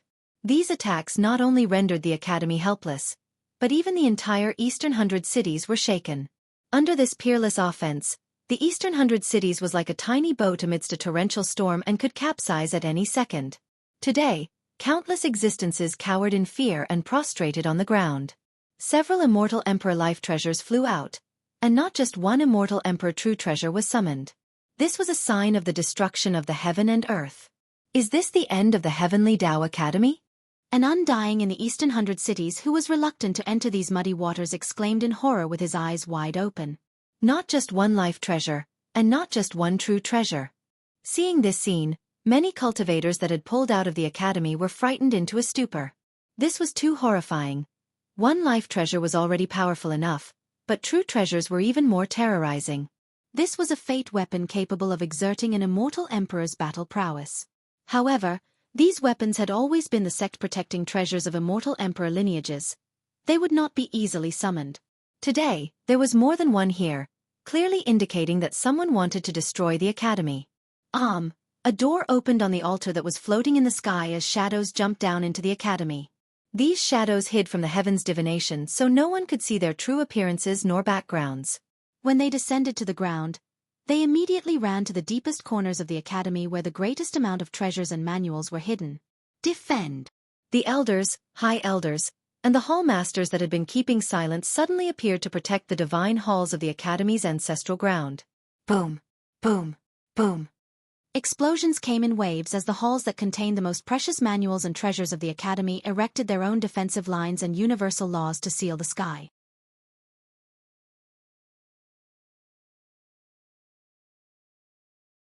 Chapter 328. Blood stains the academy, kill. Many elders, protectors, and high elders began to fight against the shadows from the sky in order to protect the Academy's treasures. In just an instant, blood splashed in the air along with shrill screams. Treasures flew around in the air to slay their enemies. Blood stained the ground red as corpses fell from the sky. It's the same as with the cleansing incense ancient sect. Seeing this scene, the escaping cultivators quietly whispered. In the past, when the cleansing incense ancient sect was defeated by the heavenly god sect, outside of the rumors of its own decline, there were signs that other immortal emperor lineages had a hand in this matter. Rumor has it that at that time, someone covered the heavens' divination so no one knew which immortal emperor lineages took part in the conquest of the cleansing incense ancient sect. I'm afraid the Academy will repeat the tragedy that the cleansing incense ancient sect experienced. Seeing this scene, someone couldn't help but lament with a sigh. Some people graduated from the Academy, but they couldn't do anything in this situation. Against the suppression of several immortal emperor life treasures and more than one true treasure, and not to mention the numerous old undyings hiding in the shadows, even if a heavenly king were to rush in, it would be equivalent to suicide. Stop struggling with your last breath. An ancient voice came from the divine altar. Suddenly, an emperor light slashed down and destroyed the defense of one of the divine halls. Boom!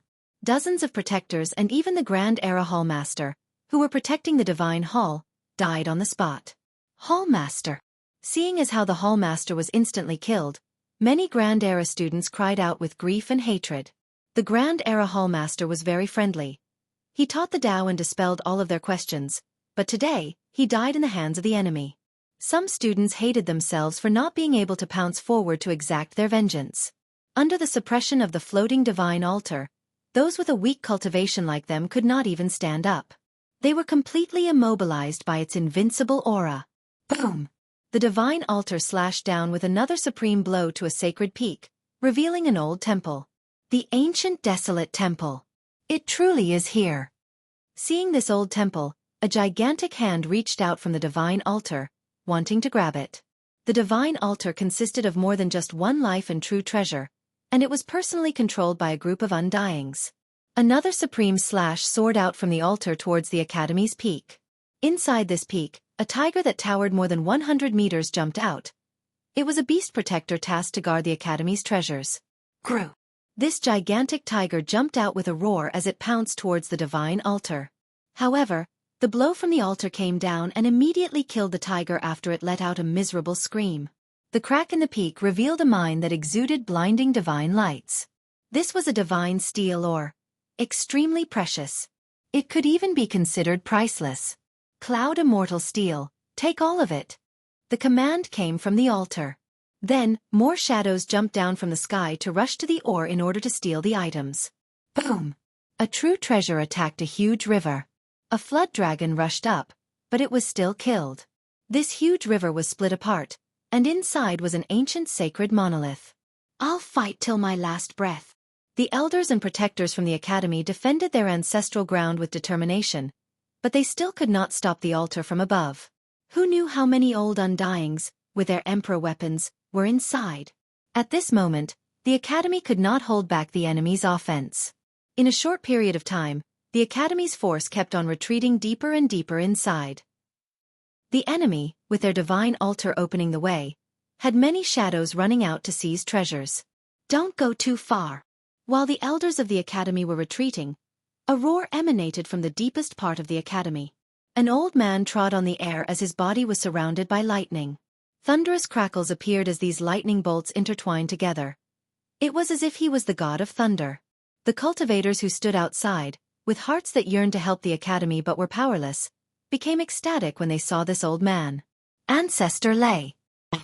His wooden puppets crazily rushed into the group of enemies without any fear. While the trio was massacring indiscriminately, the divine altar shot out many invincible emperor weapons that could cross time itself and annihilated all things. No one could stop its advance, and a voice came from above. Junior, don't be arrogant. Boom! A deafening explosion appeared.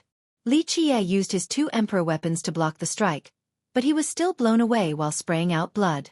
An immortal emperor life treasure. Li Qie's eyes narrowed as he gazed towards the altar, slowly uttering these words.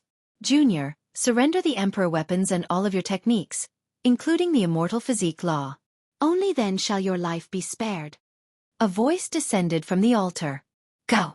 Li Jie called out the Tetrawar bronze chariot and escaped with Little Autumn and Sikong Taotian. There is no place for you to hide even at the ends of the earth. A chill-inducing voice came from the altar. Then, an invincible immortal emperor life treasure flew forward with an unstoppable momentum. Activate! Li Jie screamed. The two emperor weapons blocked the front of Li Jie to ward off the life treasure, but they couldn't stop him from spurting out even more blood. Senior Li! The Grand Era students who already withdrew couldn't help but gasp and scream after seeing this scene. The more capable ones wanted to rush up to help, but the academy was already sealed by the divine altar. Outsiders could not enter. Junior, be smart. It is not too late to surrender. Otherwise, you will suffer a fate worse than death. The voice from the altar emanated across the entire academy. The opponent did not wish to instantly kill Li Jie since they desired his secret techniques. No one knew how many life and true treasures there were. Outside of the one that suppressed Li Jie, another one swept across the academy and pushed towards the deepest part of its ancestral ground. Li Jie wielded his emperor weapons and activated his techniques to fight while retreating at the same time. In just the blink of an eye, Li Jie retreated to the academy's entrance where the stone tablet that was engraved with the names of countless wise sages was located. This was the stone tablet that symbolized the academy's glory. All the powerful existences who graduated from the academy left their names on this tablet. Immortal Emperor Ta Kong, Immortal Emperor Hao Hai, the Martial God, Lion Monarch Ba Xian. Li Jie fled to this tablet and then suddenly stopped. Although he was bloody, his spirit remained radiant with high hopes. After seeing the divine altar reaching the deepest part of the academy, Li Jie smirked and slowly said, "Old farts, it is time for me to massacre all of you." Strong words. Junior, I shall ruin you first and then take your techniques.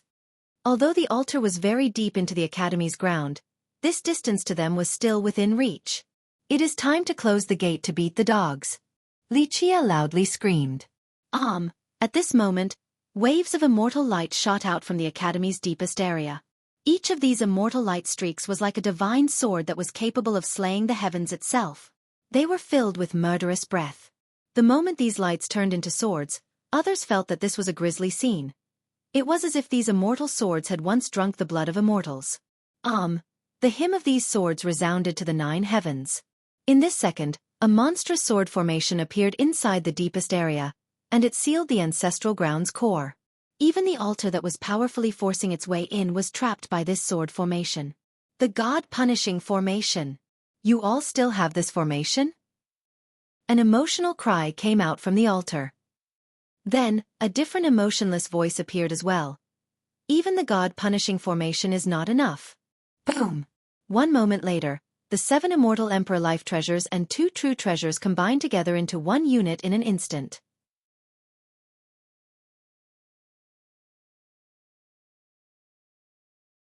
Chapter 329. A scheme to bury all enemies, 2 true treasures and 7 life treasures. In a split moment, everyone knew exactly how many emperor weapons the enemies on the altar brought. Once these weapons combined their power into one, countless strange images appeared in the sky. There was an immortal emperor punishing the heavens and true gods breaking the universal laws, causing the heavens to fall. The appearances of these images caused the mortal emperor world to tremble. Many old undyings opened their eyes inside their coffins. Even the sealed ones were stirred awake. Is this the end of the Heavenly Tao Academy? After sensing this invincible power, an old undying that had lived for many years couldn't help but murmur. Could the Academy actually withstand such an attack? No matter how powerful it was, surely it would become ashes after this strike. There were more than 10 undyings with 2 true treasures and 7 life treasures. This was an unbeatable offense, so what could actually stop this? Clang, clank, clank. The sword hymns resonated throughout the entire sky as the God-punishing formation unleashed its maximum potential. One sword swept by and rendered countless stars into dust. The opening of this sword formation could even refine the 9 heavens and 10 earths. Before this formation, any expert, no matter how powerful they were, would still be wiped out. Rumble! The 2 sides collided as the Emperor power tried to shake the sword formation that took the form of one sword. The towering sword began to dim down. Even though it was an incomparably powerful formation, it could not garner any advantage against the offense of so many Emperor weapons. The Heavenly Tao Academy is not a place for all of you to trespass as you please. While the divine altar side with the emperor weapons was winning, a loud cry came from the sky. Near the 9 firmaments, everything suddenly turned red by the academy as if the heavens itself was being boiled. In the deepest part of the academy's ancestral ground, an extremely gigantic whirlpool appeared and immediately incinerated the sky. At this time, everyone clearly saw 7 old men appear on the horizon. These old men were extremely withered and old.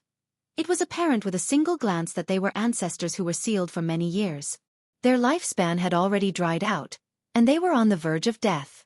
But even so, their remaining blood energy was still enough for them to traverse this world. They were able to chase after the mysterious underworld below and the jade heaven above.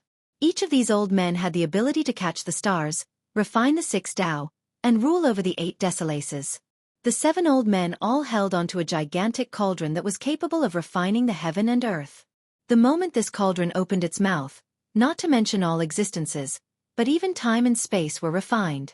Under the control of the 7 ancestors, the cauldron emitted a boundless amount of divine power. Even true gods would have to retreat against such might. 7 ancient ancestors, shouldn't you all be trapped by the realm god? Seeing these old men, a decrepit voice exclaimed from the altar. Refine. However, the 7 old men ignored this inquiry. The great cauldron poured down an endless stream of divine flames to refine the altar. These flames even suppressed the combined might of the emperor weapons. Clank. Once the divine altar was suppressed, the god-punishing formation sword light became brighter and more powerful, and it went on to counter-attack the altar. Chaos Cauldron. It was not just the mysterious opponents on the altar. Even several old undyings who were hiding in the darkness to spectate were left aghast the moment they saw the cauldron that was controlled by the 7 old men. Chaos Cauldron. Many old undyings buried beneath the eastern 100 cities woke up and escaped from their seal after feeling the divine power of the endless flames. One of them emotionally said, "Rumor has it that the Academy had lost the Chaos Cauldron many generations ago. The Chaos Cauldron was the sect-protecting treasure of the Academy, and its origin was very primitive and mysterious. Some guessed that it came from the legendary era and it held an unfathomable power. In the mortal emperor world, during the darkest and most arduous era, the Chaos Cauldron was the reason why the Academy managed to persevere. But later on, there were reports stating that the Academy had lost the cauldron. Since then, it never appeared again and the world no longer witnessed its shadow. Today, the Chaos Cauldron suddenly appeared once more. The Undyings, whether they were participating in this battle or not, all felt an uneasy sensation. 7 ancient ancestors. This is a trap. A spectating old Undying coldly said. The Heavenly Tao Academy had many older generations, like Ancestor Lei, someone who was an old Undying of the same era as immortal Emperor Ta Kong. However, existences like him were not the most frightening ancestors of the Academy. Legends say that the Academy sealed 7 extremely terrifying existences. Their lifespan had depleted and they could die at any moment. They were known as the 7 ancient ancestors. Before the Academy faces absolute destruction, they would not appear due to their depleted lifespan. It was very likely that they would meet their ends. Not long ago, the old Undyings in the Anti-Academy Alliance had spied on the Academy. They found that the Academy was splitting apart because of the Realm God turning mad. In order to stabilize the Realm God, all 7 ancient ancestors couldn't afford not to appear. However, not only did they fail, they also became trapped by the Realm God in a different dimension. Because of this, the Alliance then mustered up the courage to take action the moment the Academy had finally split in order to destroy and steal the Academy's resources. However, after seeing the 7 ancestors' appearance today, along with the long-lost Chaos Cauldron, even the most foolish person would understand that this was a trap planned by Academy to bring in those with malice. Old man Zhongli, you tricked us? The hoarse voice appeared once again from the divine altar, and it was angrily directed at Zhongli, one of the 7 ancient ancestors. Go! Another voice shouted. The divine altar was no longer dominant against the god-punishing formation and the Chaos Cauldron. Because of the heaven's ancestral vein of the Academy along with its extremely dense worldly essence fueling the god-punishing formation and the cauldron, the divine altar was now at a disadvantage. Bang! The 7 life treasures and 2 true treasures, with their combined power, no longer attacked the depths of the Academy. Instead, they tried to escape. At this point, they ignored those who were dressed in black, the ones who were trapped in the sword formation. Boom! Once the 9 emperor weapons that were controlled by the old Undyings wanted to escape, Even the God-punishing formation could not stop them. It was just a matter of time. Since you have arrived, don't even think about leaving. Seeing the divine altar breaking the formation to escape, Li Qi's words suddenly appeared. Pluff, pluff, pluff. At this moment, an endless amount of sacred light covered the entire academy like a shell encompassing the world. At this time, an unbelievable thing happened. Li Qie carried a huge tablet behind him. At the academy's entrance, there was a huge stone tablet engraved with the names of many wise sages. Graduates from the academy, once renowned throughout the world, would come back to leave behind their names. This stone tablet was the symbol of the academy's glory. Immortal Emperor Ta Kong, Immortal Emperor Hao Hai, the Martial God, Lion Monarch Ba Xian. All of these names reverberated throughout the world, and a few names were too ancient to even be traced. For generations, many cultivators only knew that this stone tablet was a symbol of glory. But today, an extremely strange matter occurred. The stone tablet that was carried on Li Qie's back exuded an endless amount of sacred light that contained a marvelous holiness that repelled all laws. This sacred light then caged the academy. However, this was not the most shocking and horrifying part. The ancient names on the tablet emerged one after another, and figures came out from these names. Each of these figures stepped out with a proud presence that contained an eternity of invincibility. Everyone saw an illusion of a heavenly dragon, the sea god, Immortal Emperor Ta Kong, and many others. They were now standing in the academy's sky. At this moment, these immemorial gods came back to life to protect the academy. Once these figures stood in the academy's sky, its defensive line became firm. This defense was capable of blocking a myriad of heavenly armies and trapping all the demons and devils. No matter the type of offense, none would be able to pierce the defensive line created by these figures. This was an extremely ancient defense, one that was capable of stopping both external and internal attacks. Impossible! Needless to say about the dazed outsiders, even the elders and protectors of the academy were dumbfounded. They never knew that this stone tablet had such an effect. Until recently, they only thought that it was just a glorious symbol. However, today, everyone realized that this tablet was not so simple. All of these invincible beings did not only leave behind their names, but also their marks and universal laws.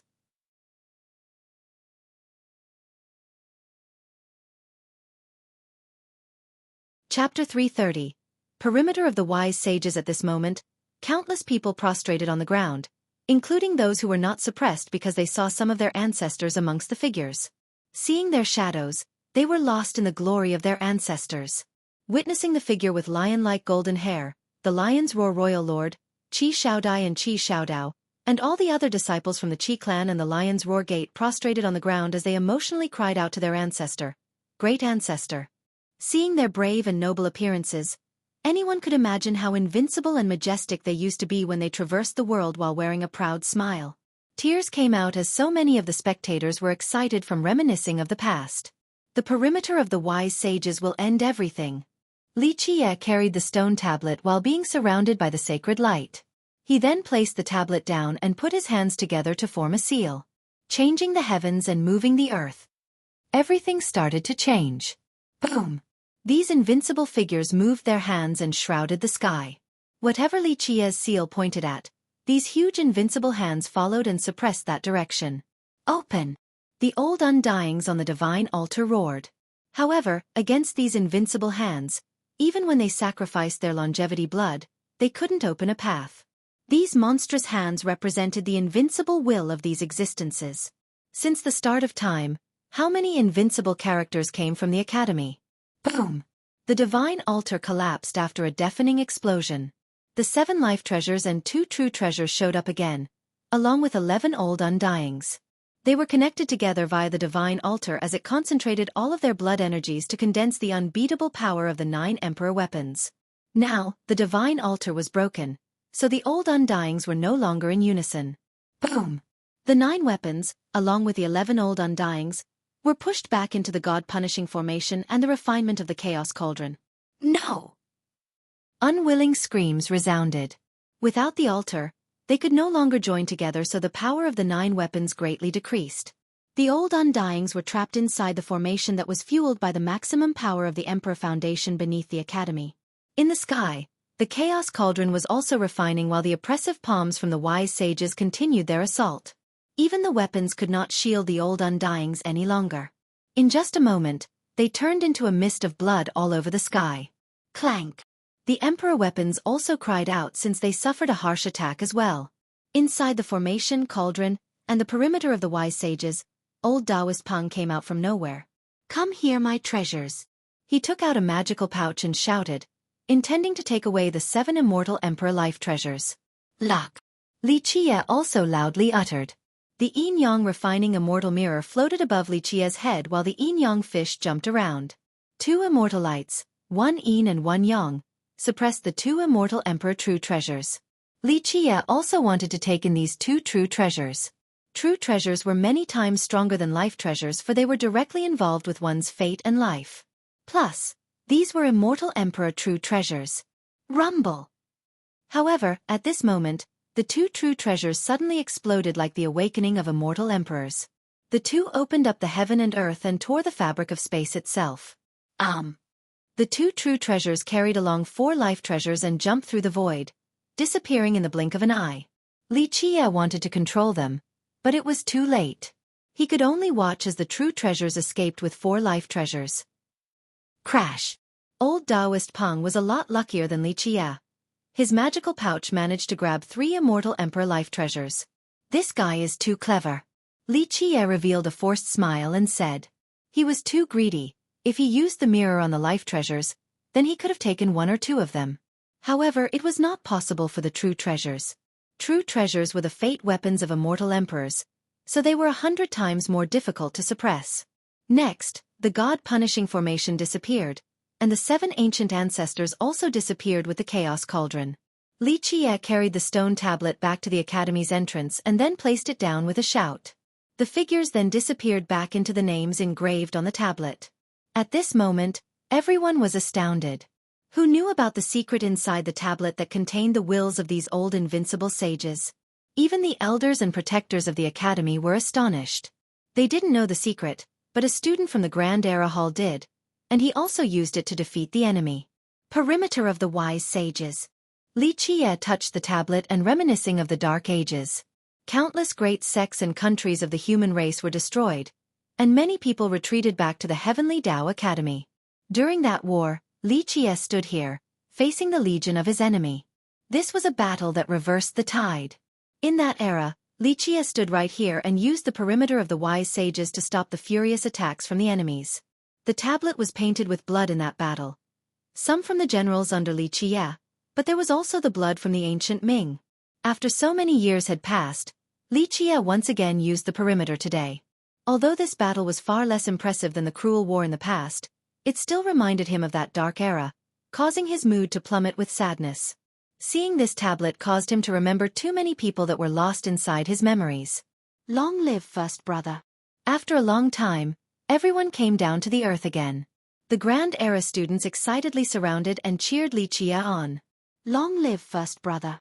They then threw him really high into the air. Me too, me too. I am also a big contributor.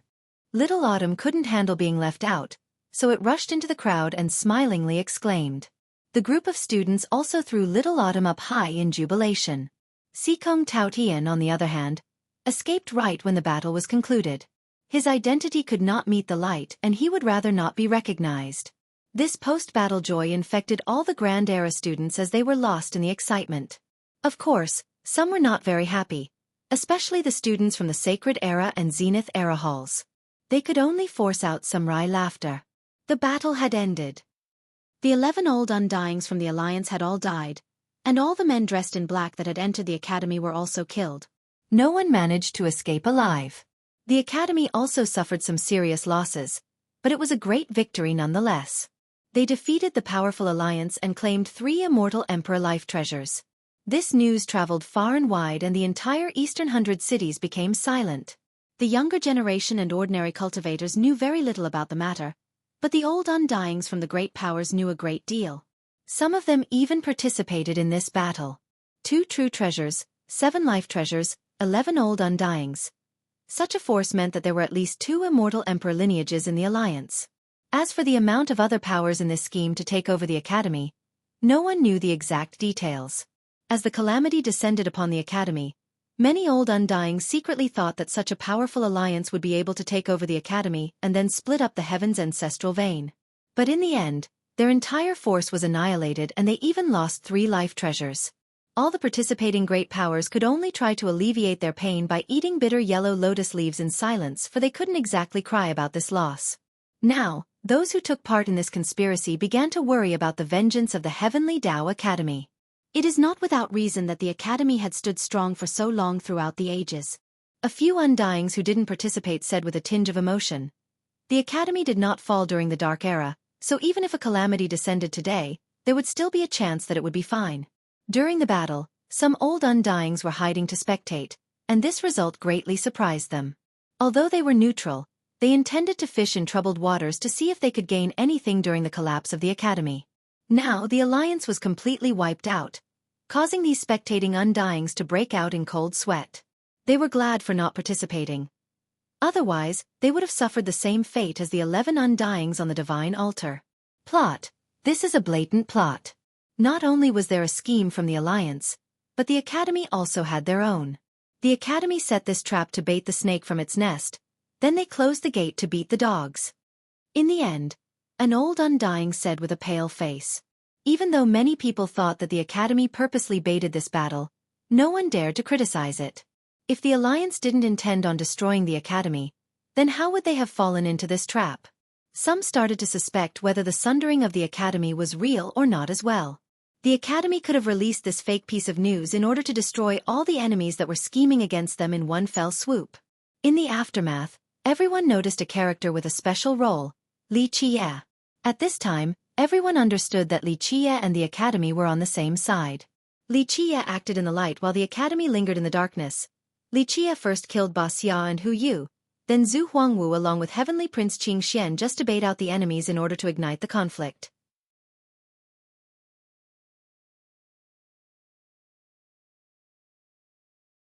Chapter 331. Aftermath of the battle. Many people thought that Li Qie and the Academy had plotted together to sweep through the entire alliance, but no one knew that this battle was actually conducted by Li Qie alone. This scheme of baiting and trapping them was single-handedly set up by Li Qie. The Academy was indeed splitting apart, but the rumors about it completely sundering were naturally fake. This was deliberately spread by the Academy in order to bait out the alliance. The Alliance assumed that the Academy was no longer able to bear the burden and would eventually turn into dust, thus they fell into the trap. Li Qie personally presided over this battle while the Academy changed from defense to offense in order to kill all the old Undyings, allowing them to reverse the tide and grasp the initiative. At this moment, even if the Academy was completely divided, other people with schemes would have to think twice, lest they repeat the tragedy of the Alliance. After the battle, the Lion's Roar Royal Lord was very respectful when he met Li Qie again. Before, he really wanted to recruit Li Qie, but afterward, there was only awe in his mind. At this very second, he understood why his daughter was willing to stay by Li Qie's side as a servant. He secretly felt a cold chill and praised his fortune that the Lion's Roar Gate did not offend Li Qie. Otherwise, they would have suffered an untimely doom. He also recalled when his daughter told him to not provoke Li Qie, lest they wanted to end up with an unimaginable outcome. After the battle, Bing Yuxia came to him a while later and asked, "Little demon, this plan was probably concocted by you, wasn't it?" Li Qie scanned her up and down, then he said, "Little girl, it is midnight right now. You running here must be because you want to offer your body to me tonight, correct? However, your cross-dressing style is making me lose all interest. If you want to climb up my bed, then change to a ladylike style. Then, I might be in the mood for lovemaking." Having teased her, he revealed a devilish smirk. "Go to hell." Bing Yuxia suddenly turned red from anger and tried to kick Li Qie, but he easily dodged it, causing her to indignantly shiver. "Little girl, my disaster is approaching, but I don't know where to hide. Your loyalty will need to be tested, ya. Later on, if there are any matters that will result in benefits, I will consider about giving you a share." Li Qie ignored her flustered appearance and leisurely said, "Bah, what disaster. Even a fool can see that you are plotting against someone else. Only those knuckleheads think that they can handle everything. I'm not interested in joining your muddy waters." Bing Yuxia opened her fan and said in a cool manner, "Okay, little girl, if there is nothing else, then you may go." Li Qie nonchalantly replied, Why do you want me gone so badly? Are you hiding girls here in your golden palace? Bing Yuxia smilingly said. Speaking of which, I will introduce you to someone. The princess of the Pure Lotus School. Not bad, right? You are very famous right now, and I noticed that she is a bit interested in you. I will pull the strings for you. No need to thank me. Just keep this matchmaker in mind when you get something good in the future. This battle was personally led by Li Qie. Old Taoist Peng had lived for so long, and the elders of the academy all lamented that this was a world for the younger generation. Against such a calamity, the elders of the academy wanted to avoid dealing with it as long as possible. For example, the 7 ancient ancestors normally would never actively attack, because once they did so, the price would be extremely heavy. However, Li Qie personally led the battle and went against all obstacles, allowing a good opportunity to emerge for the 7 ancient ancestors to take action. Although they suffered heavy losses, the elders of the academy could not admit that they, at such an old age, lacked this courage and hot-blooded boldness. Li Qie took the old box, opened it, and carefully inspected the contents before closing and putting it away. He then slowly spoke. There is always a price. Besides, this thing had stayed in your academy for too long. Rather than let it become moldy, it is better for me to take it away and actually utilize its true effect. How do you intend to use it? Old Taoist Peng couldn't help but ask since he was filled with curiosity. It's a secret. Maybe you will find out later. Li Qie shook his head and said. This treasure affected too many matters, and Li Qie would not easily let others in on his plans. Just like the secret of the stone tablet at the entrance? Old Taoist Peng asked. The wise sage's perimeter. Outside of existences on the same level as the 7 ancient ancestors, very few people knew the secret of the stone tablet. However, as an outsider, Li Qie knew about it and even went as far as actually activating it. This was too incredible. Yes, that is also a secret. Li Qie looked at him with one eye and said. No one from the academy understood the wise sage's perimeter more than Li Qie. Although this perimeter was erected during the Desolate Era, it was improved several times in later generations. Especially after the bloody battles during the Dark Era, the perimeter was improved immensely and its power became even stronger. If it exerted its true power, then the defense of the academy would be extremely fortified. The improvement and fixes were ideas from Li Qie. He also oversaw its implementation. Old Taoist Peng only smiled and didn't inquire further. Li Qie was too mysterious, so even though the old Taoist wanted to get to the roots, he also knew that Li Qie had his boundary. Anyone who crossed this boundary would not have a good end. There is one more thing. Maybe you will be able to solve it. Old Taoist Peng eventually said. Li Qie narrowed his eyes and said, The realm god, right? Old Taoist Peng took a deep breath and seriously nodded his head. Then he said, Yes. The matter of the realm god. The situation became even more serious, and at this moment, we have no way of communicating with it. We lost contact with it after something happened to it.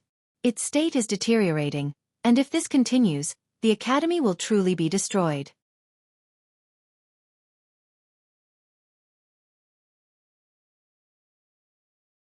Chapter 332. Timeless Portal's Secret. I would have to see it for myself. Li Qie touched his chin once before he continued.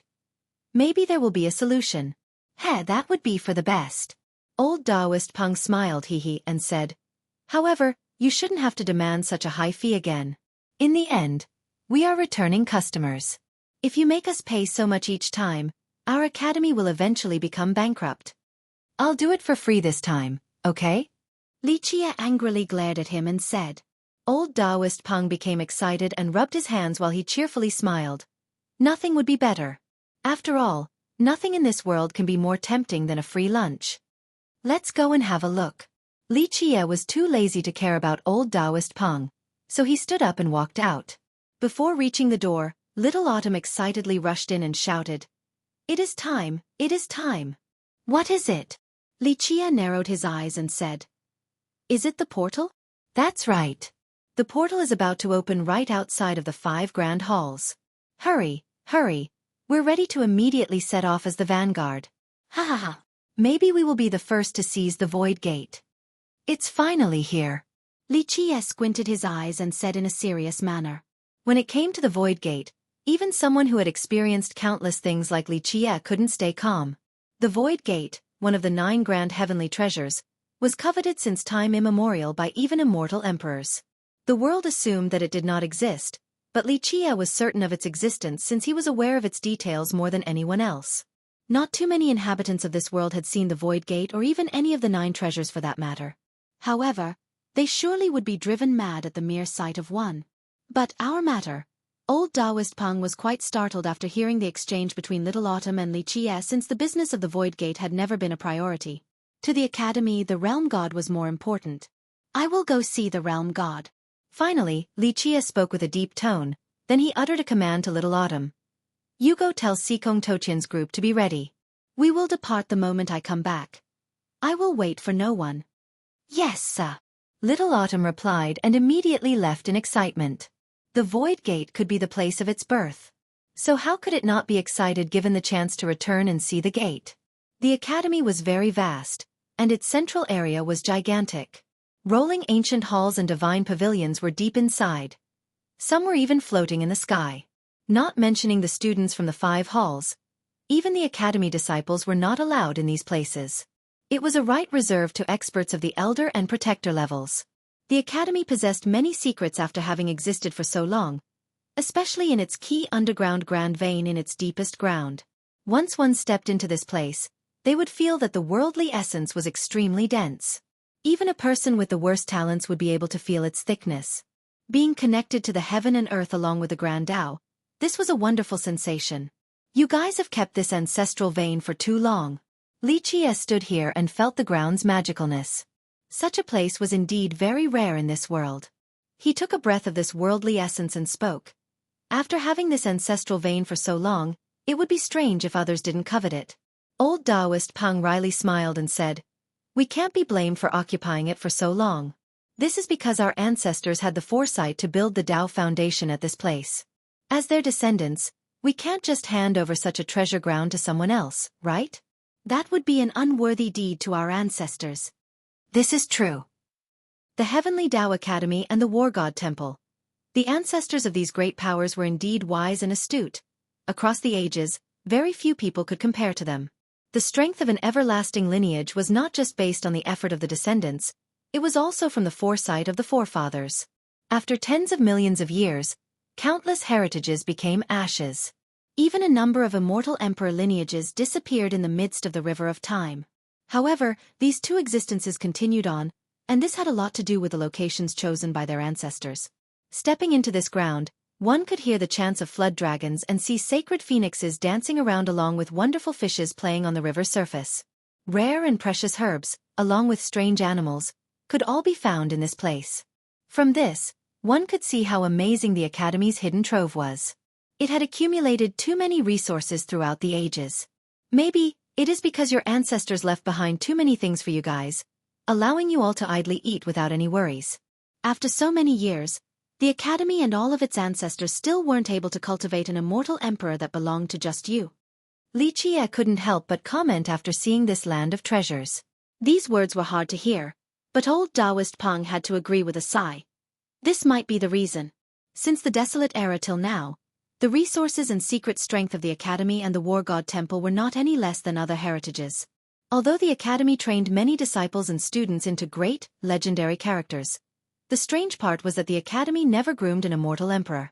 Immortal Emperor Hao Hai and Immortal Emperor Ta Kong did indeed graduate from the Academy, but to be more exact, they were not its true inheritors. Break then reform. This might be a good choice for your Academy. Li Qie said. There are 2 deadly flaws regarding your academy and the temple. First is the group of overly conservative old men. There is no desire to start from the beginning, no determination to kill until the heavens fall, no conviction to fight with 2 empty hands. You all have always picked your own world and trapped yourselves inside. Although you have been standing strong, you have lost the bravado and dominance that could pierce the sky, the courage to annihilate all worlds like back then in the desolate era. Secondly, even if you have more hidden resources, then what? There is a harsh saying. People who live in peaceful times will not have the fierceness to compete against the heavens for a bowl of rice. You and your descendants have been spoon-fed too many things.